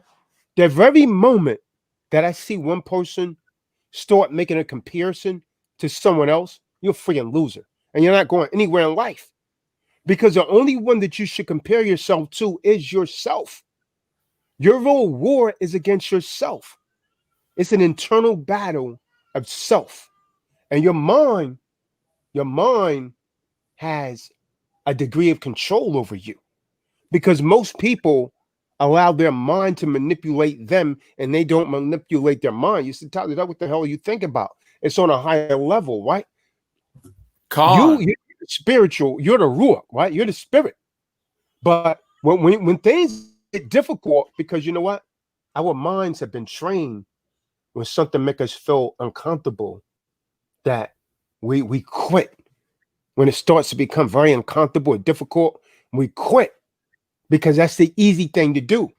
We don't like pain. We don't like difficulties. We've been trained. Our mind has trained us to turn away from difficulty and struggle. This is why divorce rates are so high. This is why people leave each other when they disagree, because we don't like difficult situations. But if we would actually to examine a situation, say, what are the benefits of this? Is there more beneficial in this than there is negativity? Because if so, then if I endure the difficulties, when I get to the other side of the pain and the struggle, there's my reward. But most people quit. Most people can't endure that. When it gets a little difficult, they start quit. Just like when you running, man. The run is very painful. That pain starts kicking in. Your mind starts to say, "Listen, man. Listen, Mahmoud. You don't have to be doing this." No, man, you stop me where I'm running at, Mahmoud. You running. I can't because you know what? I used to play basketball, and I remember doing wind sprints. Your chest is beating so freaking hard, and you're looking over there at the coach thinking, "Please don't make me run another one, because if I do, you're gonna kill me." And then he's just like, but the wind sprints, they don't last long enough. I'm talking about a long run, like cross country. I used to run cross country, man. And when that pain kick in, man, like, because the only thing that separates an average man from someone that's not average is consistency, determination, and overcoming that threshold of pain, right? You're right, though, because the long run, they hurt more than the short ones. When the pain kicks in, the mind says, yo, man, it's time to quit. Yeah, the body's telling you to quit. The body's begging you, please quit. And if the spirit's not strong enough, you're going to quit. Well, most people quit. Most people quit. I mean, that's the only reason there's fat people in the world, man. No disrespect to fat people. But that's the only reason, unless they have some kind of thyroid problem, that's the only reason there's fat people in the world, because people quit when they try and discipline themselves not to eat certain things. And so they don't want to hang around a toxic dog. Don't you know I had a woman on this channel before? She's like, yeah, I was listening to you until you start talking about fat people. And I'm like, she's like, I'm unsubscribed, so go the hell on. And you're going to remain fat. This is why you fat. You see what I'm saying? She trying to make me, think about this. She trying to make me as some like type of antagonist or bad person because I was telling her she's fat. Well, you just might be free and fat if you look at yourself. You see what I'm saying? And so, but what she wants to hear what her friends has been telling her. Like, oh no, girl, you're just a little big bone. Come on, let's have a slice of pizza. They love that kind of person. They love to be around people like that. But they hate to be around someone like me and say, yo, you're a fat ass. You're a fat ass. And if you don't lose some weight, you're going to end up with diabetes and you might die of a damn heart attack or a kidney failure. They don't like that because that's truth. That's brutally honest. And you know what? That's real love. And only real people will appreciate that. Because when they're sick, that's when they wish that they had listened, and then it's often too late. And that's real right there, man. Yeah, I was having a conversation with my doctor, and that's what he was telling me. He was like, I want to see you on a regular basis. You got a healthy checkup now, nothing's wrong with you. But he goes, in my line of work, that's the problem. I don't see people enough. And then when they do come in and they have cancer, they're usually like stage 4 or stage 3, and there's nothing they can do but just mitigate the pain. Yeah. For usually people, they wait, and then when they decide to do something, it's too late. Come on. Yeah. Not that you do anything with cancer anyways, but so-called pull it out, right? Right, but can I say something on what you was talking about the other day? Yeah, go ahead. My aunt, she died of the colon cancer. Right. And let me tell you why. Because when she got diagnosed with it, she was already diagnosed in stage 4. And she was having a pain. And then she waited and waited Waited for the pain to go away. It finally didn't. She went in and got checked up. They were like, "You got stage 4 colon. You're in stage 4. You got colon cancer." Damn. And they couldn't do nothing to save her life. So she passed away. You know, I'm gonna hit you with something though. Now, All right. the doctor, if he really was trying to help, he would say, you know what? If doctors was really trying to help us, and this is not medical advice, I'm not a physician, right?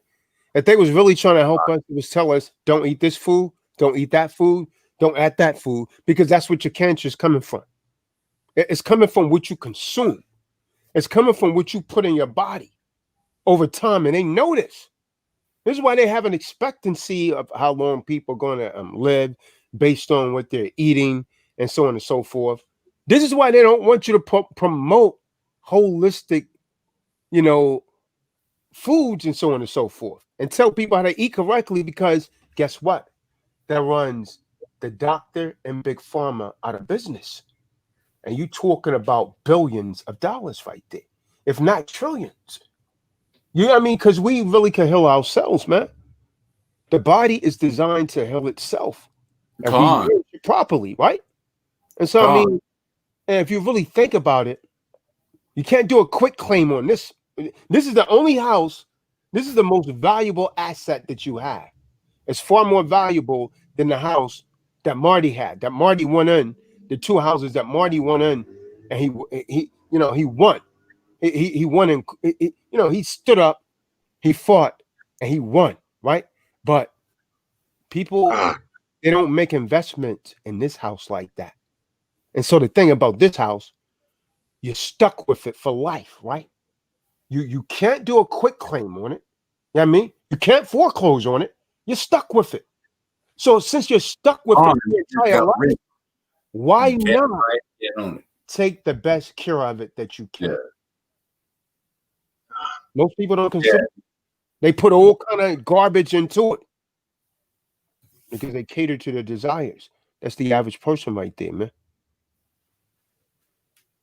That's the average person right there. They care about that. When they're sick, that's when they care. They care more about their taste buds. And so, you know, when you look at them, I mean, I was a trainer. I'm still, you know, certified trainer, but I don't have time to train people anymore, right? So, you know, I would train, and you know, and it's mostly women, right? But when, you know, women will come around, they see a guy, he's muscular, and, you know, they be trying to hit on you and all of that. And so I'm a real stern dude. And whatever I do, man, I do it to the best of my ability. So, you know, I'm training this girl. She's pretty big, right? She's really big. She's fucking fat, right? And so, you know, I'm telling her, I'm like, oh, you can't eat this. You can't eat that. You're not going to be able to eat this. If you want this to work, I'm not, you know what I mean? I'm not even going to BS you. You can't eat this stuff anymore. She's like, damn, what I'm going to eat? I said, listen, man, if you want to alter your body, this is not a diet. Understand that this is a lifestyle. You understand? You have to alter the way that you think. So your first training needs to take place right here. And so I don't know what other people have been telling you. And, you know, if you're fat, and you're fat, I told you, you're fat. You're fat. Your first training needs to take right here that you're not going to eat any of this. So I need you to do tonight this whole list. I gave her a list, a shopping list of what she needs to go and eat, and take all the damn junk food. Don't wait until it's empty. Take all of it out now and throw it away. I told her she couldn't do that. You know, I can't train you. I'm not ready to train you. You need to take all of that out of your damn house and don't buy anymore. Because if it's there, the temptation, you're going to cater to it. You're going to wake up at night and you're going to have a damn withdrawal sugar attack, and you're going to eat as much damn junk as you can. So take it all out of your house, man. That's what I had to do, man. That's what I had to do, man. I got it right. I ended up losing about 50 pounds, man. Oh. Yeah. Oh, shit. Yeah. I remember one chick I was training. She was like, oh, I want to get into these jeans right here. I had 3 or 4 personal trainers before you. I want to be able to get into these jeans again. She told you she's going to be able to get into them? No, she said she want to. Oh, but she had 3 or 4 trainers before me, right? Oh. But none of them can make her lose the weight I said, because you got to be willing to lose the weight. So if you want to get into the jeans, we'll get you in 2 of them. Give me 90 days, but it's not going to be easy. Right? So I gave her the same type of thing. This is what we're going to do, man. I mean, this is what you have to do to achieve those goals. Are you willing to do that? And she was with not, don't waste my time or waste your time. I don't even want to take your fee out if that's the case. I used to be very stern, man. No joking, no nothing. See, when I'm in the gym, there's no time to play, laugh, and joke. There's no talking ahead. You train ahead. You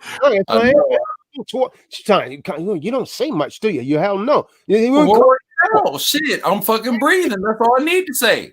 I'm breathing. Right, your body does the talking. Don't need to be talking, right? We're breathing. You're supposed to be training, man. And when you go outside, your body speaks for you. That's it, man. Same thing with the secure party creditor, man. Most people are not willing to burn the midnight oil. You know what most people want? They just want to file documents and think that there is some magical sheet of paper that they file and all their problems go away. You got to be able to understand offer and acceptance, contract law. You got to be able to understand that, because contrary to popular opinion, with the UCC codes, contract became the law of the land. Everything is governed by contracts, right? So this is why I wrote these books. Like, people are not going to get this. I kind of like sacrificed myself. I stayed up hours upon hours, man, burning the midnight oil, studying it again, reading. Hey, yo, you want to go out and shoot some basketball? No, I'm good. Man, you changed, man. All you want to do is read that law stuff. Yeah, you're right. See, when I started off, man, there was a bunch of us, man. There was about 9 people, man. We used to do a show on Talk Show. I'm talking way back, what? 2000, 2010, 2009. It was a bunch of us, man. That's when you started? Yeah, it was a bunch of us, man. With Learn Commerce? In 2009, man. And we used to have a show on Talk Show. But then when we start, helping, because when I first started doing this, I was doing it for free for 3 years. I helped everyone for free. But the only thing I got from that was no sleep. Mm-hmm. Sometimes a thank you and ended up broke. You see what I'm saying? No appreciation, right? I was doing it for free. And then when we started to really help people, I started to get threats, man. I started to get a lot of threats, man. I got approached by, some plain clothes. They would give me all kind of threats. Start getting pulled over almost every time I would go out, just trying to intimidate me. But I stayed in the spirit. I stayed in the spirit. Wow. They were literally threatening me, man. Wow. I remember once I was on 99th Street and 3rd Avenue, man. Some guys pulled right up in front of me, man, with some dark tinted, right in front of the precinct. And I'm like, who the hell are these dudes? They ain't playing clothes. They talking. Well, you going so-and-so this weekend? So I'm playing it off. I'm like, no, not this weekend. Maybe next weekend. It's like, okay, we're watching you. And as soon as you slip up, we're going to get you. So I went over. They said those exact words to you? Yeah, those exact words. They trying to steal your heart, man. This is what I'm telling you. You got to be totally undaunted. And I'm going to tell you, man, what happened after that, I went over there and told my cousin, because he was with me. He's a so-called Moor. You know what I mean? Him, my cousin Malik, and a few other guys that were studying. I went to, because they stayed in East River Projects, 102nd and 1st Avenue. So I went over and told them, it's like, yo, the boys just rolled up on me, man. The alphabet soup. You know what I mean? A, B, C, D, E. You know what I mean? Just pulled up. It's like, yo, man. Yeah, man, you better tone it down.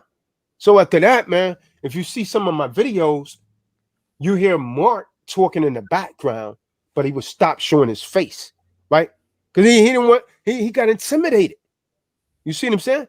They intimidated him. Then he kind of fell back all together. He's like, yo, man, you going to jail, man. Check this out, though, man. I'm listening. Was when they came to me with it.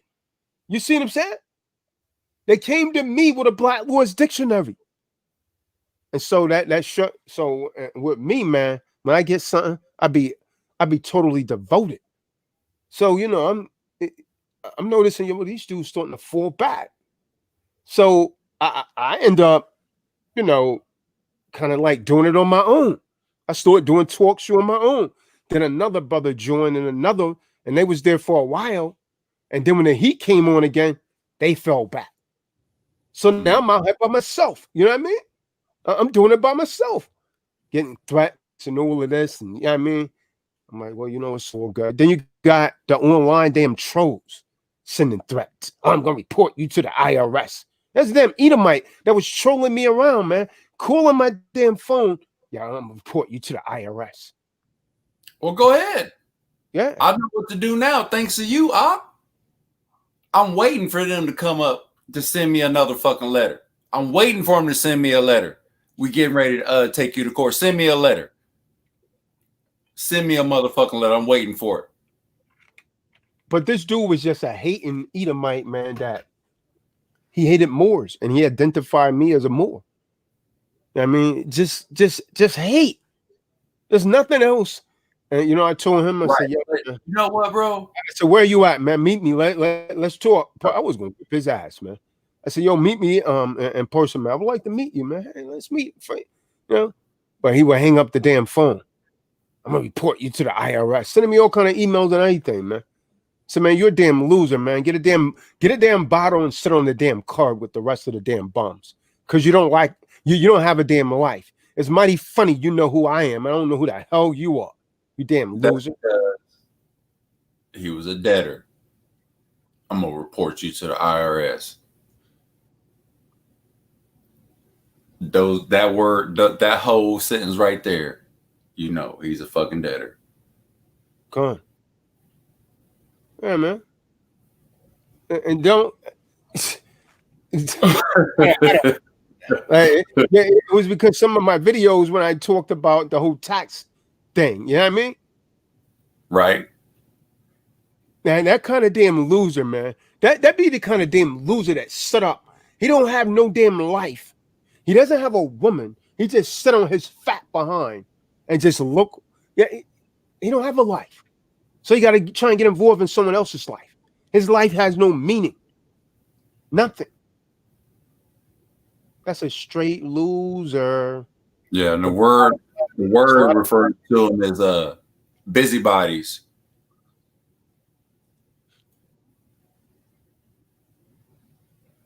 Yeah. Know what I told him, Mark? I can do a proof of claim. Take a them and get online. That's what I told him, man. That's what I tell a lot of people. When they threaten me, I said, take a damn number online, man. You don't have to wait for it. You got a lot of debtors hating on me, man. That's what my man made a song for me, man. That song's about these debtors hating on me. They can't stop me. I told my dude to write a song, man, because so many debtors was hating. He made a few songs about these debtors, man. I'm saying, yo, secure party credit until the end. My man will put it in a rap song. Real talk.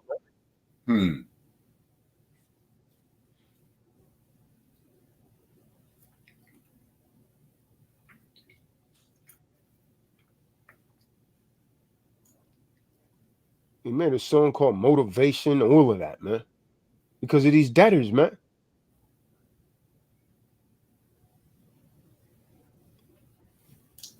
Yeah, I have a hard time believing that people. I have a hard time believing that people just believe whatever the so-called authorities say is law, and they don't even back up what they claim to be is law. But yet the people will still just believe them just by word of mouth. It's a consent, man. Yeah, it's irritating, but at the exact same time, it's consent.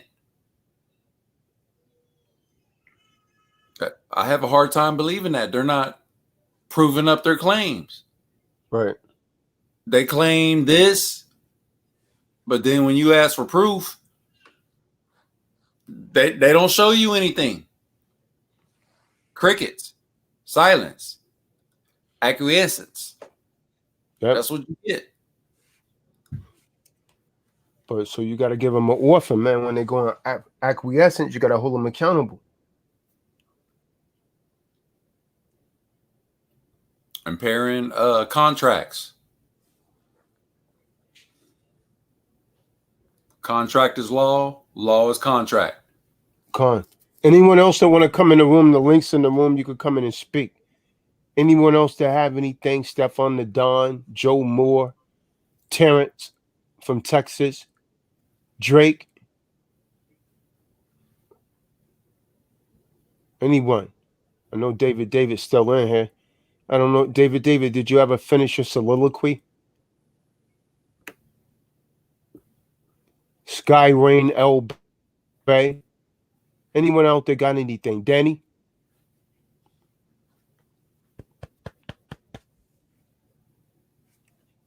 Israel? Jacob? Amen? Anyone got anything out there?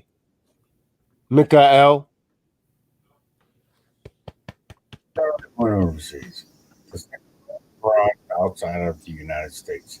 You can get a holiday. And back into the United States and do that. This is make believe. What was that, David? You're talking kind of low.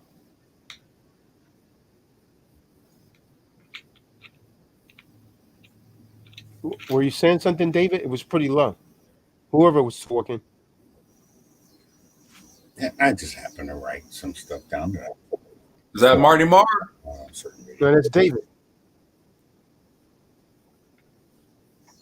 David, what were you saying? That was pretty low.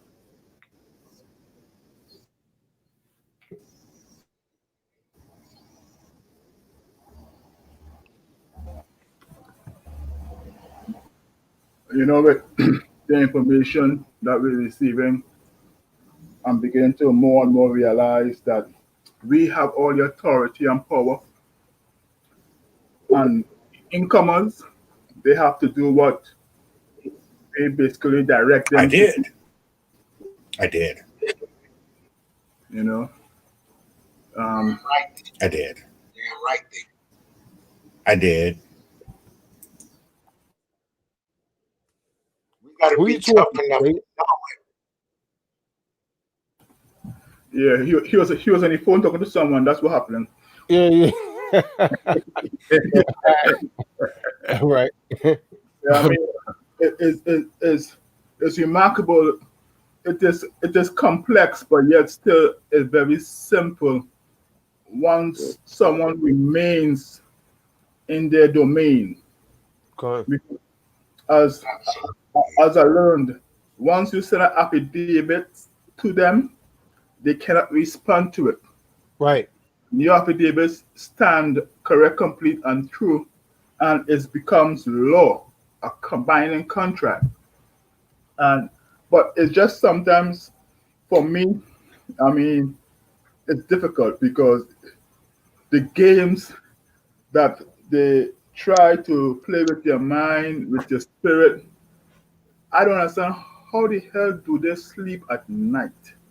You know, I mean, and even more to show the level of the evil. They got children, don't they? How do they kiss their children or hug their children and say, I love you, when they're actually treating other people's children the way they do? I don't understand that. And now they wonder why people on the street looting and destroying cities, because we are fed up of your wickedness. And I don't really promote burning down cities and stuff like that. But at this point, it is a necessity to express your voice in any manner, in any way you can. That's all I gotta say.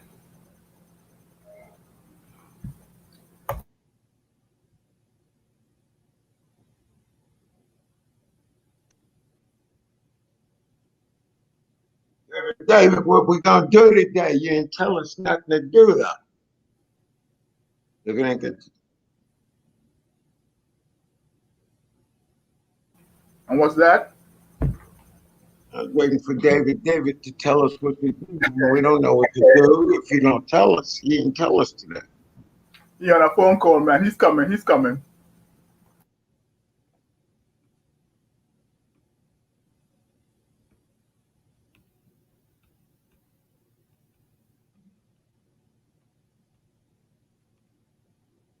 There with some of them sisters say, some people that want to contribute. How you feel about what we're talking about? This is your chance. Get in here and do something. Commit to something. Get some books. Order some books up from the account.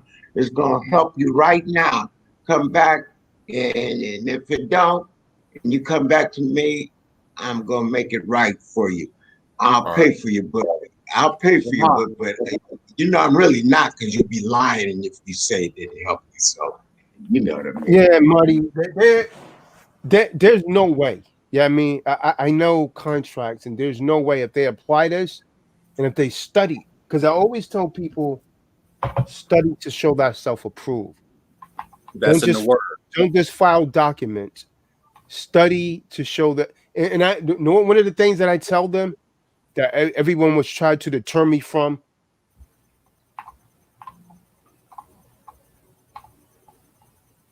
It has to be backed by the Most High.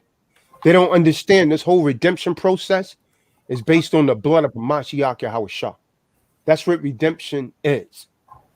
You're redeemed through the blood of the Savior, the Deliverer.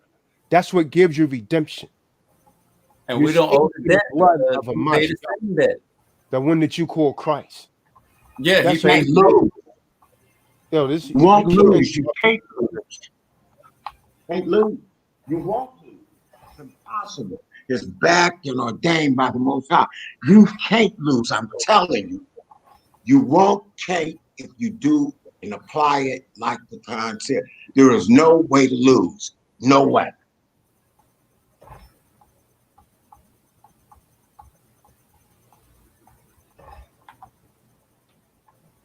Bashiach. Yeah, Khan, Will, you just got to make sure that she's not listening. When some people listen, they don't listen to learn and observe. They listen to combat the situation, right? Like when some people you talking to them and they talking at the same time, they're not receptive to learning. The only reason that they're listening is they're listening to what they're going to respond with negatively to what you're trying to give them. So really, they're actually attacking their own liberation. And that is atrocious. Terrence, you keep coming in, but you keep falling out. What you got, Mikael? You keep falling out, Terrence. Not sure what's going on over there in Texas, man. Shalom. Shalom, brother. Sure. Where you at in Texas? Shalom. Somebody ask a question. No, that was Mahmoud saying, "Where's he at in Texas, man?" I don't. I just want to say this, man. I try not to step on people when they talk, and I try to be very respectful. I show decorum, right? But it incenses me when I keep talking, and brothers just keep just talking, right? That incenses me, man. But I'm trying to maintain that, man, and so I'll let it go on for a minute, just out of showing decorum. But when it keeps occurring over and over and over again, that's not accidental. That's just a lack of self-control, man. And I keep witnessing this, man. And so when you do it, I put you on a timeout, man, hoping that you will get the message, but apparently you're not. But go ahead, Mikael. I needed to say that, man, because I try and, sometimes without speaking, I try and teach them with actions. Kahan gives us all a great amount of information every show. And for us to listen freely to seminar after seminar after seminar, lecture after lecture after lecture, we need to be more cognizant of the fact that this platform is not our platform. It's the platform of the deprogrammed enlightener. And in order for us to receive that light and be enlightened, we have to shut up our mouths as men and women so we can receive that which we did not have. That's why we were attracted, because we sought something which we were lacking inside, including myself. We need to humble ourselves and allow ourselves the benefit of unfiltered, uninterrupted teaching.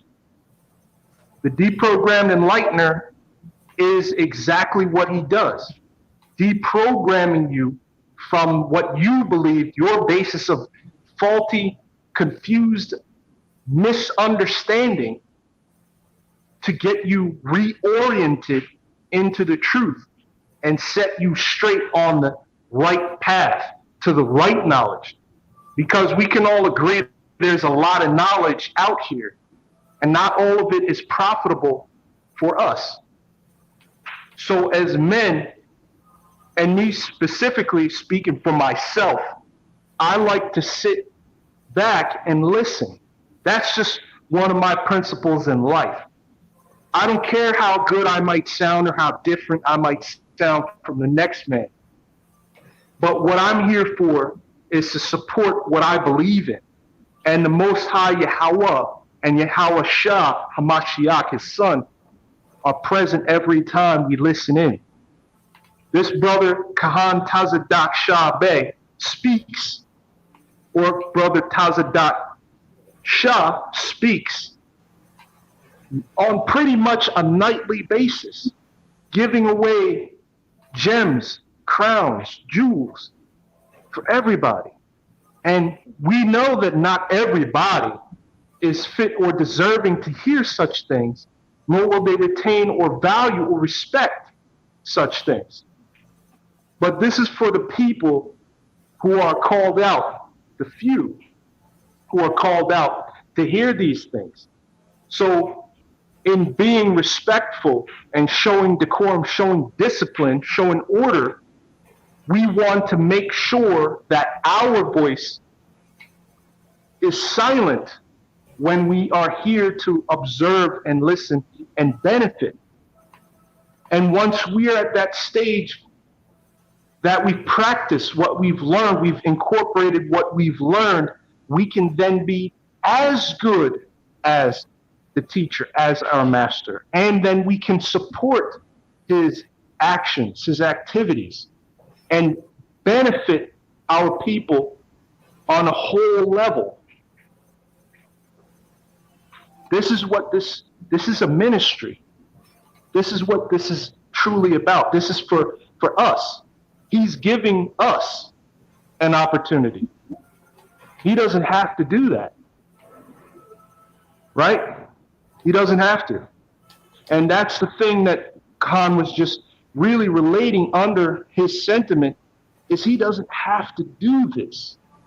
He's doing it to provide you a substantial benefit for your opportunity to reciprocate in kind by donation in fiat, which has pretty much no value except what we place on it. So you could receive something that's invaluable. And he's not asking for you to do that in every live stream. It should be something that you want to do because you want to give back something equivalent in value, but you can't. You will not be able to. The fiat does not equal the actual intrinsic value and extrinsic value of the documentation that he provides and the services that he provides. Right? So let us just come under one accord. All the new people, I'm also a moderator in the chat. And I have no problems coming back on. As everybody who knows can clearly see, I will jump on here immediately. But I choose to remain silent and support this ministry from the platform most people like to be on, which is the live chat. Most people are afraid to speak. But then when they finally have their opportunity to speak, they get that verbal diarrhea. And then they lose track of what is happening. They've been invited, given an opportunity to say something that you don't think the Kahan has heard in as many years as he's been providing selflessly these acts of service for people. A lot of things people have to say has been heard before. It's been shared before, because this is the common condition of man. And the Most High has granted, graciously, mercifully, given in abundance to Kahan Tazadak to help share the fruit of the garden of the Most High to us, taking Eden and bringing it back out to his children, to his sheep, to his sons, to his daughters. So let's just look at this in the proper context. Yes, the Most High built up a man who had to learn the ways of the world so that he could be corrected and be the proper guide. He had to go through these things. So let us comprehend that. And I want to just give the Kahan, I want to give you appreciation and thanks for you just giving so much. I mean, you could pretty much become exactly what he is sharing in the documentation through his videos. If you have that kind of mind and you have that type of learning style, auditory or visual, you can incorporate that and it can become hands-on, because guess what?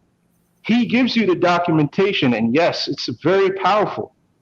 Even if you might have heard of some things elsewhere, this is Yahweh born, Yahweh breathed. So you're going to get the full spectrum to be a real warrior in the commercial warfare that has been inflicted upon you by the adversary. So it's the cut above.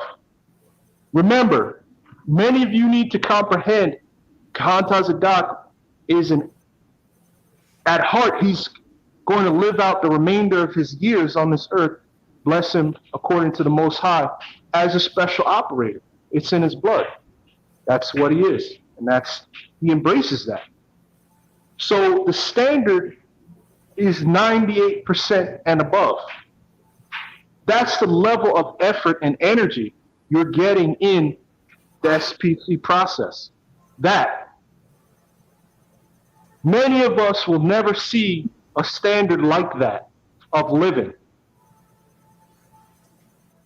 So if you really want to be what you say you want, humble yourself, realize you don't have it all under control, and say, you know what? I need to do something different. I need to do something different because my way hasn't been working out for me. And the Most High showed me something, the error of my ways. So if you know that this is a place to get it correct, don't judge. Judge yourself. Why are you here? You'll hear the Khan ask that question from time to time. Why are you here? To those who want to sow tares, why are you here? And that's the heaviest question you can ask yourself. And go introspect.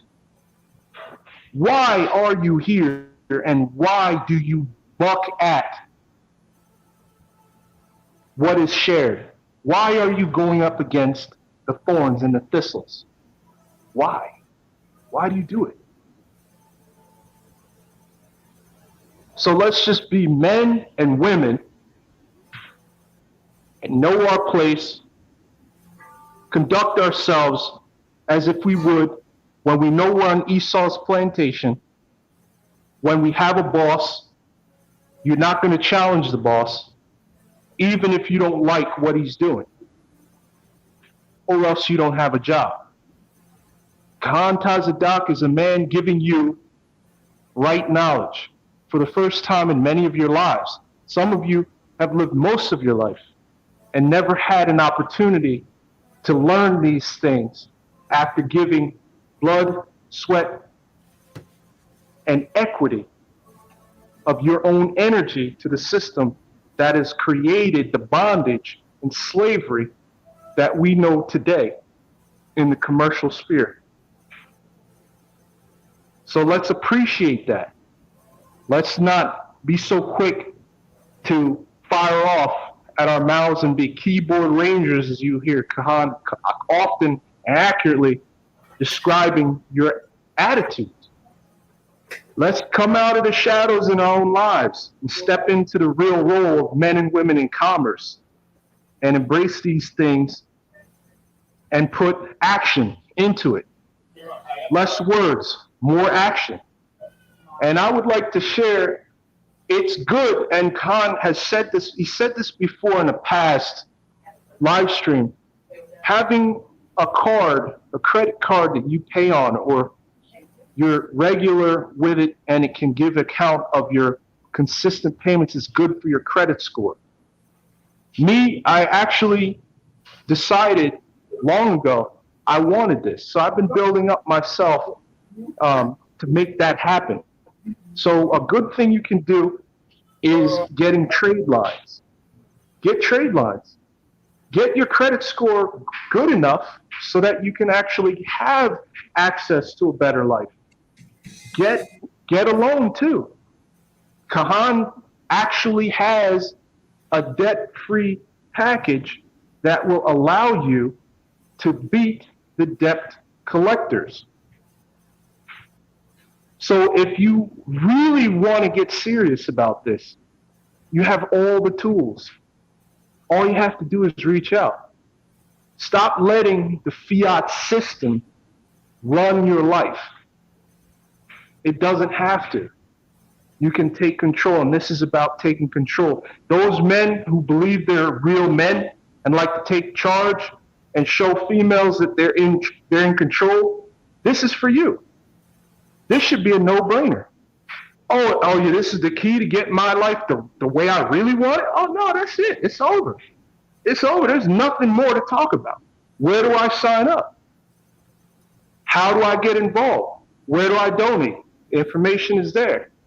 You'll put your money into foolishness, into gambling, into playing the lottery, and not knowing if you're going to get a return on your investment. Why suffer? Get something that you know is tried and true. You hear people telling you what's real. You hear the stories. You heard the cases. Don't delay. Act now. Act now. Right? So that's all I got to say. You know, it's been led, my spirit been led to say that. And this is heartfelt because it's real. It's real. Yeah. It's nothing to argue about, nothing to talk about. Let's get it done, people. You want to be free? Don't be a slave. Stop being a slave. Or else everybody that wants to continue being a slave, I'll just block you from the channel. Because if that's what you want, it can be done. I don't want to do that. But you're not going to say things in the chat that make no benefit for others who really want to be here. There's a saying, it says, if you have nothing good to say, don't say it at all. This is also a ministry of the Most High. And we don't have outbursts in the regular Christian church congregation. So we're asking for that same level of respect that you give to that 501c3 bonded pastor who may be sharing bits and pieces of the truth, but has a governor on his mouthpiece or her mouthpiece. in the apostate church that we have today. So that's all. That's all, people. That's all, family. Let's get under one accord. When we come on these calls, let's give the Kahan his respect. Let each man speak. Let him conclude. Let him have his place on the floor. And then we speak. Because nobody's impressed with anything outside of the truth. Right? Cool. That's what this is about, the truth. And we know where the truth is coming from. It's coming from the top. It's coming from Khan Tazadat and General Yashabin and other brothers that speak, like Marty Marr, who's experienced these things, who can tell you from the fact of their life. So I'm done now. I'm not going to say any more. I said all that I was led to say, and I hope everybody can take that with them when this call is eventually ended into the next stream, and we can make this dream happen. Because if we can all come together, we will be a very strong and powerful force that we're called to be. Now is the time. Don't delay. You know the times are changing. All right, so that's it.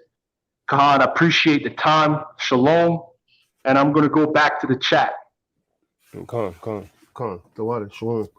I just want to say this, man, to the brother. I removed the brother Mahmoud from the room because the brother kept interrupting me in my speech, and I tried to ignore it, but it just kept taking place.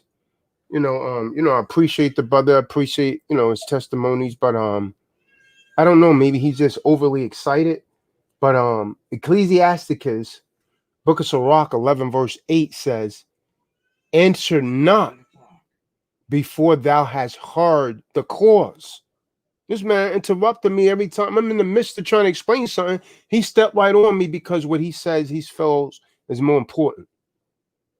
Ecclesiasticus 11 and 8 says, "Answer not before thou hast heard the cause, neither interrupt men in the midst of their talk." A lot of brothers got to learn to come, man. What you say is not more important than what the next brother has to say.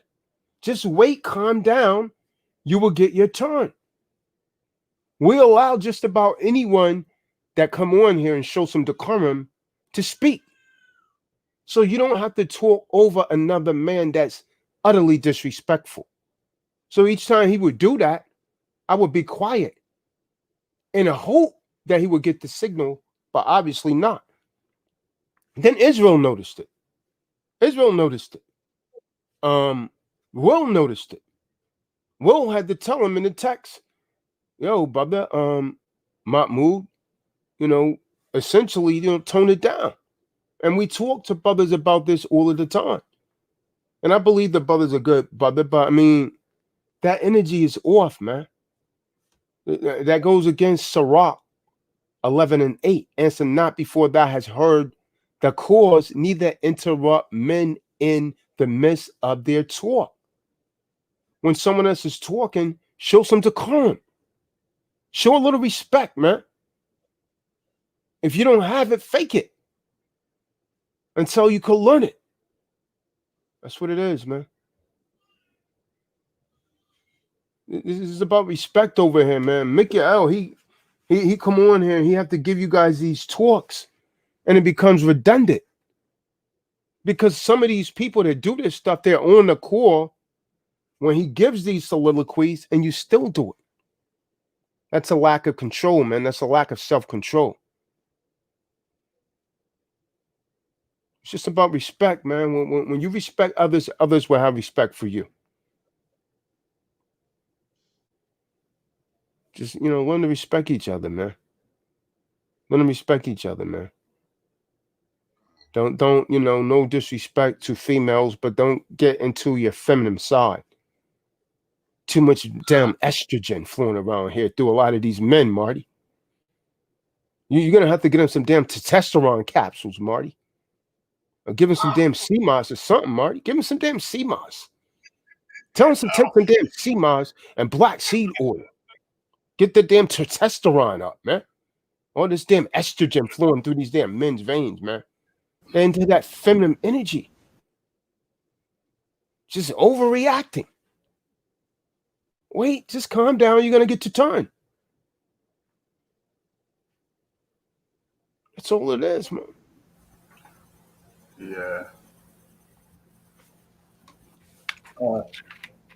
That flaxseed oil is about that thing run through me every single time.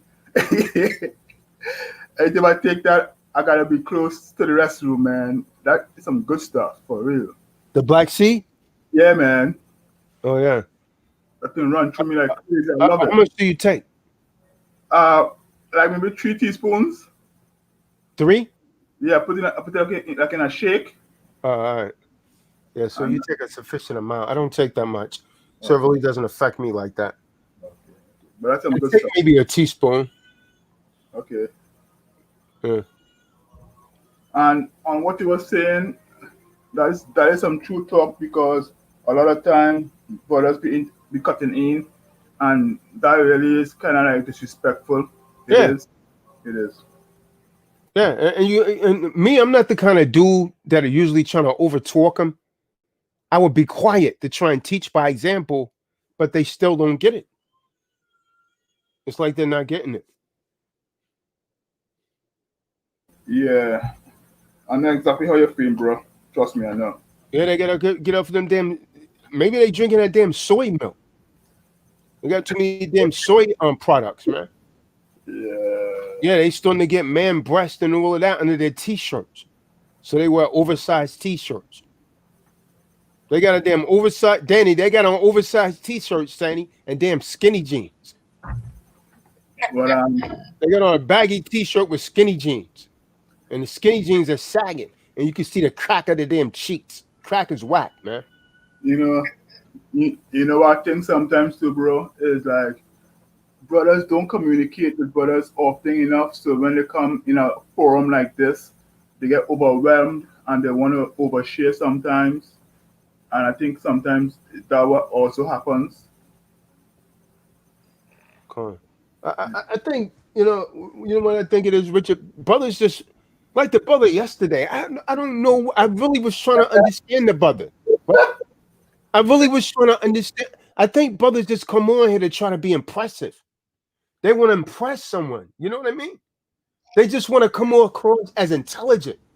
So I mean, because this conversation made no sense. I'm like, where's he going with this? I was trying to give him the benefit of a doubt. So I asked him, like, but what's your point, brother? I don't get it. And he said it's all good and evil. I'm like, wow, you lost me with that one, brother. And he lost everyone else. And he probably felt as though we was picking on him, but we wasn't. Yeah. That's another good point to make. Some brothers try to come out intelligent and they're not sometimes. Right. Yeah.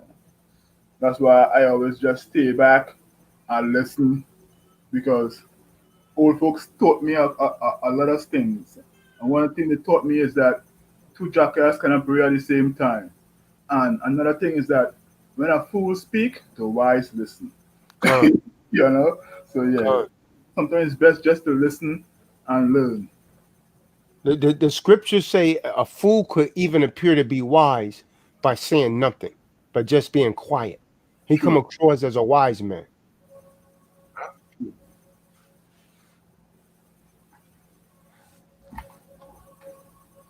So what you got, Jake? Shalom, Kahan. I was seeking some wise counsel. Shalom. I'm speaking to this woman. I'm asking if I should cut her off. She was like, well, she I would call her a virgin in her faith, and I had to cut her deep today because she's been following that Elevation Church with that. I was seeking Stephen Frudick or whatever his name is, and so I was like, that man's a devil. You gotta. So I appointed her to following this congregation, and she wants to call me a devil, and I don't know, so-called Jesus. So she called you a devil? Yeah, she called me a devil, and she was just trying to argue, hit me with that feminine energy. I'm like, shalom, you know, we ain't gotta argue. Keep it pushing. You know, I'm not here to waste your time. Like I've warned you before, I'm an asshole. And that's what I learned. So I'm just gonna, you know, until she apologizes, I think I'm just not gonna speak to her anymore. But you know, But she call you a devil? Yeah, she called me a devil for telling calling that pastor a devil when he's making 55 million a year, and you know he's misleading her straight to the depths of hell or to the lake of fire. Like, this is love. Like, I'm trying to keep you out of that, and she's calling me a devil because I'm telling her. And then I gave like a number of videos and a number of scripture to prove this man is a false teacher, a pseudo prophet, false prophet. So, you know what? In that situation, like if you think there's potential in that, in her, I would you know, Matthew 5:25 through 26 says, "Agree with your adversary quickly, while they're in the way with him." So I wouldn't get into like any kind of controversy because people get really sensitive over their religion, right? And she's in fact following a religion. So anyone would respond like that. The typical person that's in the religion, they're gonna go into defense mode because now you're attacking her belief. And she probably was raised on Christianity or something of that nature. And so when that's not an isolated incident. Like anyone that you try and bring, what I do when I try to like win people over, I try and do it gradually, right? I don't even really let them know what if they say you're an Israelite. I'd be like, I read the Bible, right? Because they're gonna try to categorize you, right? If I say I'm an Israelite, they're gonna try to associate me with the guys on the street yelling at people, cursing people out, and so on and so forth. You see what I'm saying? So I try and use wisdom. I'll say, yeah, I read the Bible. I believe in the Most High, and so on and so forth. And so with her, instead of because she feels like you're challenging her, right? So I would try and deal with more wisdom. I would say, well, you know what, let's read some scriptures. I would just point certain things out. And I would ask questions. Doesn't it say in the Bible that we're supposed to keep the laws? Because if she is in fact a Christian, they're not going to be keeping any of the laws. The only laws that they're going to keep, and I'll show you how hypocritical that is. That guy would still take tithing, right? He'll take tithes, but he'll tell you that the laws are done away with. So I would ask her if the laws are done away with, why is the preacher still taking tithes? And essentially, tithes was never given in money; they was given in livestock and they was given in crops, and they had to go to the temple in Jerusalem to transfer that over into money. So tithes was never given in money, right? And so the other thing, if they say the laws are done away with, then why are we tithing? You see what I'm saying? So that would be contradiction right there. So essentially, the laws are done away with when it's in the preacher's best interest, right? When it works to his favor. Otherwise, it's not. So I would, you know, I wouldn't. I probably would have been a little more like, kind of like, you know, like I guess like subtle, like, well, what about the scripture right here? You see what I'm saying? Because it's less offensive. Because when people feel like you're attacking their character, they're gonna put up a defense mechanism, right? But if you kind of like win somebody over and they feel like, oh well, yeah, it's not really offensive, then she might be more receptive. You see what I'm saying? Because I used to use that method with a lot of people, and it could have like maybe chased some souls away that could have been saved if I had like, you know, re-examine my you know, my approach. But it kind of like depends on the person also, right? Some people they have to be approached aggressively. That's the only thing they respect. That's the only thing they're gonna overstand. But some people you have to like approach from a more subtle perspective, like, okay, If he tells me, because if someone came out and told you, yo, everything you know is a lie, and that's going to be pretty defensive. You know, you can take that offensively, right? Most people will, especially with religion. People will fight you over religion. You know, they because it's called cognitive dissonance, right? And so that's our problem. That's what she's dealing with. It really has nothing to do with you. It doesn't have to be you. It could be anyone that go to her. She's still going to respond the same way because it's cognitive dissonance.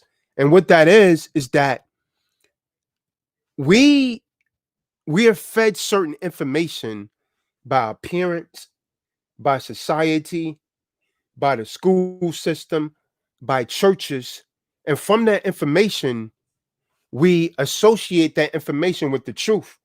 The information that we're fed may not necessarily be the truth, but we still associate it with the truth, right? And so now what cognitive dissonance is like if you come along, all of a sudden, if Jacob Ammon comes along and say, hey, believe it or not, everything that you learn is a lie. It's kind of like the Matrix and Neo, right? You say everything that you learn is a lie.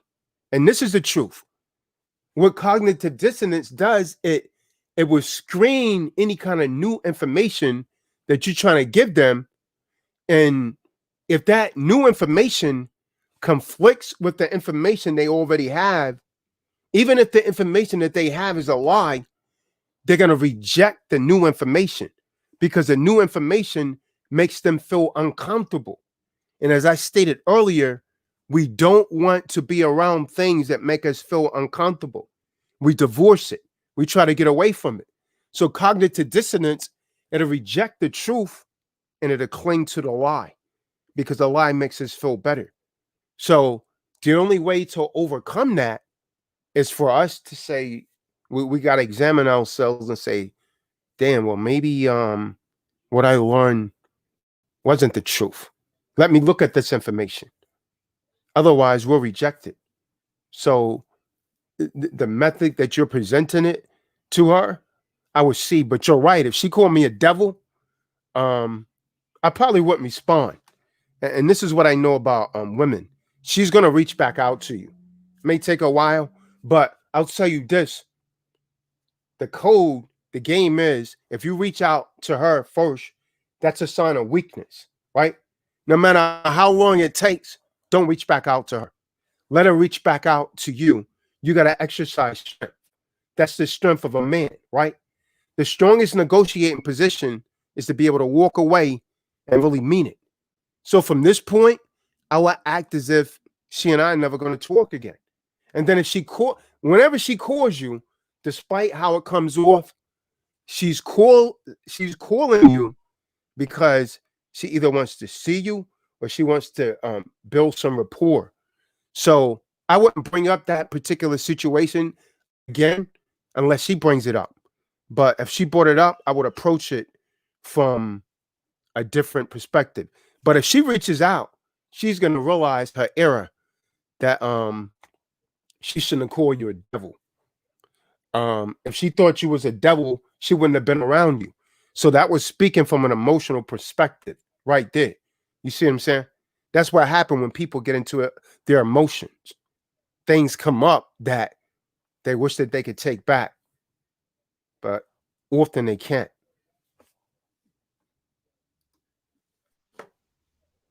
Khan, the water. I also have another thing. My brother-in-law, he's been coming at me, saying he has the personality of Malthus.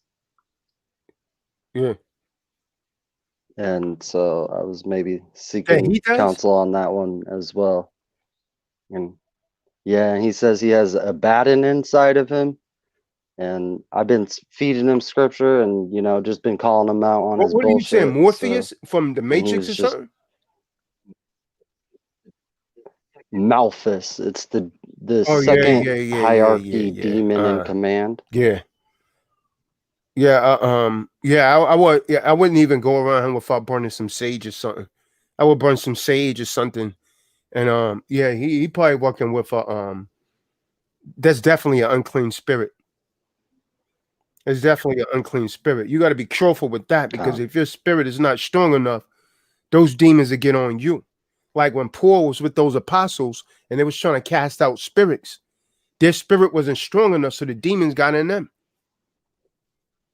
So you got to make sure you're prayed up and everything with that. But I don't know if he's just saying that, or he's really into satanic worship. But that right there, man, that's a serious thing right there.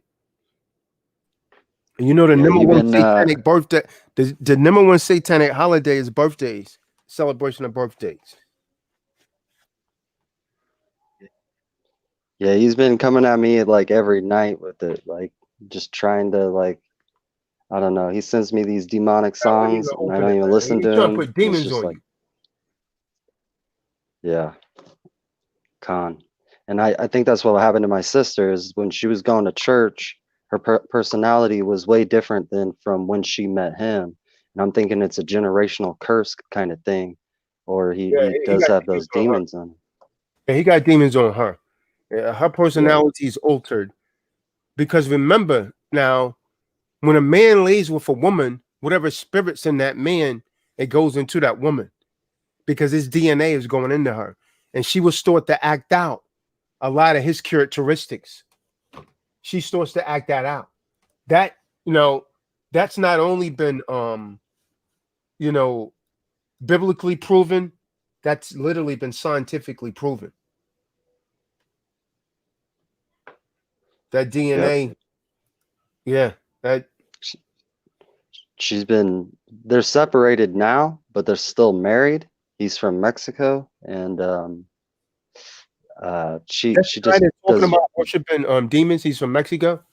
Yep, he is from Mexico. He just plainly just came out and was like, my personality is Malthus, and I have a Abaddon in me, and his wife, my sister, is now just like cheating on him, but I seriously think he likes it. So I mean, he might be watching now too, because I've been giving him them simp videos. But then he just came out recently saying my personality is Malthus. I'm like, no, I gotta bind you in the spirit now. Like, quit talking to me. And I sent him videos of like descriptions and visions of the lake of fire. Like, this is where you're going. Like, you really want to be there? Is he a gang member or something? No, he's actually a bodybuilder. He's a bodybuilder, and he's just, I don't know. I got him in wrestling one time though, so but I got lucky. So I don't know. I think but I mean, the best advice is move very well. They're muscle bound. Yeah. A lot of the so-called bodybuilders, if they don't stretch, they're really muscle bound, and they really don't have a lot of cardio movement. Yeah, cardio as well. Yeah. So, but yeah, the muscle gets heavy to carry around too. But yeah. Yeah, but no, I to say something like that, man. That's what you gotta like muse over. What would bring a person to say something like that? I think he's speaking right into existence, even if he's joking.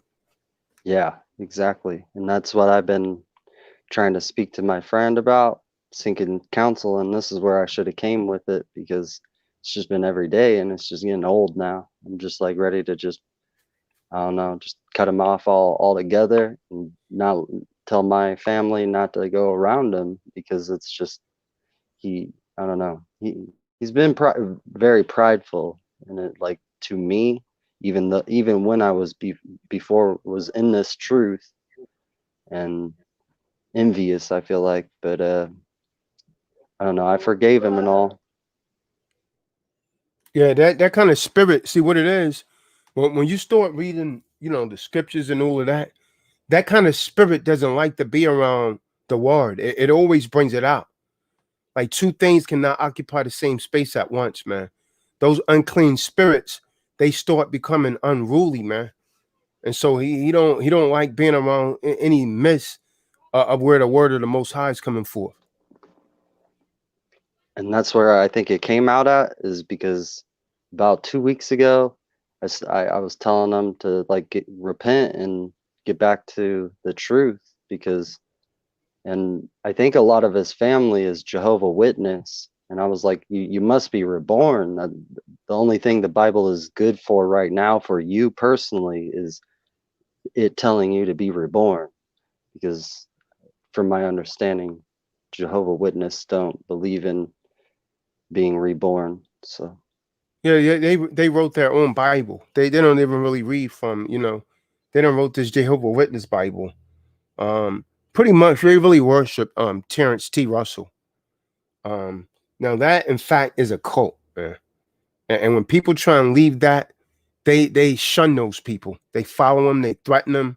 Yeah, that's pretty bad. That's a pretty bad organization. That main headquarters was not too far from where I used to live in Brooklyn. Their main headquarters is in Brooklyn, New York. Yeah. But that guy, I probably unless you have some kind of deep concern for him, I probably would stay away from him, man. Anyone with that kind of spirit, unless they come for help, I just avoid them. I just avoid them because they take delight in that kind of stuff. I was in the military with a guy like that. Told me he worshipped Satan. I said, "Stay the hell away from me, man." He always had on the black boots, white laces in it, um, the inverted cross, the pentagram with the two horns pointed up like the Baphomet, like all of that. He's into all of that. And he said that the Most High was weak and the devil gave him his power. I told him he was a damn demon, man. That's what bad things always happening to you. Yeah, thank you. I appreciate it. I'm gonna definitely stay away from him, because I do feel like that's what he's trying to do, is put them demons on me. And I'm just not gonna touch no unclean thing. I'm not gonna. I told him, if hell opens up inside of me, it's not gonna be good for anybody. So I'm just trying to remain faithful. And he was like, Malthus is faithful. I was like, I don't think Malthus died for me, and Satan just wants me to die. So, you can stay the hell away from me. I think that's the best advice here. Come on. Yeah, I would stay away from him, man. You're a demon, man. He'll have you there celebrating Cinco de Mayo.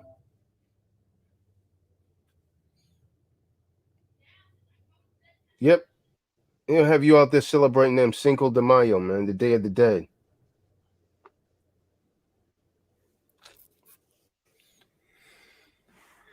Anyone else? Anyone else got anything? Appreciate that, Jacob. Anyone else got anything? Yeah, I appreciate it. Shalom, Kahan. Shalom, family. Shalom. Anyone else? Click on the link, come in the room. Nicole, Ariel Nicole. Ariel Nicole. Man, where you been, man?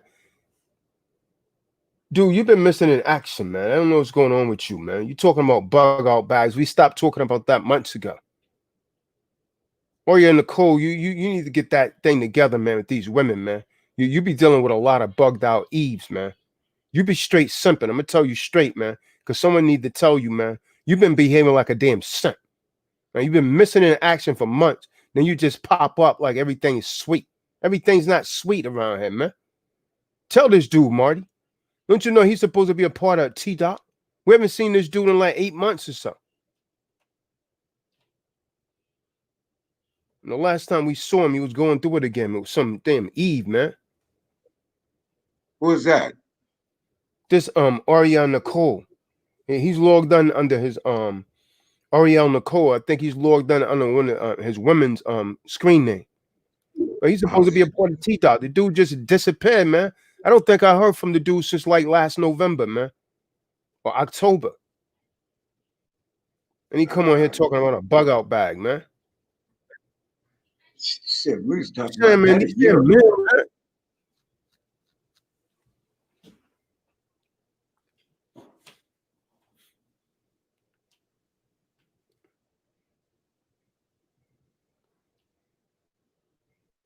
The hell is this, man?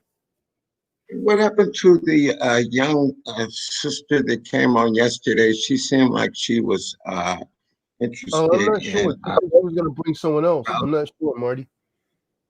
Yeah. Diva, Like something she like was. that. I'm not even sure, brother. But there was a sister that wanted to join Zakia. Me and Sean had reached out, but didn't get a response. And there was a brother I had told Yasha Bean to reach out to. I don't know if he did. A brother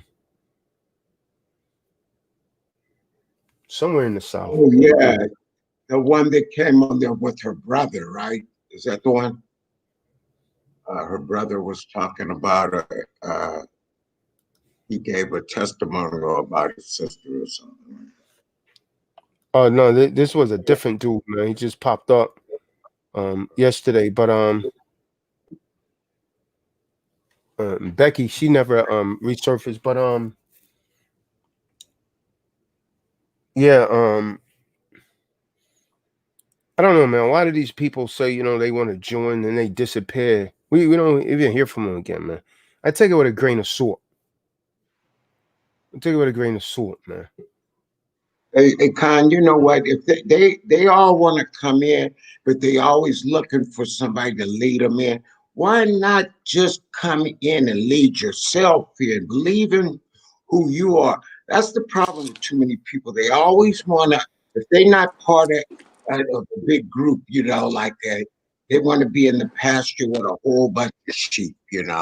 Stuff, be an individual, stand outside the box, you know. Nicholas Lightfoot. Nicholas Lightfoot, show your face, man. Show your face, Nicholas Lightfoot. Where you at, man? You in Canada in the mountains? Or you in Boston? Nicholas Lightfoot, show your face, man.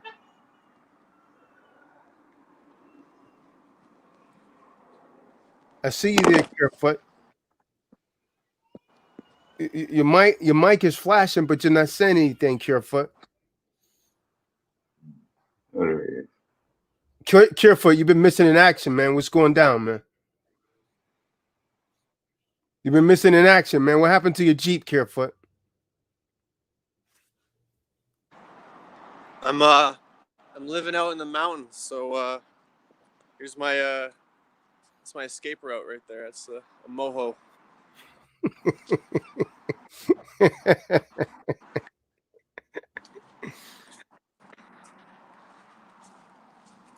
The last Still few got the times black. you called, you was in it. What you got back there, Carefoot? Where's your Jeep?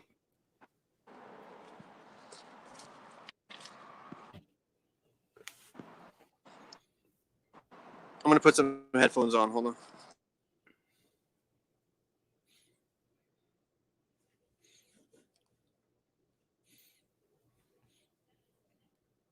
Nicholas Carefoot. Con. That's right. That's right. Well, hey, Will, tell your mom, please wake up, sister. Please stop the church. Please listen to us. You know what? Well, tell your mother I love to tour a pastor. I would love to sit down if he can contain his emotions and go over scriptures with him and show her that he's not really following the Bible. They preach a sermon, but it's rarely precept upon precept in accordance with Isaiah 28, verse 10.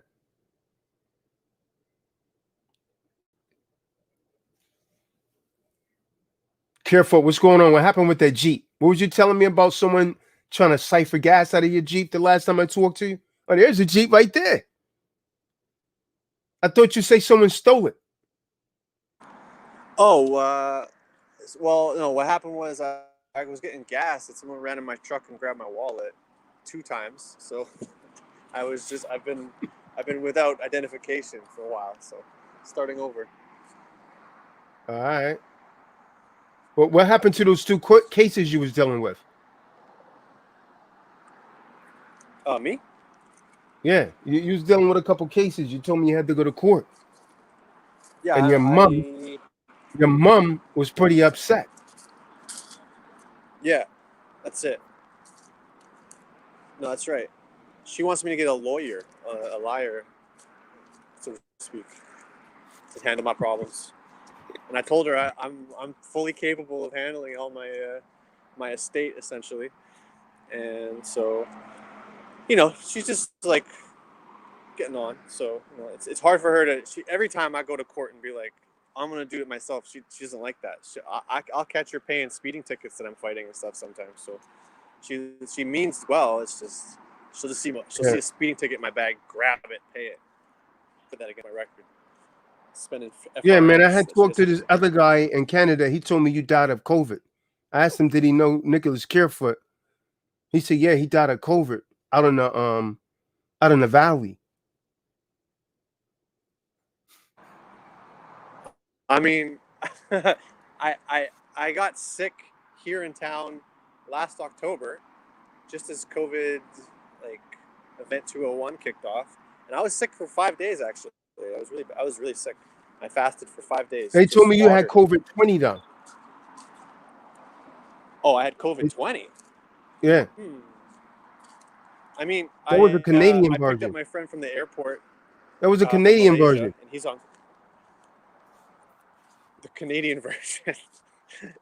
Well, I don't know about the Canadian COVID too much. I understand that it's. I just read that the health minister of Canada said that that basically that they recommend wearing masks during sexual intercourse now, and that you can't catch COVID from vaginal or semen fluid. However, masks. What the hell? Yeah. Wow. Penny Dreadful. Michelle Penny Dreadful. What's going on, man? What's going on in Cali, Michelle Penny Dreadful? That's Pennywise right there, man. You don't want to clown around, man. Because if you're not Michelle Penny, then you're not it.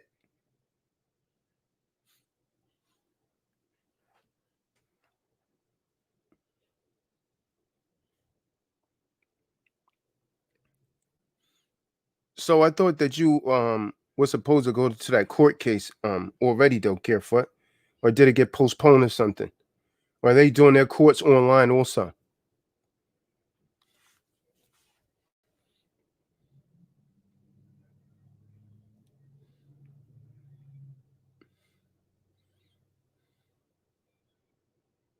Carefoot, your screen froze. Tell them how you get that Jeep, Carefoot. How you get that Jeep. Tell them the story about how you got that Jeep, man. You became a secure party creditor, man, and you acquired that Jeep, man, by coming to one of my seminars, man. Let them know, Carefoot. Give them some knowledge, man. Give them some right knowledge. Tell them how you got that Jeep in back of you, man. Yeah, I remember him. Marty was giving a testimony. Ricky gave a testimony. Now it's your turn, Carefoot. Tell them how you got that Jeep. Matter of fact, you had two of them, didn't you? I have 2 Jeeps and I got a motorhome. Yeah, I got 2018 Jeep Wrangler JK. Tell them how you got it as a creditor, Carefoot. Tell them how you got it as a creditor. Oh, actually, I am the same guy who sold me the first Jeep sold me the second Jeep, and so he the second time I bought it was even easier than the first time. First time I traded in my Lexus and my Pontiac, and the rest of the amount that I owed I set off, and then for the second Jeep I did a full set off. So they don't understand set off. Carefoot. You got to break it down. You're talking to debtors. They don't understand what a set off is. What do you mean when you say set it off? Debtor doesn't understand that kind of language. You got to speak in colloquial speech. You're talking to debtors. What do you mean set it off? They think you're talking about you had something on the table and you set it off somewhere else on the ground or the floor. You're talking to debtors, man. You're not talking to creditors. I hear you. It's impossible for people to get it. It's not impossible if you break it down simplistic. So what he's saying is that he done a trade-in and the balance that was due on the Jeep he accepted for value, for set off settlement and closure. So he discharged the alleged debt that was on the Jeep so that you could understand. For all of you debtors that think it doesn't work, I got one problem. It works for me every time.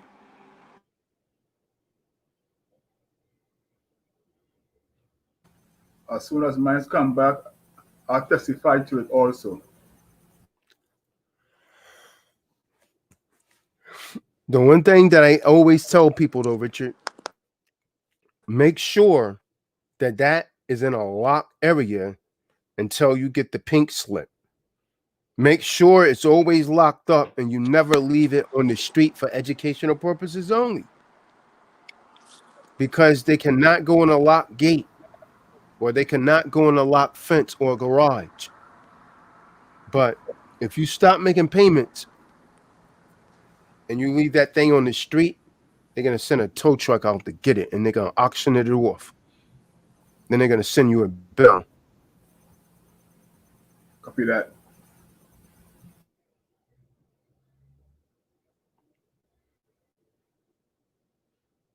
Nicholas Careford is riding around in Jeeps, man. He came to my seminar in Worcester, Michigan, and he told me he got 2 Jeeps after that, man.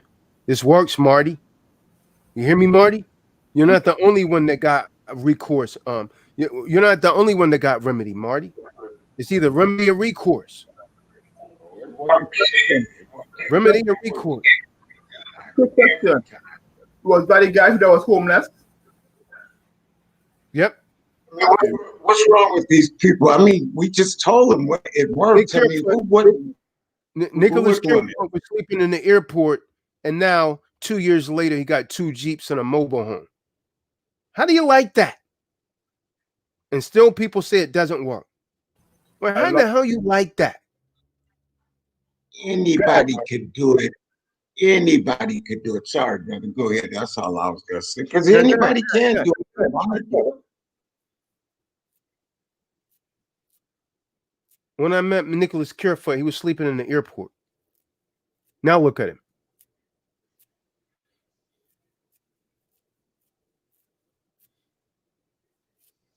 No need for anyone not to have what they want. You could have what you want if you really want it. But if you're just lazy and don't want to do shit and scary, you ain't gonna have shit and you don't deserve it. Pennywise is on the call, man. Pennywise is on the call. Thank you for having me. Shalom, B1 family. Yeah, just fresh off the dust off my shoulders, working in the essential. I'm an essential worker up in Cali. Still doing my union thing, electrician. I'm still on this probation. Remember when they stood up in court and I was trying to represent myself and they put me in competency court and came out. I was found competent.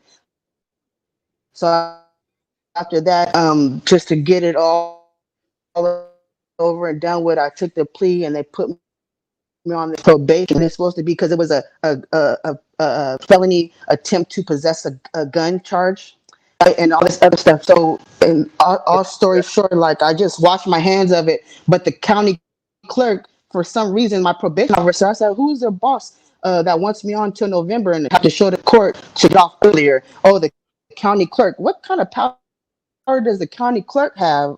I don't understand this. So it just, and then I have an appellant attorney. When I was in the beast of the belly in that mental facility up in SAC, I was filing my own paperwork for my appeal attorney for the the higher district in Cali, the district 13 or something like that, 6 or something. Anyway, his name is Gordon Scott. He calls me and he still hasn't got his paperwork pushed through to him to even fight. So he's still working on it. So I still got that on the other end, but he's like, I'm gonna be off probation before that happens. But it's like, I don't understand, how could I still be appealing this stuff when it's settled? So obviously I have something still going on a higher level court that he's still involved in and still waiting on paperwork. But on this same lower level, they still have me with this probation officer, and then the county clerk has some sort of power to say when I can come off and on. They want me to show to court to get off of probation. So just got to step on them ships and learn how to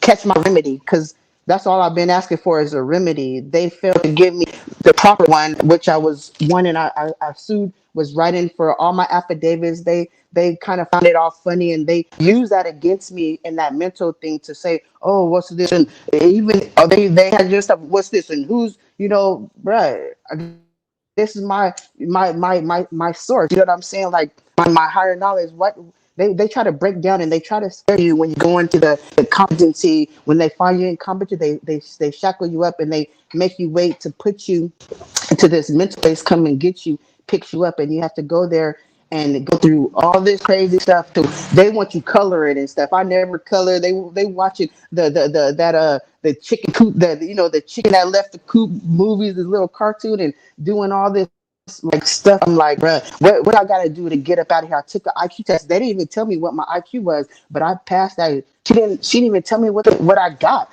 but I got up out of there real quick.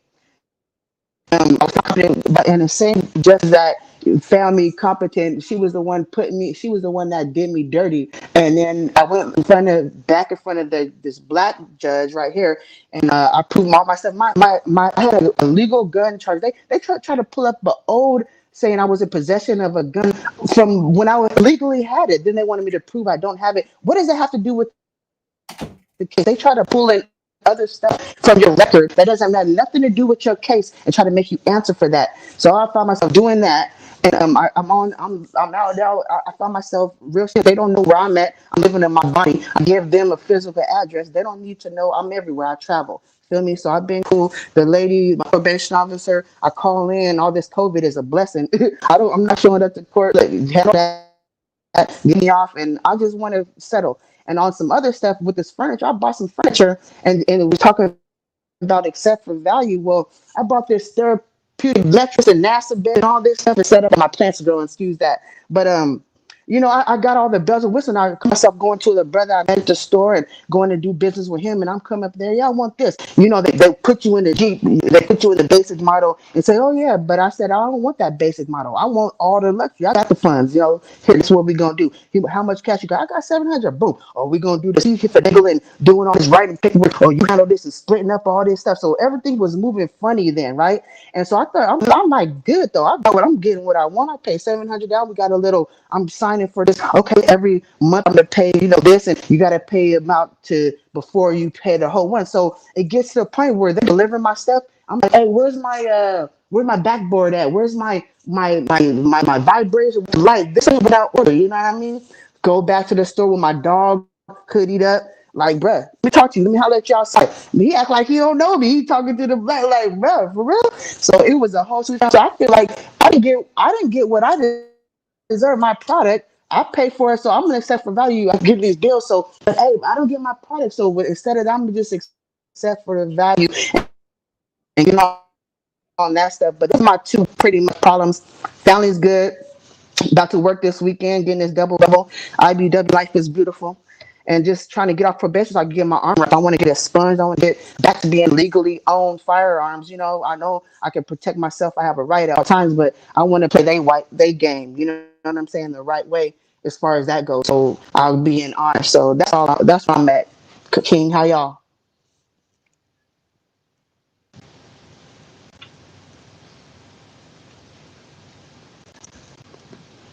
Did you hear me? Yeah, we hear you. All right, good. Yeah. So I'm just staying out the way, pretty much, and still in the belly of the beast as far as that goes. But the trap game is so hard and how they finagle and it's a lot of movement with this courts being down. If you push your paperwork, I guess you got to push paperwork through the mail, and even with the affidavits or notary, and if they accept it because you don't have no people working for you. You can't just show up in the courts. It ain't popping off. I'm in the Bay Area, so the courts is not even open right now, like that. Yeah, it's crazy right now, so. And they say that that mind game is creating to make you feel like you be tough and fight you down, but keep fighting and you get through. Always good.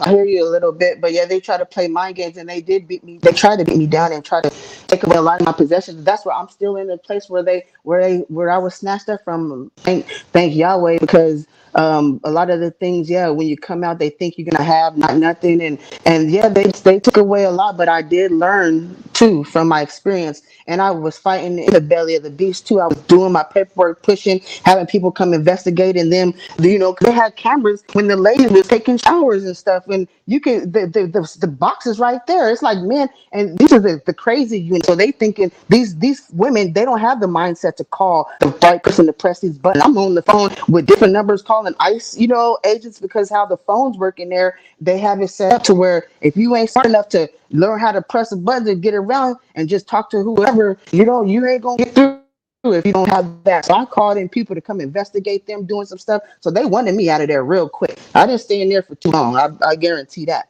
But my experience there was something they had you exercise and doing all this stuff and try to get in your head, like, to see where you at. But it's really a joke, and it's sad too, because a lot of the people that they really kidnapped up in there, and they don't have no way of getting out to where they keep you don't even have a mindset to. I found out you could get, have a family member vouch for you to get out. I forget what it's called right now, the tip of my tongue, but it's when you're mentally found competent, you can have somebody, be a caretaker, whatever. But it's like an OR, but it's on some mental type stuff.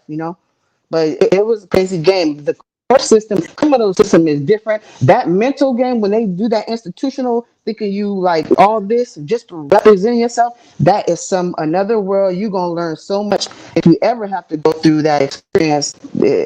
It's gonna be mind opening, and you'll see all the actors and how they play with the doctors, from their hired doctors to they lied on reports. And they one found me in copy, but they had no basis.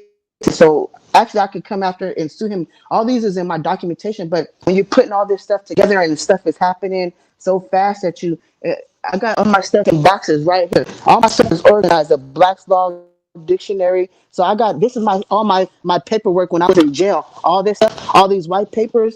That's what I was getting sent to me from the law office, the law people that will see you when you write in jail. They see you stuff free back. So I got a whole bunch of case, but all that stuff. It seems like they once you get up to a certain level, you start talking like that. They don't want to acknowledge that. They feel that is not, their law is the law, and what you're saying is not the law. So it's a cold piece of work, man.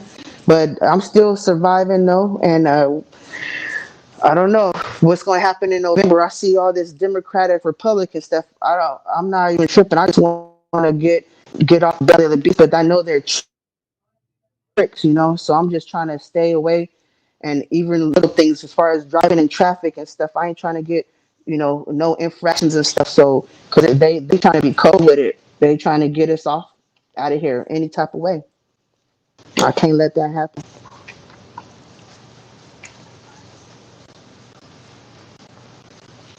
Yeah, as I was saying earlier, sharing the different testimony is just encouraging to, give you the ability to get a second win, to continue to fight the good fight, because they will try everything they can do to break you. And as long as you stay strong, and I'm thanking you guys for your testimony, because it's given me the courage to stay strong and keep fighting. So basically, we gotta keep doing what we're doing. We gotta give thanks to the Most High, and we have someone that have the understanding or the overstanding to guide us into the right path. And once we stick with that leadership, Mhm. everything is gonna be all right. Quoting my man Bob Marley. Yeah, that's yes, I believe that my the power of the battle is one is just of going through it and then teaching my daughters, just even my experience and teaching them and how I am with my daughters. But they're strong, but I just worry about them, the youth. You know what I mean? Because the tricks of the wicked man don't change, and they quick to get the youth. But as I'm getting, I'm 40 and as I'm 39, so a lot of these things when my mom, she says you get old too late and you get old too soon and wise too late type of thing. And that's what sometimes I feel like. But at the same time, yeah, I stay guided and my higher power is guiding me. And sometimes even when I feel like I'm defeated by them, like I could, I'm more, it's like I didn't lose, but in a sense I just feel like I did. I was weak. You know what I'm saying? Like I wish I would have did something different, but at the same time I think I made a choice to balance things out, to see where I'm at, to know my enemy and to know how to move with them the best that I can at that time, you know?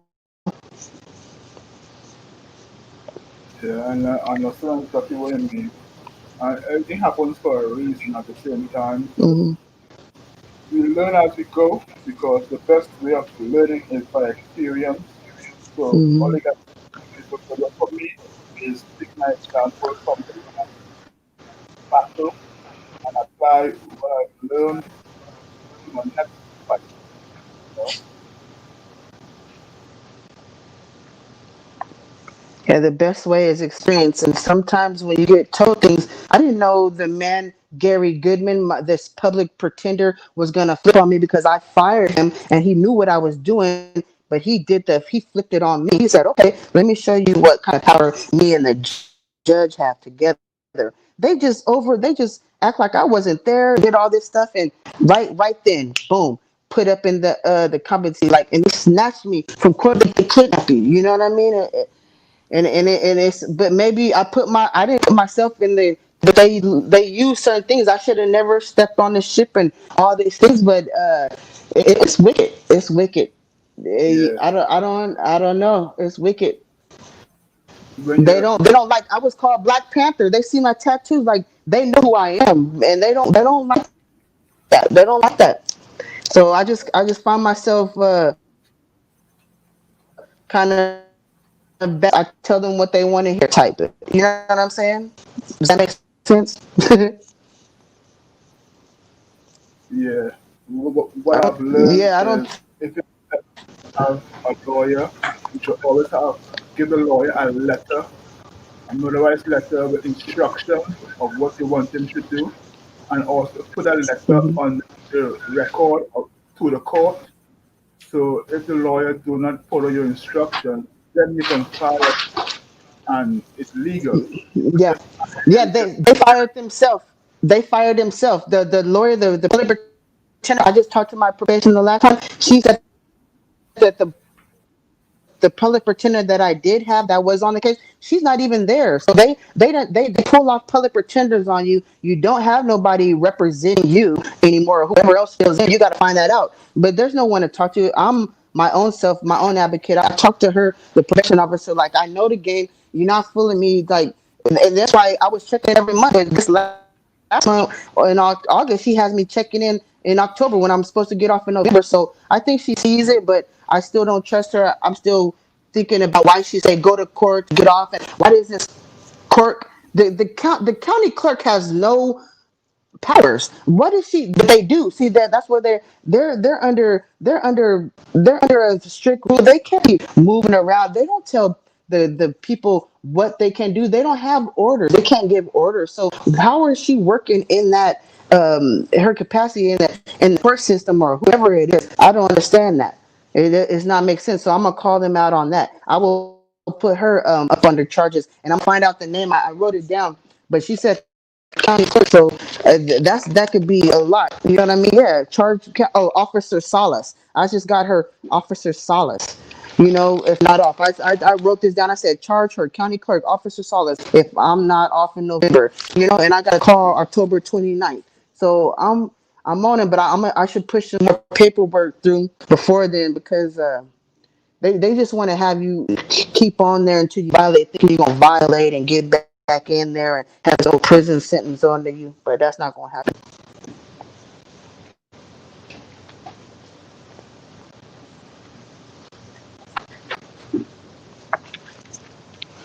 yeah, just gotta be careful in playing the game And Mhm. at the same time, what I'm learning is that affidavits, put everything in affidavits and do the administrative process. That's why my stuff went through because I put an affidavit. Even though they say it don't work, it must have worked in all the notarized, but they try to use it against you to like, oh, I wrote in there Yahweh, and they try to use that as a mental thing. Oh, you're talking craziness and try to break that down. And where do you, don't you know what I'm saying? That's what I said. And then they try to break down what you say and try to flip the words. It's all they cast a spell. They try to cast a spell on me. It don't work though. I didn't take none of their pills. I didn't take none of their spell or none of their indoctrination, like how they try to get you up in there. I wasn't on that. Mm-mm. So I came out and I'm still on my thing, but it's they put me off probation. Another felon. You know what I'm saying? But who cares? That still don't stop me. I'm still me. I'm not a felon. I'm not nothing like that. I'm I and I. I am who I say I am. So all that other stuff don't matter.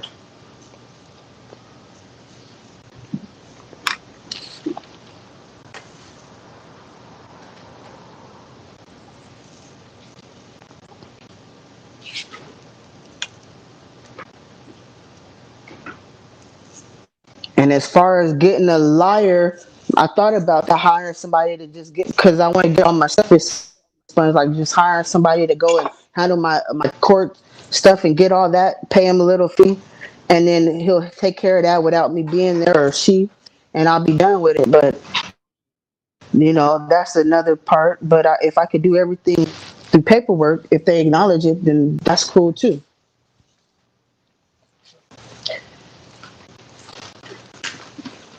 But they gotta acknowledge it. They want to know goals, and I can't believe my probation officer set goals for me. You know what I mean? They want you to set goals. They want to know what you do. I said I like to read. You know what I'm saying? I like to work. You know what I mean? Like, what? I'm trying to get off probation. That's what I'm trying to do. They want to get up in your head and stuff and know your every move. There, there's uh, there's some laws that I'm something I'm now researching myself, and it's 18 U.S. Code subsection 241, which is conspiracy against rights, and also 18 U.S. Code 242, deprivation of rights under color of law. So these are laws that I'm studying right now to apply because this is what they do and they are taking your rights away from you. And I don't see where I have to do anything they say that I have to do.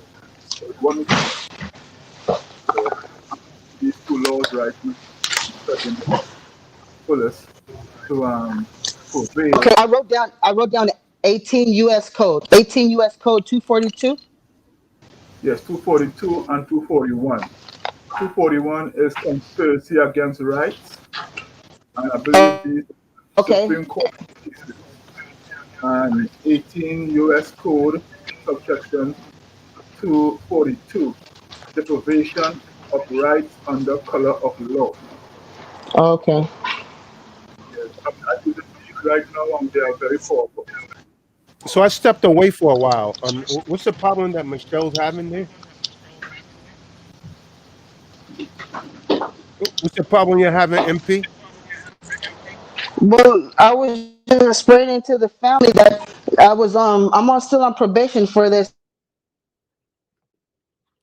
that court case, that 51. That's trying in possession of a gun. So, but anyways, they put me through that 5150 thing, but I passed it, and now I'm on probation. And I was telling the brothers that and sisters, I'm on probation, and the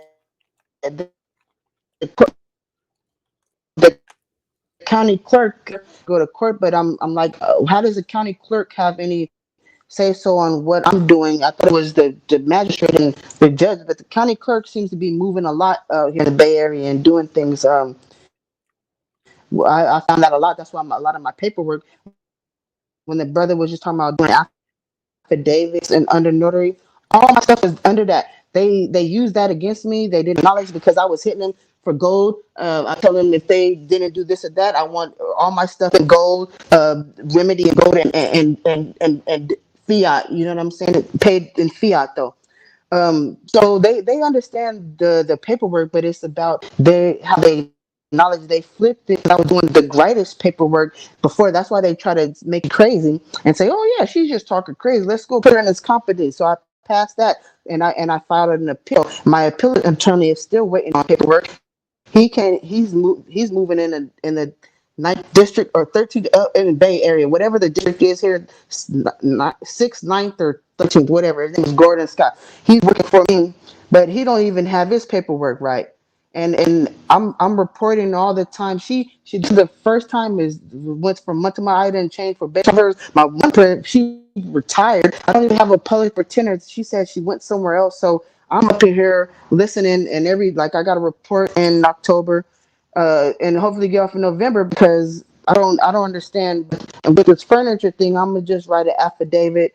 To me, accept for value because I don't owe them anything, bro. You gave me the possession is here. I paid you. It's not right, and you already got paid, and you did some willy nilly stuff. So that's pretty much what's going on with me. Just fighting in the be still and staying COVID 2019 free.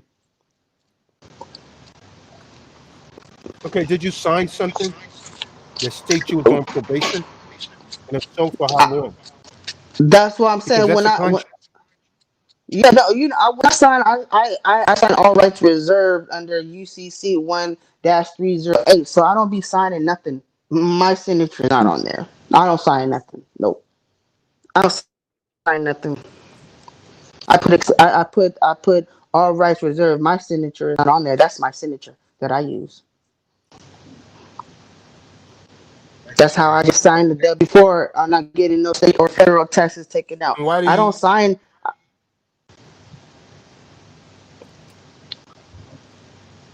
What's that?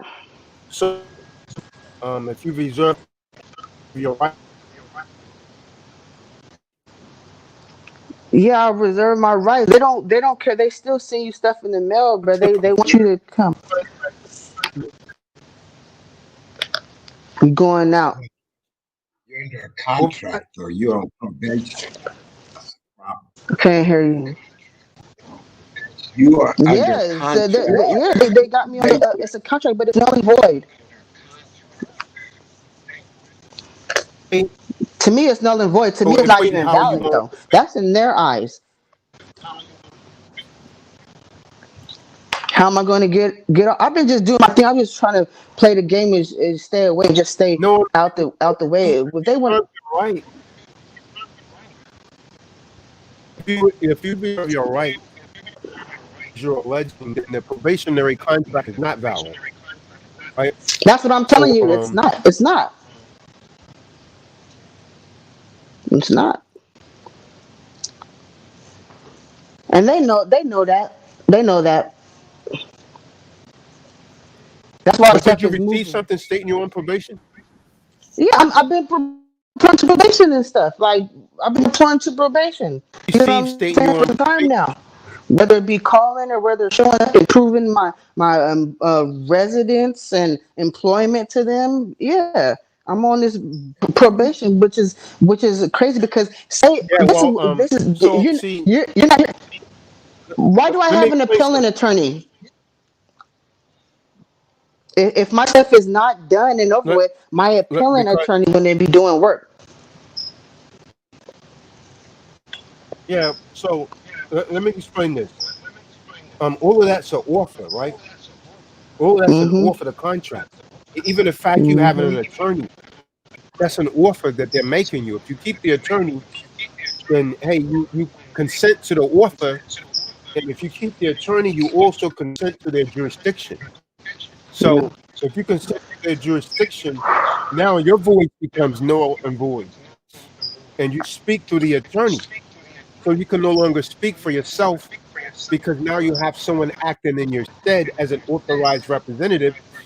Mm-hmm. Because by consenting to an attorney, you deem yourself an competent ward of the state. Mm-hmm. So now, for you to try to reserve your right, you can't be heard because you have someone that has to speak for you.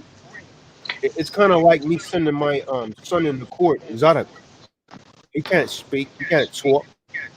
The only thing he's gonna say is dad, dad, dad, dad. They're gonna say something to him. He's gonna keep saying dad, dad. We're gonna give you 20 years, dad, dad. Okay, well, Roger that. He's not capable of speaking for himself. So now the authorized representative is going to speak for you, and he's not going to speak in your favor because he's an officer of the court.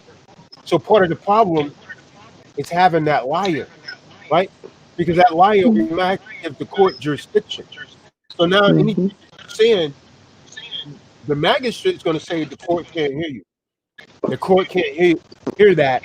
You have to speak through your attorney. And if I you say did, something, and that's the thing. I did speak to her. I made her very well. She was doing what I wanted her to do in the realm of what she wanted to do. We kind of struck a little compromise. Yeah, I did take on that attorney to get a plea, and I made her say things and do things and work for me. And that's what I'm telling you. I balance my fight with this enemy out to where I just call it a clean slate. And now I'm on doing. Yeah, I'm on probation, but I'm good. You know what I'm saying? I'm good as all far right, as that goes, but I ain't good. I see the yeah, you know, as long as you're good. But understand this: yeah. to plead, to plead means to beg. To plead Mhm. means to beg, to offer a prayer. And whoever you're begging to and offering a prayer to becomes your God. If you look at the word plea in law, it means to beg, to offer a prayer. That's why debtors give their prayer to the court, which essentially is giving the court authority over you. Someone look it up. Pure foot. What does it mean to plead in law? It means to beg. It is a prayer, to give a prayer. We only pray to the Most High, right? We only pray to God.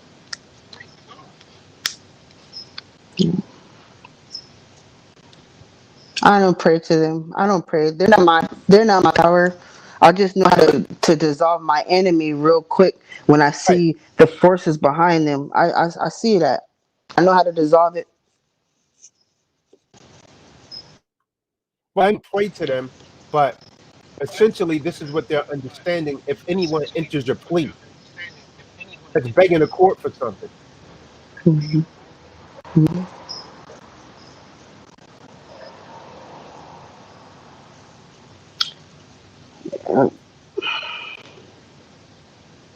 But I don't do. It's a factor of the time and fight and going to court. I was still work. I was still going to. I was still on my rat race, 9 to 5. They want you to miss court. They want you to show up every newspaper and all this different stuff. I don't. I just look at here. What you want? You want me to show you this paperwork? Here you go. What you okay? What you want? You want me to be on this? Okay, here. Bye, and I'm out. You know, I don't got time to be going back and forth with Satan.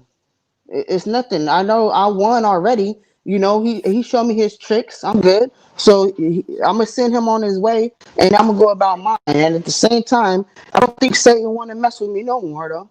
Not like that.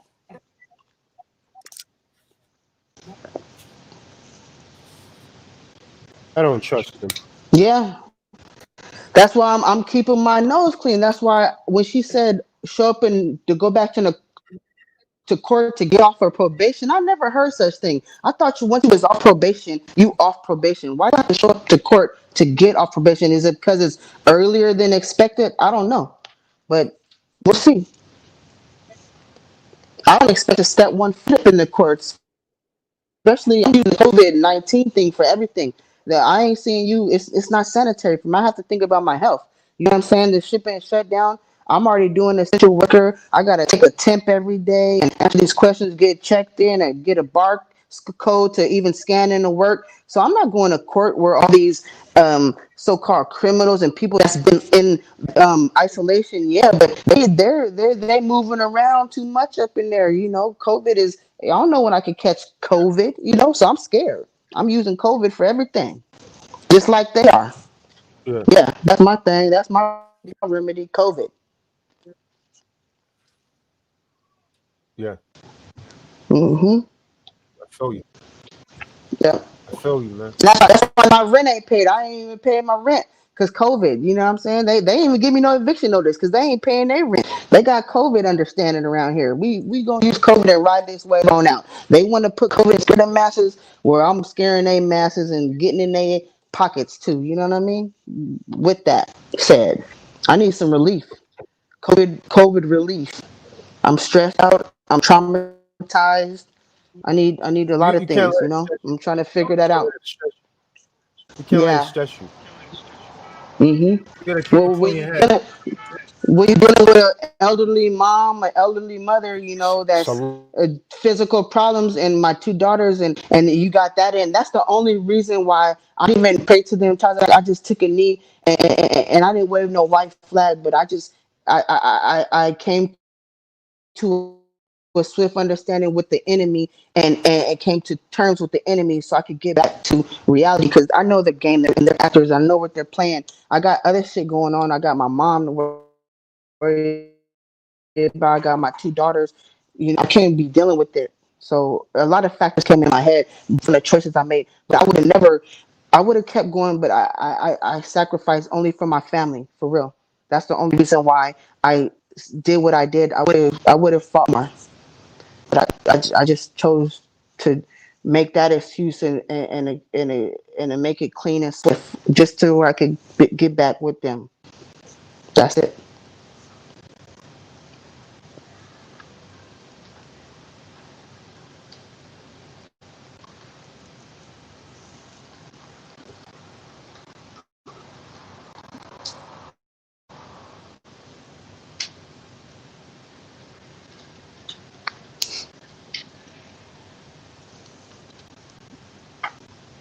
And I don't have no regrets. I think everything is for a reason.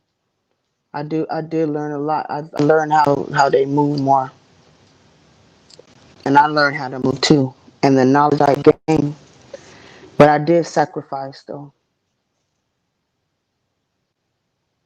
But that's what you got to do. Sometimes you got to sacrifice. If you don't if you're not willing to let things go, you won't learn nothing new.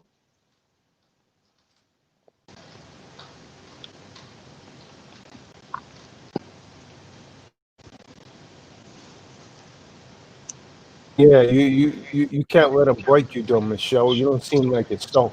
I know You everybody usually keeps on saying I'm sad. I look sad.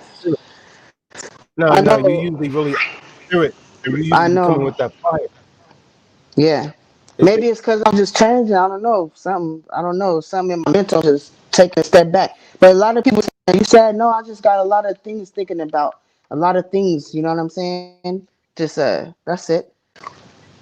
I you saw, got to man. learn to you got to learn to laugh some things off, right? Don't Hmm. take it too seriously, man, because this system is designed to break people. That's what they do. They want to indoctrinate Yeah. fear into people and break them down and make people submissive.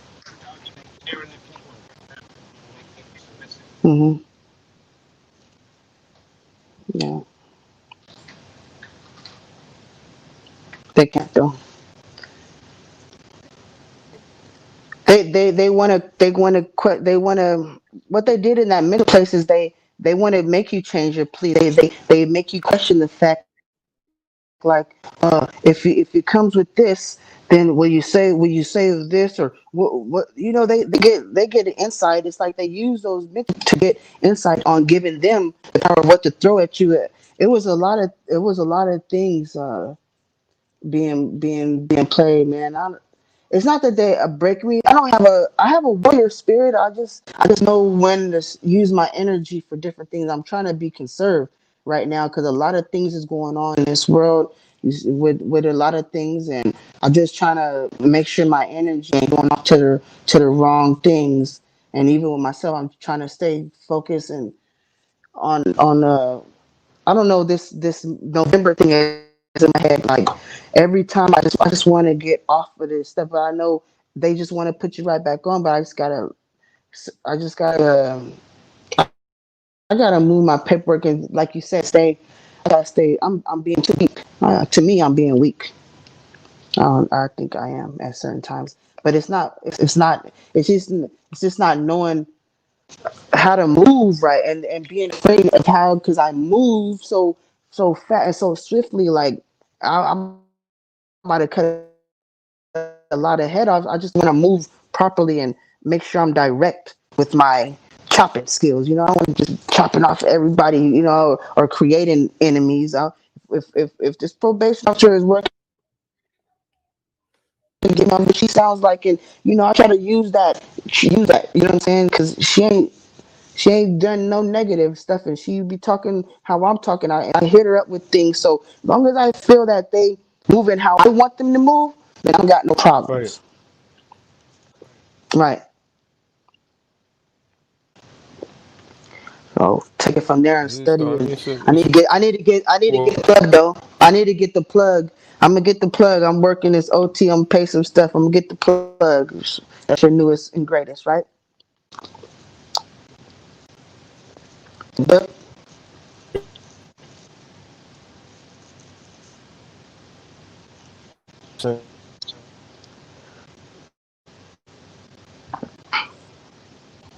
maybe some money can hear you.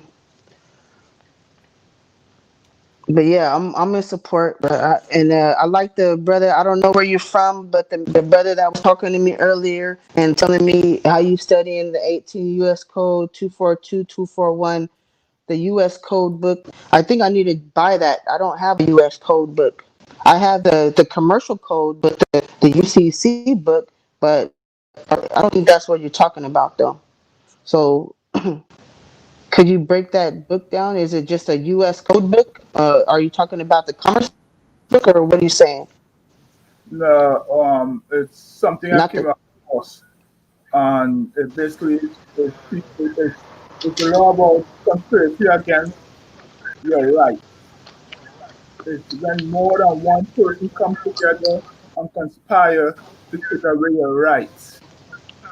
Basically, and we can put these laws in sentences that let them know that you are aware of what they are doing, and because Hmm. of that, they are no longer operating in their capacity. So they are no longer have immunity under the law, and they can be sued. That's all. So that's what I have learned so far because I'm still studying those two laws, Right. the statutes. My brother, is that under U.S. code? It's a U.S. code book. It's just U.S. code book. Um, I What normally the book called? it's not a book. I normally find stuff online because Oh, okay. one I law thought it was a book. it might be a book, but There's the UCC, the Uniform Commercial Code. There's a book. So obviously there must be a U.S. code book or something. You know these codes and statutes, but they could have it in a book form too. I want to get that. I, that book might be a huge book. There's a lot of codes. So Yeah. I just download online and I'm Right. PDF. You can get online, download it, and you can go through stuff as you need it. Yeah. Well, You know, I'm gonna use what you're saying, research and put some words together from the Most High, and I'll push the paperwork in September. I'll push that paperwork and get it affidavit and send it out and see what the response is. yeah, and try it out, see what happens. And Yeah. there's also a format. Remember, in the affidavit, notice the agent is, hold on, the exact wording. It's a wording you gotta use and give them 15 days. Notice to agent is notice to principal. Notice to principal is notice to agent.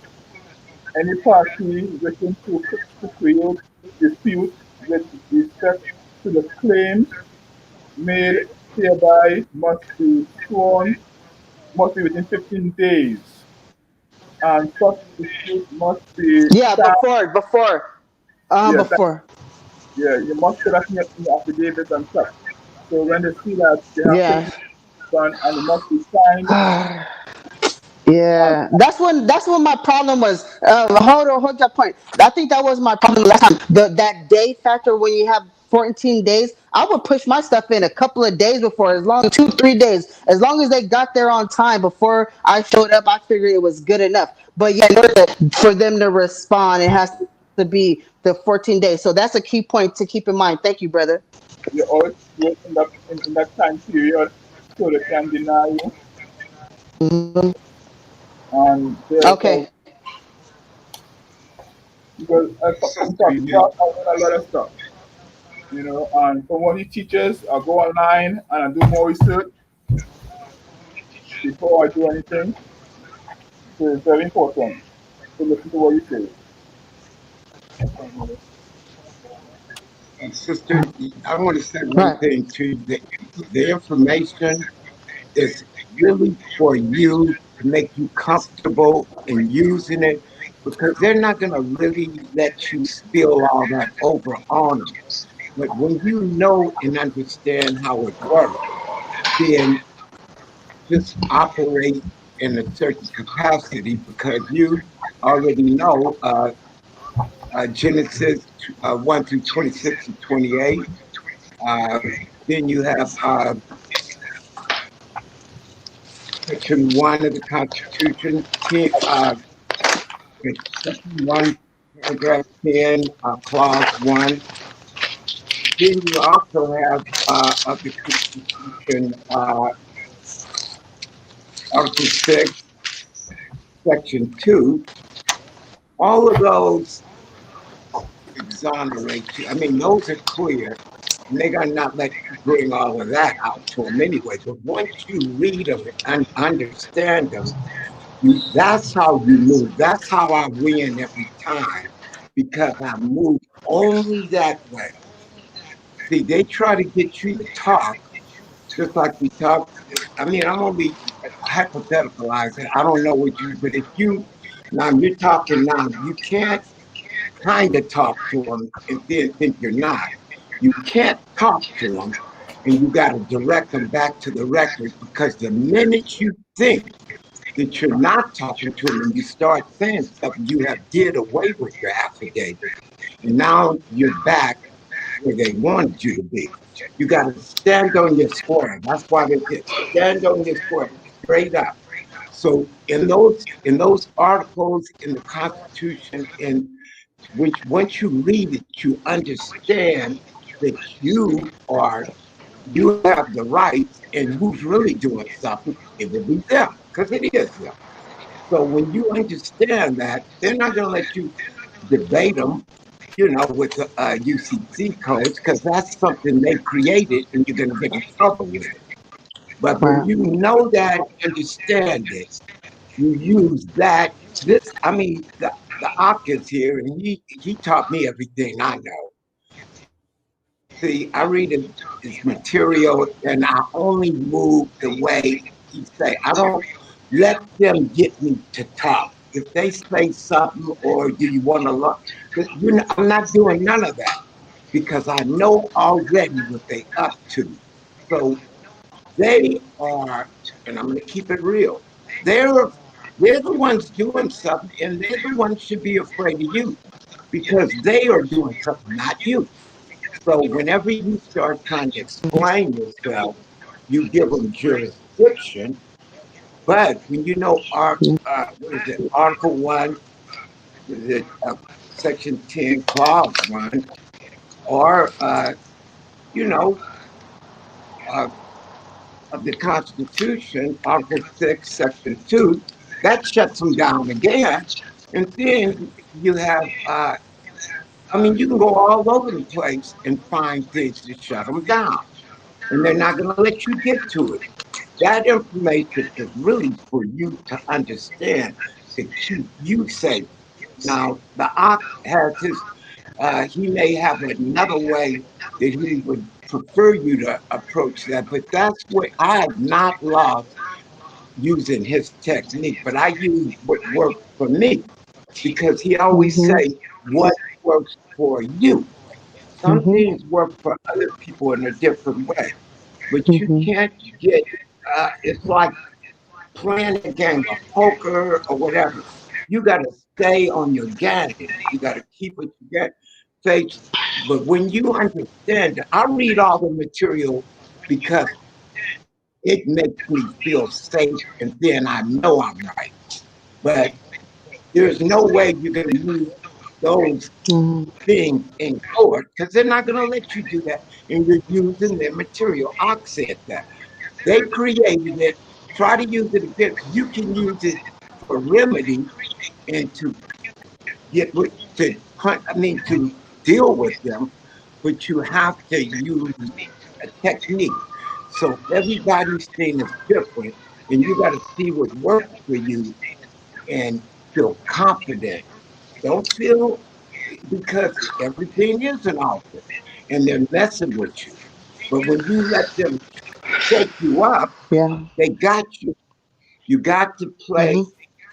silent and stern and Nigga sure of Scarefoot, take that yourself. damn cancer stick out, man. Nigga I'm Scarefoot, take that saying, damn cancer stick out, man. You're promoting bad habits. right, because I have gotten remedy about 4 or 5 times, and it's never not worked for me.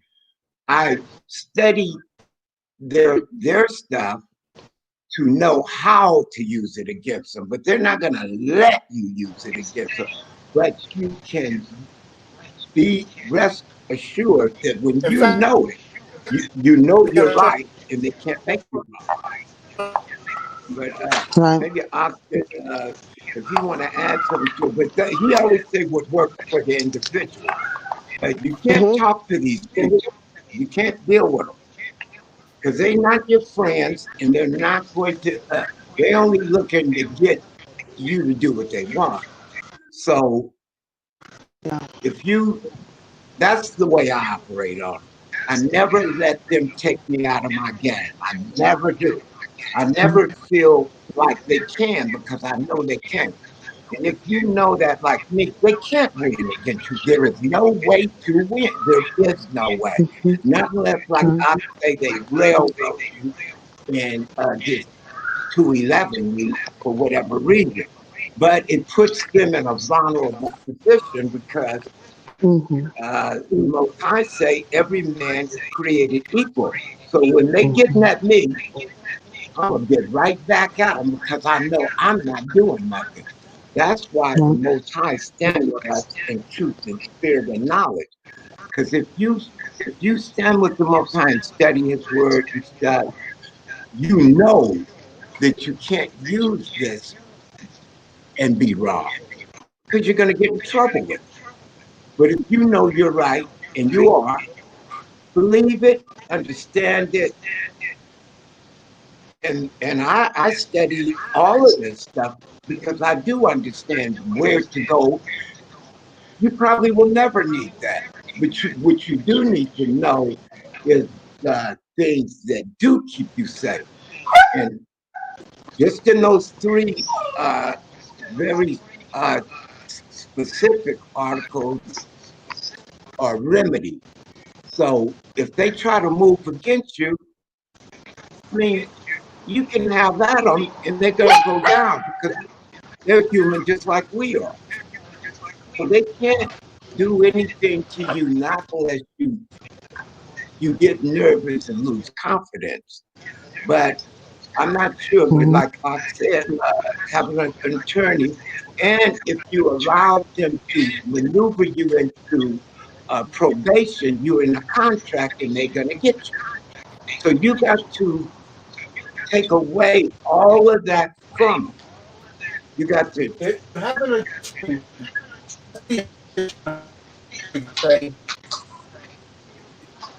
lose-lose situation.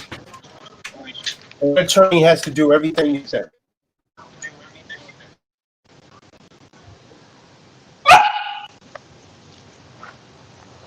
He's going in and out. Yeah. That's what works His for me. speech. There you go. And everybody does move different. But what works for you may not work for me. But when I study it, so I know I'm right. I know I am. And when you're right, no one can make you wrong. They can't. Because, like I say, you can't be part right. You can't, either you're right or you're not right at all. Right? And I Right. understand that they are not operating truthfully, honestly within the spirit.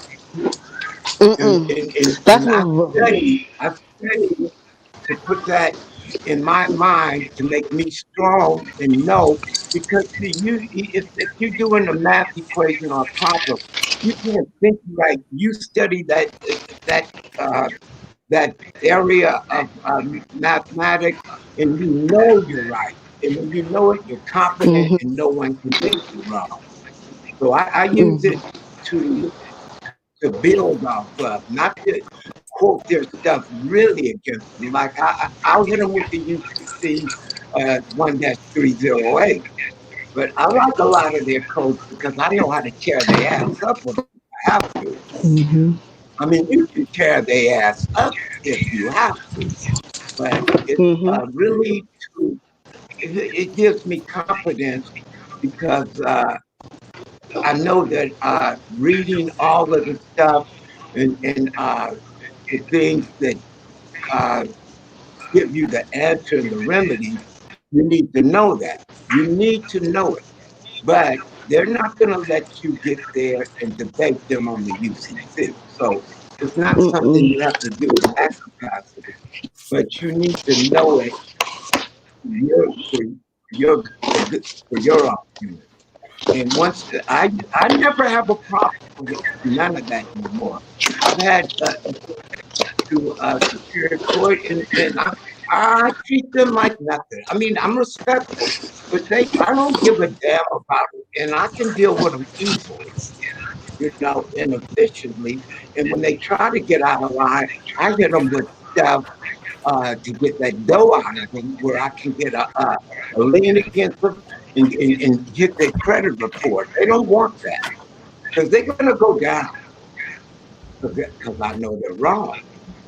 So the judges, the magistrates, they drop off the map when they know that you know what you're doing. They're gonna leave you the hell alone because you can get their credit report and they're gonna be uh, uh, upside down. But I just thought I'd drop that off to you. I mean, but that works for me, and I'm only saying what works for me, just giving you a spin off on how I deal with them. I deal with them with confidence. I never let them take me out by square, and I don't make concessions when I'm dealing with them. I don't talk to them. It's on the record. I'm not talking. It's on the record. And that's what's up. And if I see them moving in a wrong way, when I leave out of there, first thing I'm going to do is I'm going to hit them with something to wake them up in a real way. Because Mm-hmm. when you get the Ox books, look, there's a remedy All for right. every damn thing they do in there. I A got remedy it. for This is one I everything. read. This is a problem. This is the only one I've read from the front to the back so far, and I got a whole bunch of other ones. The other ones is like forums and different things, but this is my go. This is like my Bible. Like I love this book right here. I love the other ones, but I really love this one. I need to get into the other ones more, but I can read this one over and over again, back to back. And I find myself going in and out of this when I was dealing with my thing. So that's why you see the duct tape on it because I done tore the pages off. I was flipping so much, but I love this book. The infliction of commerce, contract equal law equal contract. So, And you're gonna it's a lot of material in that, and and once you get it's rich affidavits, stopos, what is that? Oh, this is this is one of my favorite tactics. Is when you give them a specific uh, of affidavit of specific agreement on 10 points. I gave a section free one time. That tears their ass up. Because I'm gonna tell you right now, just like I say, if they miss one, they may as well not answer a damn thing.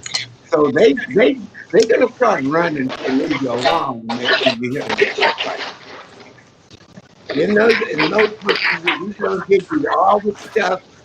It's up to you to build the confidence, and in there you hmm got everything you need, and you can make your own adjustments to the stuff in the hmm books. To help you out. hmm I like that because it makes them mean it to you.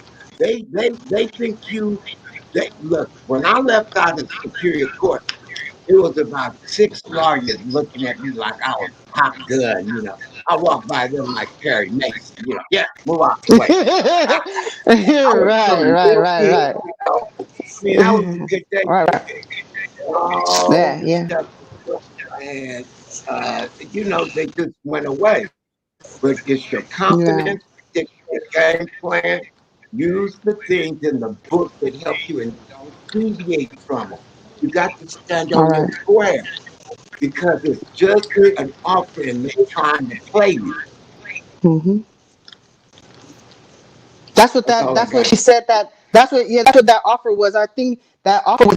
Oh, the court. I said, "Who's your boss?" Because she said somebody, but that was the court person. So that was an offer if I accept. So I'm not accepting it. When I talk to her in October and all this thing, I'm gonna be pushing more paperwork. But thank you for your insight and the divine wisdom. And yeah, I need a. You just pushing it factor and Yahweh telling me to open up them other books from Him.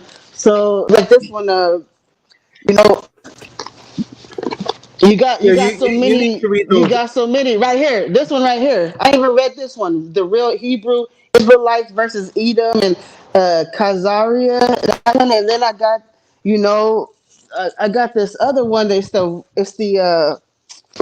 one. I always put it when I this is my court backpack. I always carry this when I go to court, right? So I always got Taza Doc's books up in here. Right here, this one right here. The legal. I got the legal wires right here, but the what's that red book that you have with the all Red pill, white the different knowledge. forms in there? Yes, I think yes, you yes, breaking up yes. for a minute. Sounds like yes, sir. You Yeah, got I all the love right that book too. material. You know, you She got she all she the needs to right read that Yeah, material. commercial warfare. yeah. I She need to pull it out. You know, she needs to read commercial warfare and the inviolable man. I don't got that one. I Oh, don't think then. The you commercial would, warfare and abominable man. The commercial warfare and an abominable man. The what man? No, the inviolable man. The inviolable man. Um, Inviolable but if you got man. the plug, you don't need the inviolable man because that has the inviolable man in it. Okay. And can you spell that? Because you know your New York accent is thick. Invaluable man, invaluable what? Can someone hold up that Spell book it. for her? So someone on Invaluable court man? have that book, the inviolable man. Yeah. Inviolable. Inviolable. What's inviolable mean? I don't understand inviolable. What's that mean? Inviolable mean. What's the inviolable man mean? What's the inviolable? What's inviolable mean? Then anybody hear the question? Can answer? and, No, I don't know what that word means. Inviolable man. What is that? you can't hear me. I can hear you. I can say, Can can you hear? Yeah, you hear me guys hear much? you go. I can hear you.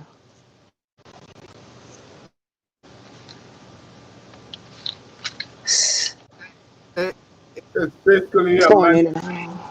It's basically a man that cannot be wrong.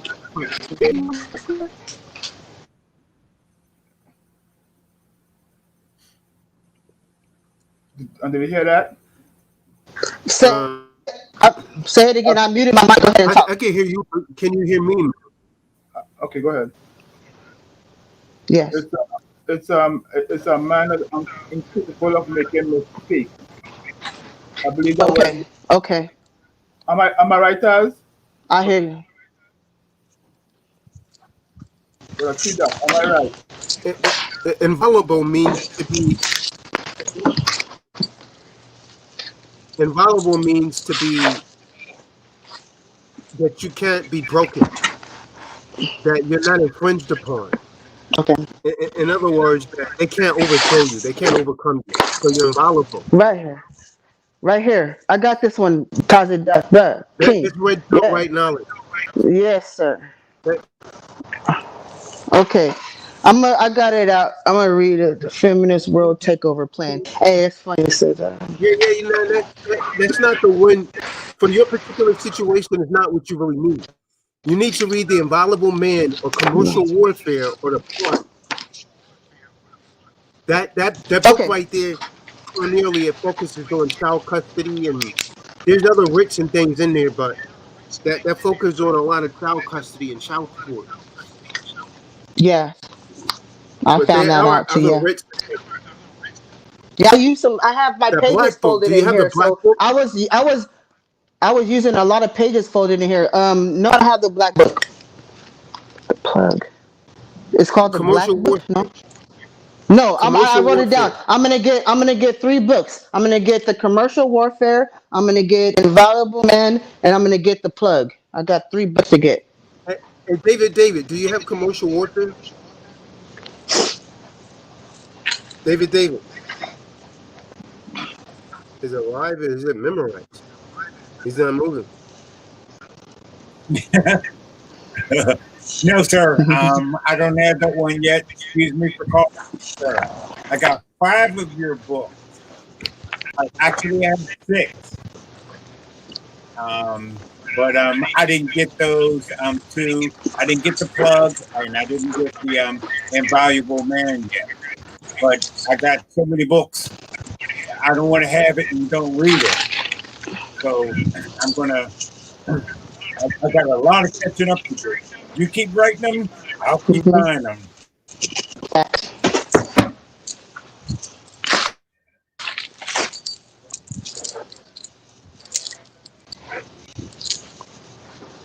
So the commercial warfare and the Invaluable Man came out before the plug. I don't think I was familiar with um, the Invaluable Man too much in commercial warfare. I don't think. Was that before the plug came out? Maybe I was locked up during that time.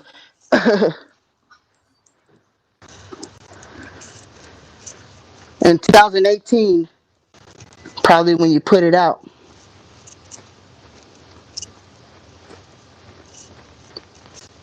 You hear me, King Taza Dot?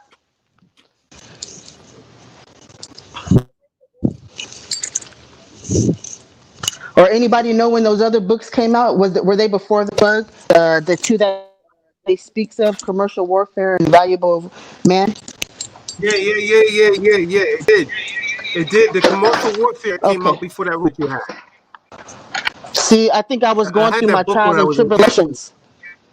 Yeah, I was going Yeah. through my trials and tribulations. You probably came out with it 2018 or so, and I was No, no, no, no, no, no. incarcerated or something. No, it came out before the red book that you have. Mm-hmm. Yeah, the red book I that you was I had was came awake out for a little after it. bit. Okay, that's what I'm I saying. had that That book they when you was came at out the before the seminar red in pill. Cali. I was the I the had the that book when commercial you was at the seminar in Cali. Yeah, the red pill right knowledge. I think I bought it there. I think I took a picture with it. Yeah, Yeah, yeah. but I didn't get the other 2 though. I must have been away to not hear the other 2, but I'm gonna definitely get it. And the plug was on my mind. I've been wanting that, but I wasn't aware of the other 2. So yeah. And I don't mind the feminists. You said it's a lot to do with helping the brothers or different child support things, but I find myself liking that red pill right knowledge and the different going through the different books and the documents in there are worthwhile. It's a lot of UCC stuff. I flip through it. I like it. You could use some stuff in Well, there's there a lot too. of stuff in there. There's a lot of stuff in that red pill is good. Oh yeah, But yeah. I was going in on those weak ass simp men. I was going in on them. Mhm. Them damn simp men and those Amazon women that take control of it. Yeah, if you Right. bitch made, that book is not for you. Right. Shalaki. Do have uh, commercial warfare, and I do have the Avoidable Man. I just haven't read them Oh. yet because I got them all together. So Yes, I have the weapons that you have given me. I just have to work my way through them. That's a lot of reading and try to keep up with the camp If you read those as books well, and times, this plus stuff do becomes second whatever. nature. If you read those books a couple times, this stuff becomes second nature. You just automatically know what to think. Your mind just goes in the right place when you familiarize yourself with this information so much. You just know what to do, man. Something comes up, you just automatically know what. And if you have to do it, you got the material in the books to reflect back on. That's the good thing about it. That you know it, then you got the written affidavits and all the estoppels, all everything to back yourself up. And then I mean, it's a complete deal. So you're not left hanging. You can get it done big time.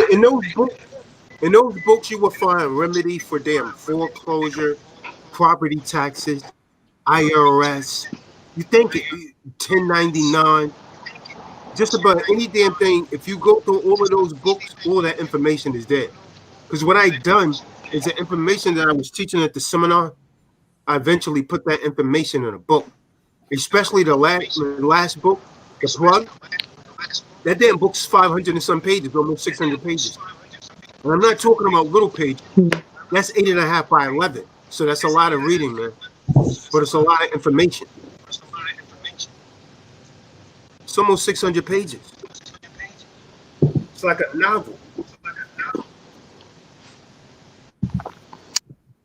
And it's new information. It's not like old stuff being regurgitated. It's new stuff put together in a different format. Yeah. Yeah. I mean, every book is different. You see it there? Every book has more information, like something totally different. Because that will kind of defeat the purpose of putting the same thing, redundancy. It's kind of like a level of development. When I wrote those books, as my learning increased, I put more information in those books.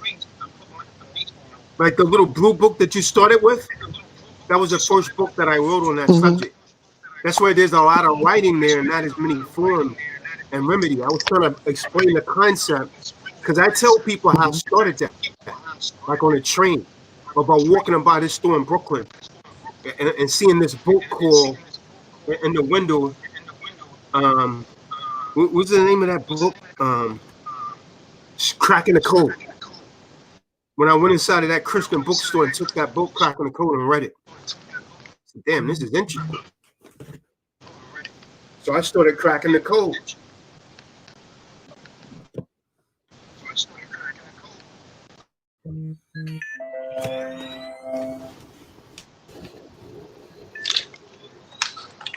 They can't. What you got, man?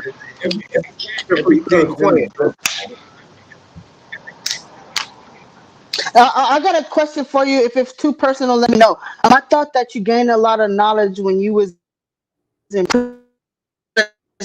Did that not happen? Did you learn all this while you was out, or did you gain this knowledge when you was in prison, or a little bit of both? Who, me? Me? Yeah. Yeah. No, I never been locked up in physical prison or anything like that.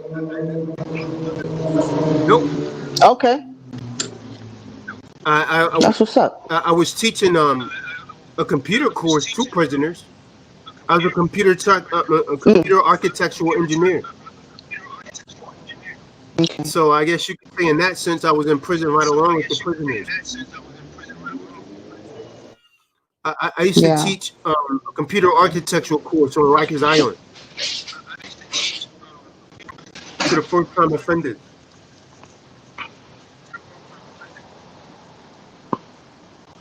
You was locked up, man. Tell the truth, man. Hey, why you gonna bust him out? I'm gonna say sorry. I don't know. That's what he said.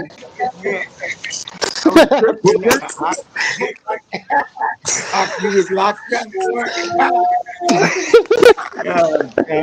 I can't hear, man. It's really bumping up. You was doing big time, huh?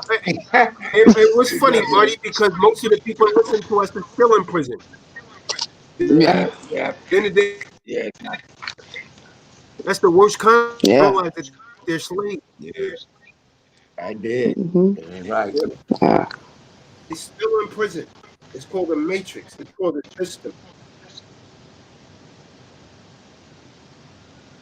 So hardy ha ha ha ha ha ha.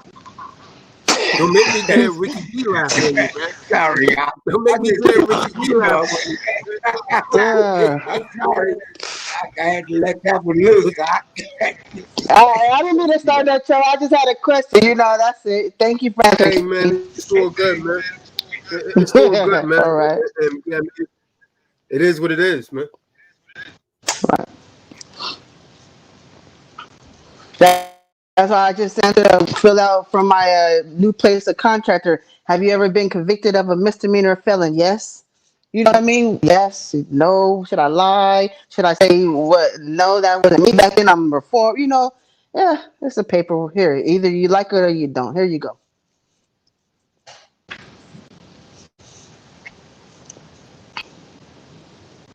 That's dope. Still in order.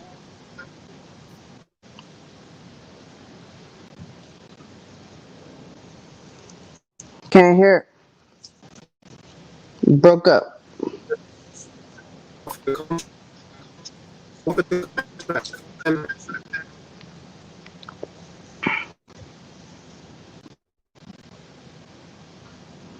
Can't testify against the amendment. Spouse testify If against you.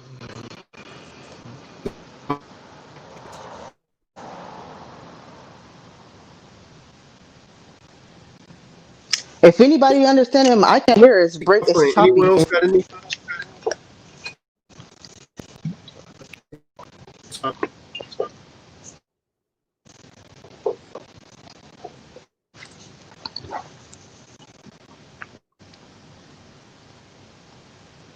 Well, how you gonna be writing another book to deal with them trying to come in and give you vaccines and stuff and all this who and whatnot, What, these alphabet gangs and doing all this? You gonna be writing a book on the that's it. medical That's in side the of things? environment. That's in the plug. That's in the plug. How to avoid vaccines. What to do. Okay, okay. That's what's up. Thank you. That's good knowledge right there on the mental and this medical warfare side. Because they have studies. They're trying to attack the studies on the non-gay men, and they want to. They know they're attacking the males. You know what I mean, making them dumb down. But it's all science. They study this stuff and through monkeys and all this stuff. With the Right. drugs and everything. So yeah. Yep. And sleep deprivation, lights. That's why they keep the lights on when you're in jail. Different tactics that they use. Is all that in the plug too? Yeah, I mean, it's the plug, man. You know the streets, Michelle. right, It's the plug, right, man. right, right, right, You know how right. cats, yo, I got the plug, man. I got Right. the plug. A nigga put the plug right in his hand, but it's useless. Because in order to plug it in, he got to read it, and he's not going to do that. So, yo, can you put that in a video? Then you put it in the video. So, yo, man, you got too many damn videos. Can't win, man. Can't win.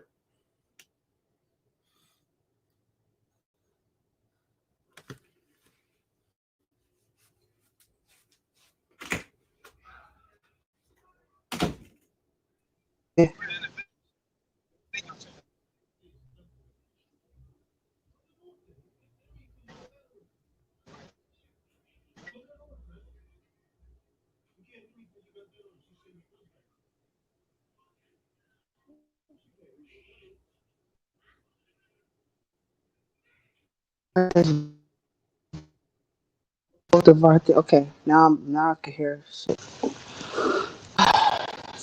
iPhones, man. All right, whatever you said, my stuff. They want me to hear whatever you said because I went out. No, I hear it, but I missed that. But yeah, the plug is the plug. I hear you. Don't and I'm an electrician and I know about them streets and I'm not gonna use my own get high my own supply, but I need to do something. I am the plug. You dig?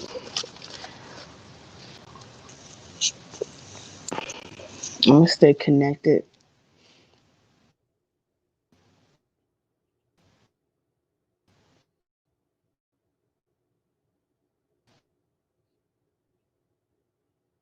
Jew or am I Hebrew? Or am I both a Hebrew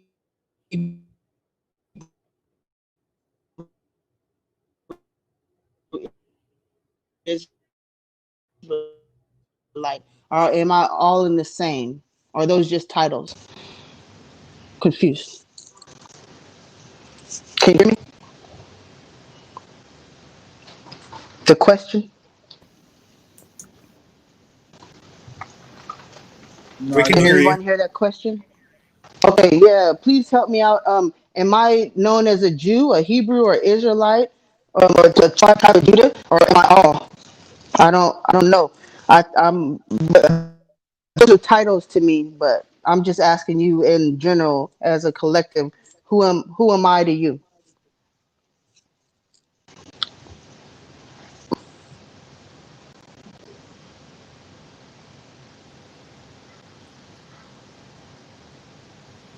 I'll try it.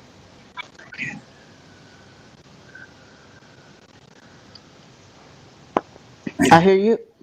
Okay, so okay, so you are not an ish. You're not Jewish. You're No, not black-ish. You're not a right, color. right. Mm-hmm. You are I understand that. what's on the inside of you. Okay, you are what's on the inside of you.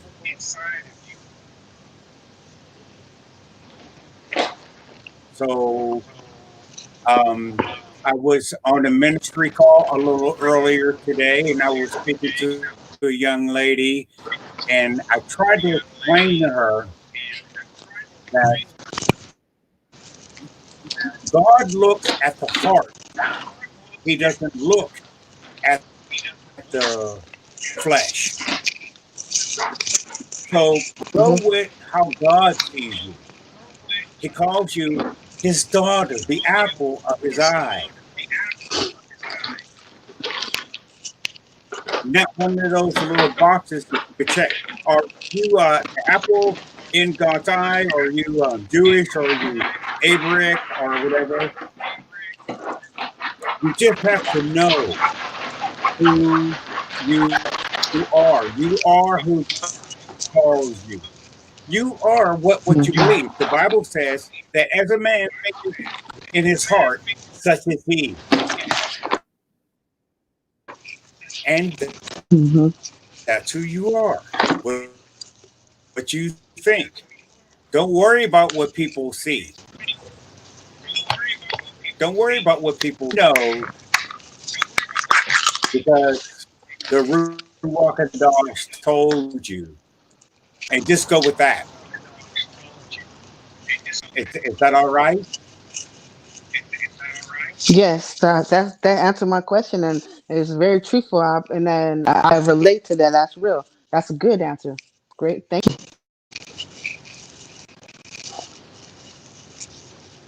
Thank you. Blessing.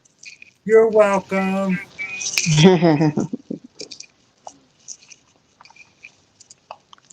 Yeah, I don't want to get caught in titles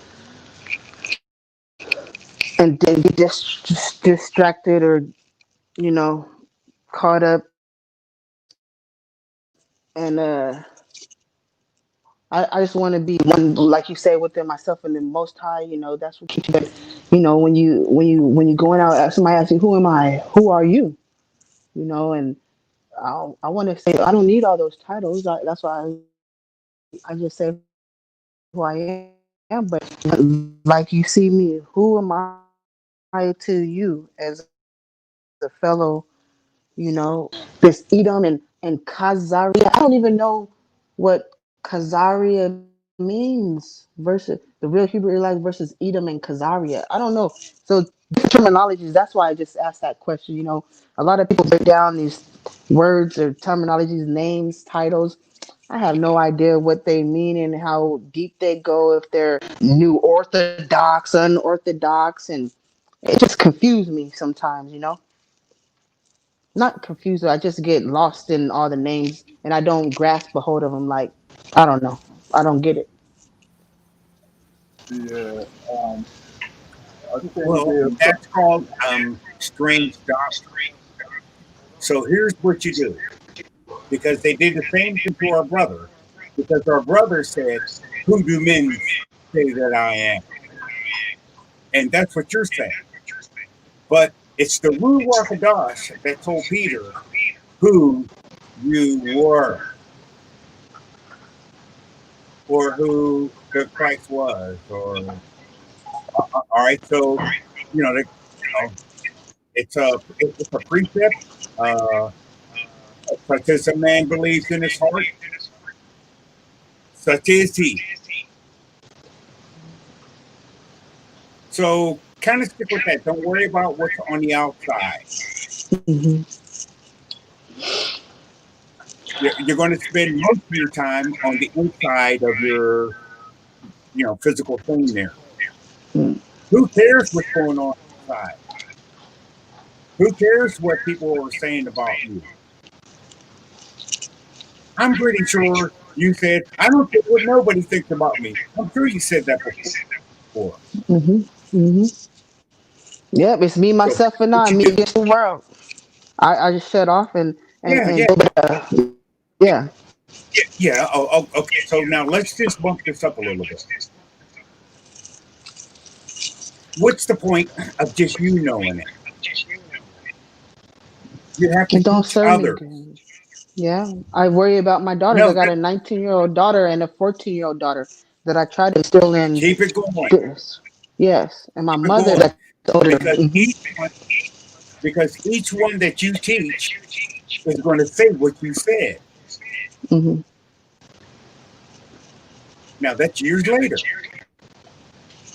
Very much so. Me and And my then daughters, they're they going to say, cling to my mother. "Yes, yeah, Yeah. yeah, yeah." See how it works? Yeah. See how it works? Hmm. You're, you're in a good spot. Um, don't worry. Just learn. And anything that the Ruach Hadosh don't like, he'll take away from you.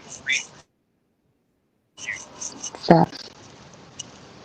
Okay, if there's any control in your life at all, Hmm. you don't have any control over it. No, I'm learning that, and that's scary. That's the crazy part. I don't have no control over it, but I try to control it. I try to control what I can, but some things I can't control, man. They just happen like that. Uh-uh. Good luck with that, because we're old enough to have learned that. Now, at your age, if you're paying attention to that lesson, you're you're you're just you're just out there. You're being used. You just have to use the. Hmm.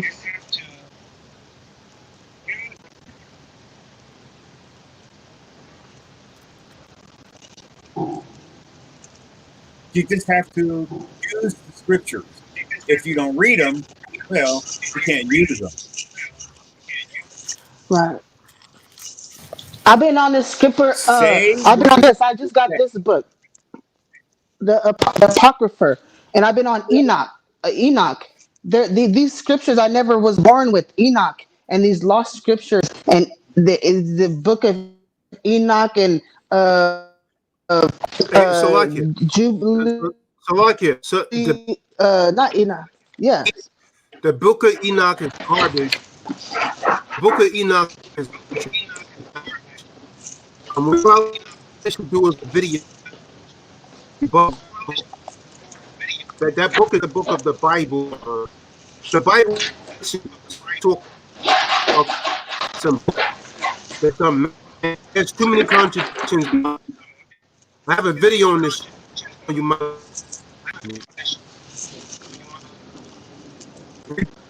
made up and not authentic. Wow.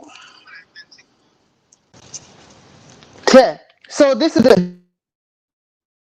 you saying all this is bullshit? Yeah, I understand that, but these are supposed to be the lost books or something like. Just like.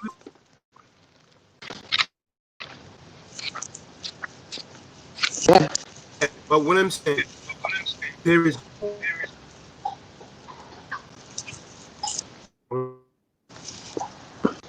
when probably like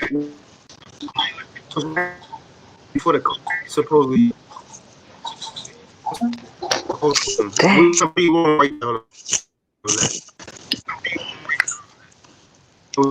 do you say? What do you say? He's breaking up. Somebody say. Oh, But all right. why do you say Enoch? Enoch is. What about the King James Version Bible? What Bible is right? Yeah, you were breaking up. But I think I heard he said Enoch is full of bullshit. Yeah, but what about the King James Version Bible? What Bible should I be studying? You said the brother said Genesis Enoch 1 is not a Bible. 26. Yeah, yeah. No, it's a book. It's a book. But King James Version ain't a Bible. What Bible am I? Where the Bible? Where the real Bible at? King James. I don't know. King James is a Bible. It is. Yeah, King James is a version of the Bible. King James. That's a revision. It's revised. It's too many people talking at once, right? I'm trying to answer a question here. King James is not a revision. King James is the only version of the Bible that was interpreted from the original Hebrew. There's no other Bible that was interpreted from the original Hebrew. All of these other Bibles, they came out of Latin or some other language. They did not come out of the original Hebrew. Now, the book of Enoch, that's a damn fabricated story. If you're going to read the book of Enoch, you may as well go and read a damn DC comic book or a Marvel comic book. That's what that's akin to. That book is not authenticated. All right, I hear you. That's what a lot of these people are around here. And what I was telling you is I done a video breakdown on that a few months ago.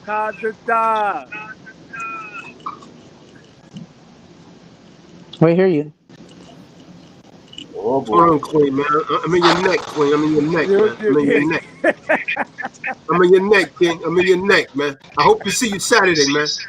I'm gonna be in your neck, man. Jeez. I hope Saturday, man. I'm gonna be in your neck, King. Why you was in my neighborhood, man? Yo, I'm in your neck, King. You gotta check neck, man. You gotta check in.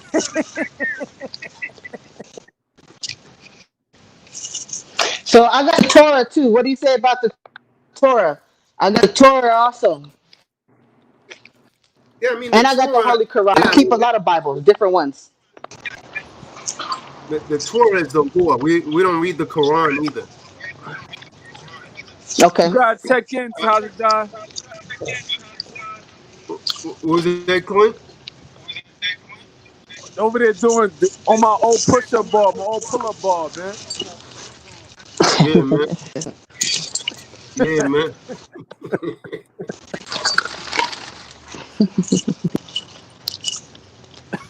Wow. That's real money right there. Yeah. So you saying just because it was the King James version was from Hebrew translated to English, you say because it came from Hebrew, but it was by the king, you saying that's the real? They didn't change things out. Anything that man made, they switch up. That wasn't written by King James. Oh, okay, what happened he then? Authorized the interpreters to interpret it. Okay. That's why it's called the Authorized King James Version. when you start to get into the book of Enoch, you talk about giants having sex with women. That's all fabricated stories. That's cartoon stuff. Michael, the archangel, the Michael. There's different levels to the heaven. You don't agree with or Nah, you different gotta go realms. and I don't listen know. to my I ain't read video. the whole thing. I ain't read it. Yeah, Yeah, yeah. I was you gotta looking. go and listen to my video. Go watch the video on that. I've done a video on that. Like I brought out so many contradictions in that book. The best thing you could do with the book of Enoch is throw up some nasty vomit on it and then throw it in the damn incinerator. Throw it in an incinerator. That book is not real. It's fabricated stories. Why do you think people like to pull from that? Because they see. Why do you think people like They to can't put these prove. Maccabees or They can't. Jasper just lost Daniel? The book of Yeah. What Jasper is is it? not an authentic book of Jasper. That's not the authentic book of Sirach, Jasper. Another fabricated story. Judah. Those are not the ancient books. Somebody got an echo. I don't know. I don't hear no echo, but yeah. Yeah, I echo also. Hey, clean. I Not hope to me. see You don't hear nothing when I'm talking, right? I hope to see you Saturday, clean. We're in your neck, man. We're in your neck, man. I'm gonna have to come downtown to Mount Sinai, man. We're in your neck, man. I'm gonna come down to Mount Sinai and start doing push-ups, Hey, man, in front of the building, man. What? Man, you need to pass to so get in my I got park, man. another question. You gotta do at least 100 dips, man. In 30 minutes, man. Hey, people laugh at It's doing easy, man. 100. He said you're doing 100 pull-ups. They laugh at 100. That's nothing. But dips, I don't know. That's going up. As That's going up, back and forth. Israel said they do it, man. You said what? Yeah, Michelle, that echo is coming from you.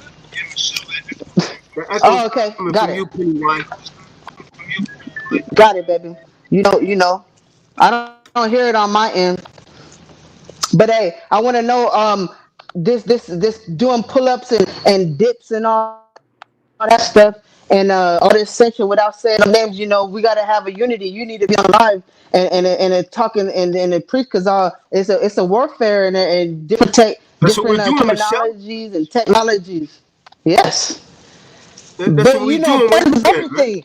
Presence is everything. Presence is everything. When I see certain other things, like damn, bro, what? Like damn, man. I mean, action is a lot too. You gotta have that action, bro. I be seeing a lot of action, like.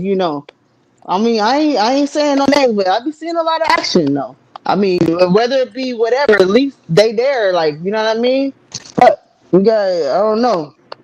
That's why I'm not picking and choosing or nothing. I just want it to be all good. I think that it just drawing more person than like you just said, like we different beliefs. I think it just takes us away from this. I don't know, but I don't want it to be divided by that. Because like you just said, is when I look at the Enoch, it's published by Covent Press, 2018, a Covenant Christian Coalition. I'm not Christian. I'm not Christian. I don't serve no white Jesus, no Christ, and no slave boat type of master. Let Yahweh, me ask you Yeshua, this, and Michelle. Let me ask you one thing. yeah. Let me ask you one thing. What's up? Let me ask you something. When you read the book of Uh, Enoch, it tells you there was giants in their tallest mountains that had sex with women. Do you hmm believe that? Well, Daniel, the book of Daniel said Daniel swore this giant. He was Nah, fighting a giant and hit him with a Nah, stone. So it's the nah, same nah, nah, type of nah, same nah, story. not even It's the nah. close. same story. Not even Michelle, It's the close. same Michelle, story. listen to me. Come on, No, man. it's His not. his But No, his it's yeah. his not. his penis had to All be right. micro sized in order No, to fit in a that's not woman the if same he's story. mountain size. Like that don't make any sense. That's not the same story. Not even It's close. not the same story. I said it was similar. The Giants and the big, No, it's not. it's still in. Well, No, it's not. What damn man is tall as a mountain? How the hell are you gonna have sex with a woman? Exactly. That don't even we make What see kind these of sense. woman you NBA having sex players, with? Well, how What do you kind of take woman flesh? you How having can you sex with, take man? certain? If How he, how can how can you if take he, how can you take how can you take if he's certain as things like a tall as a flood? damn mountain, Yeah. Look at Hey, the listen, Andre the man. Giant. It's Andre not the even worth Giant, the going into. wrestler. You need to go and watch my video on No. that, man. He's All seven right. I'm feet just tall. saying. This is jumping That's not shit, a man. mountain. That's not a Well, they mountain. say the 7 feet. black man, your penis is like this compared to the white man Yeah, is but it like can this. still So fit in you a know, woman. It can still Yeah, but it can still fit in a woman though, not as yeah. a would You trivializing this, mountain-sized man. man. You trivializing this. I think this is greater. You think that this shell of a body and what we're talking about, it's an energy form. I think it's different energies, and yeah, I could believe that the mass flood and all these stories that's in the Bible.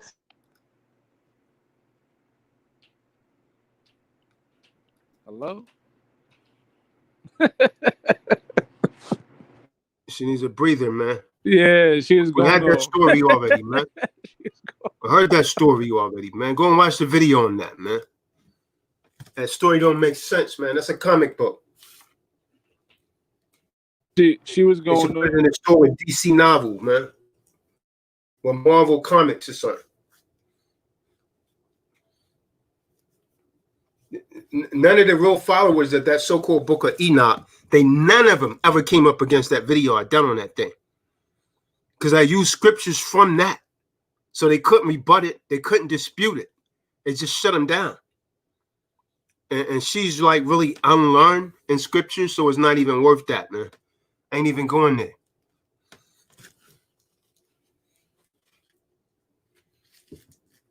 So if no one has anything else, man, we've been on here for 6 hours and 10 minutes, man. So I guess we could bring it to an end, Marty. I'll see you Saturday, Clean. I'll see you Saturday, man. I'm in your neck, man. Shalom, brother. Shalom. Hey, you got anything else, Marty? Shalom. No, shalom, brothers. See you later. See you Saturday, Clean. We in your neck, man. We in your neck, King. We in your neck, Clean like Leonard.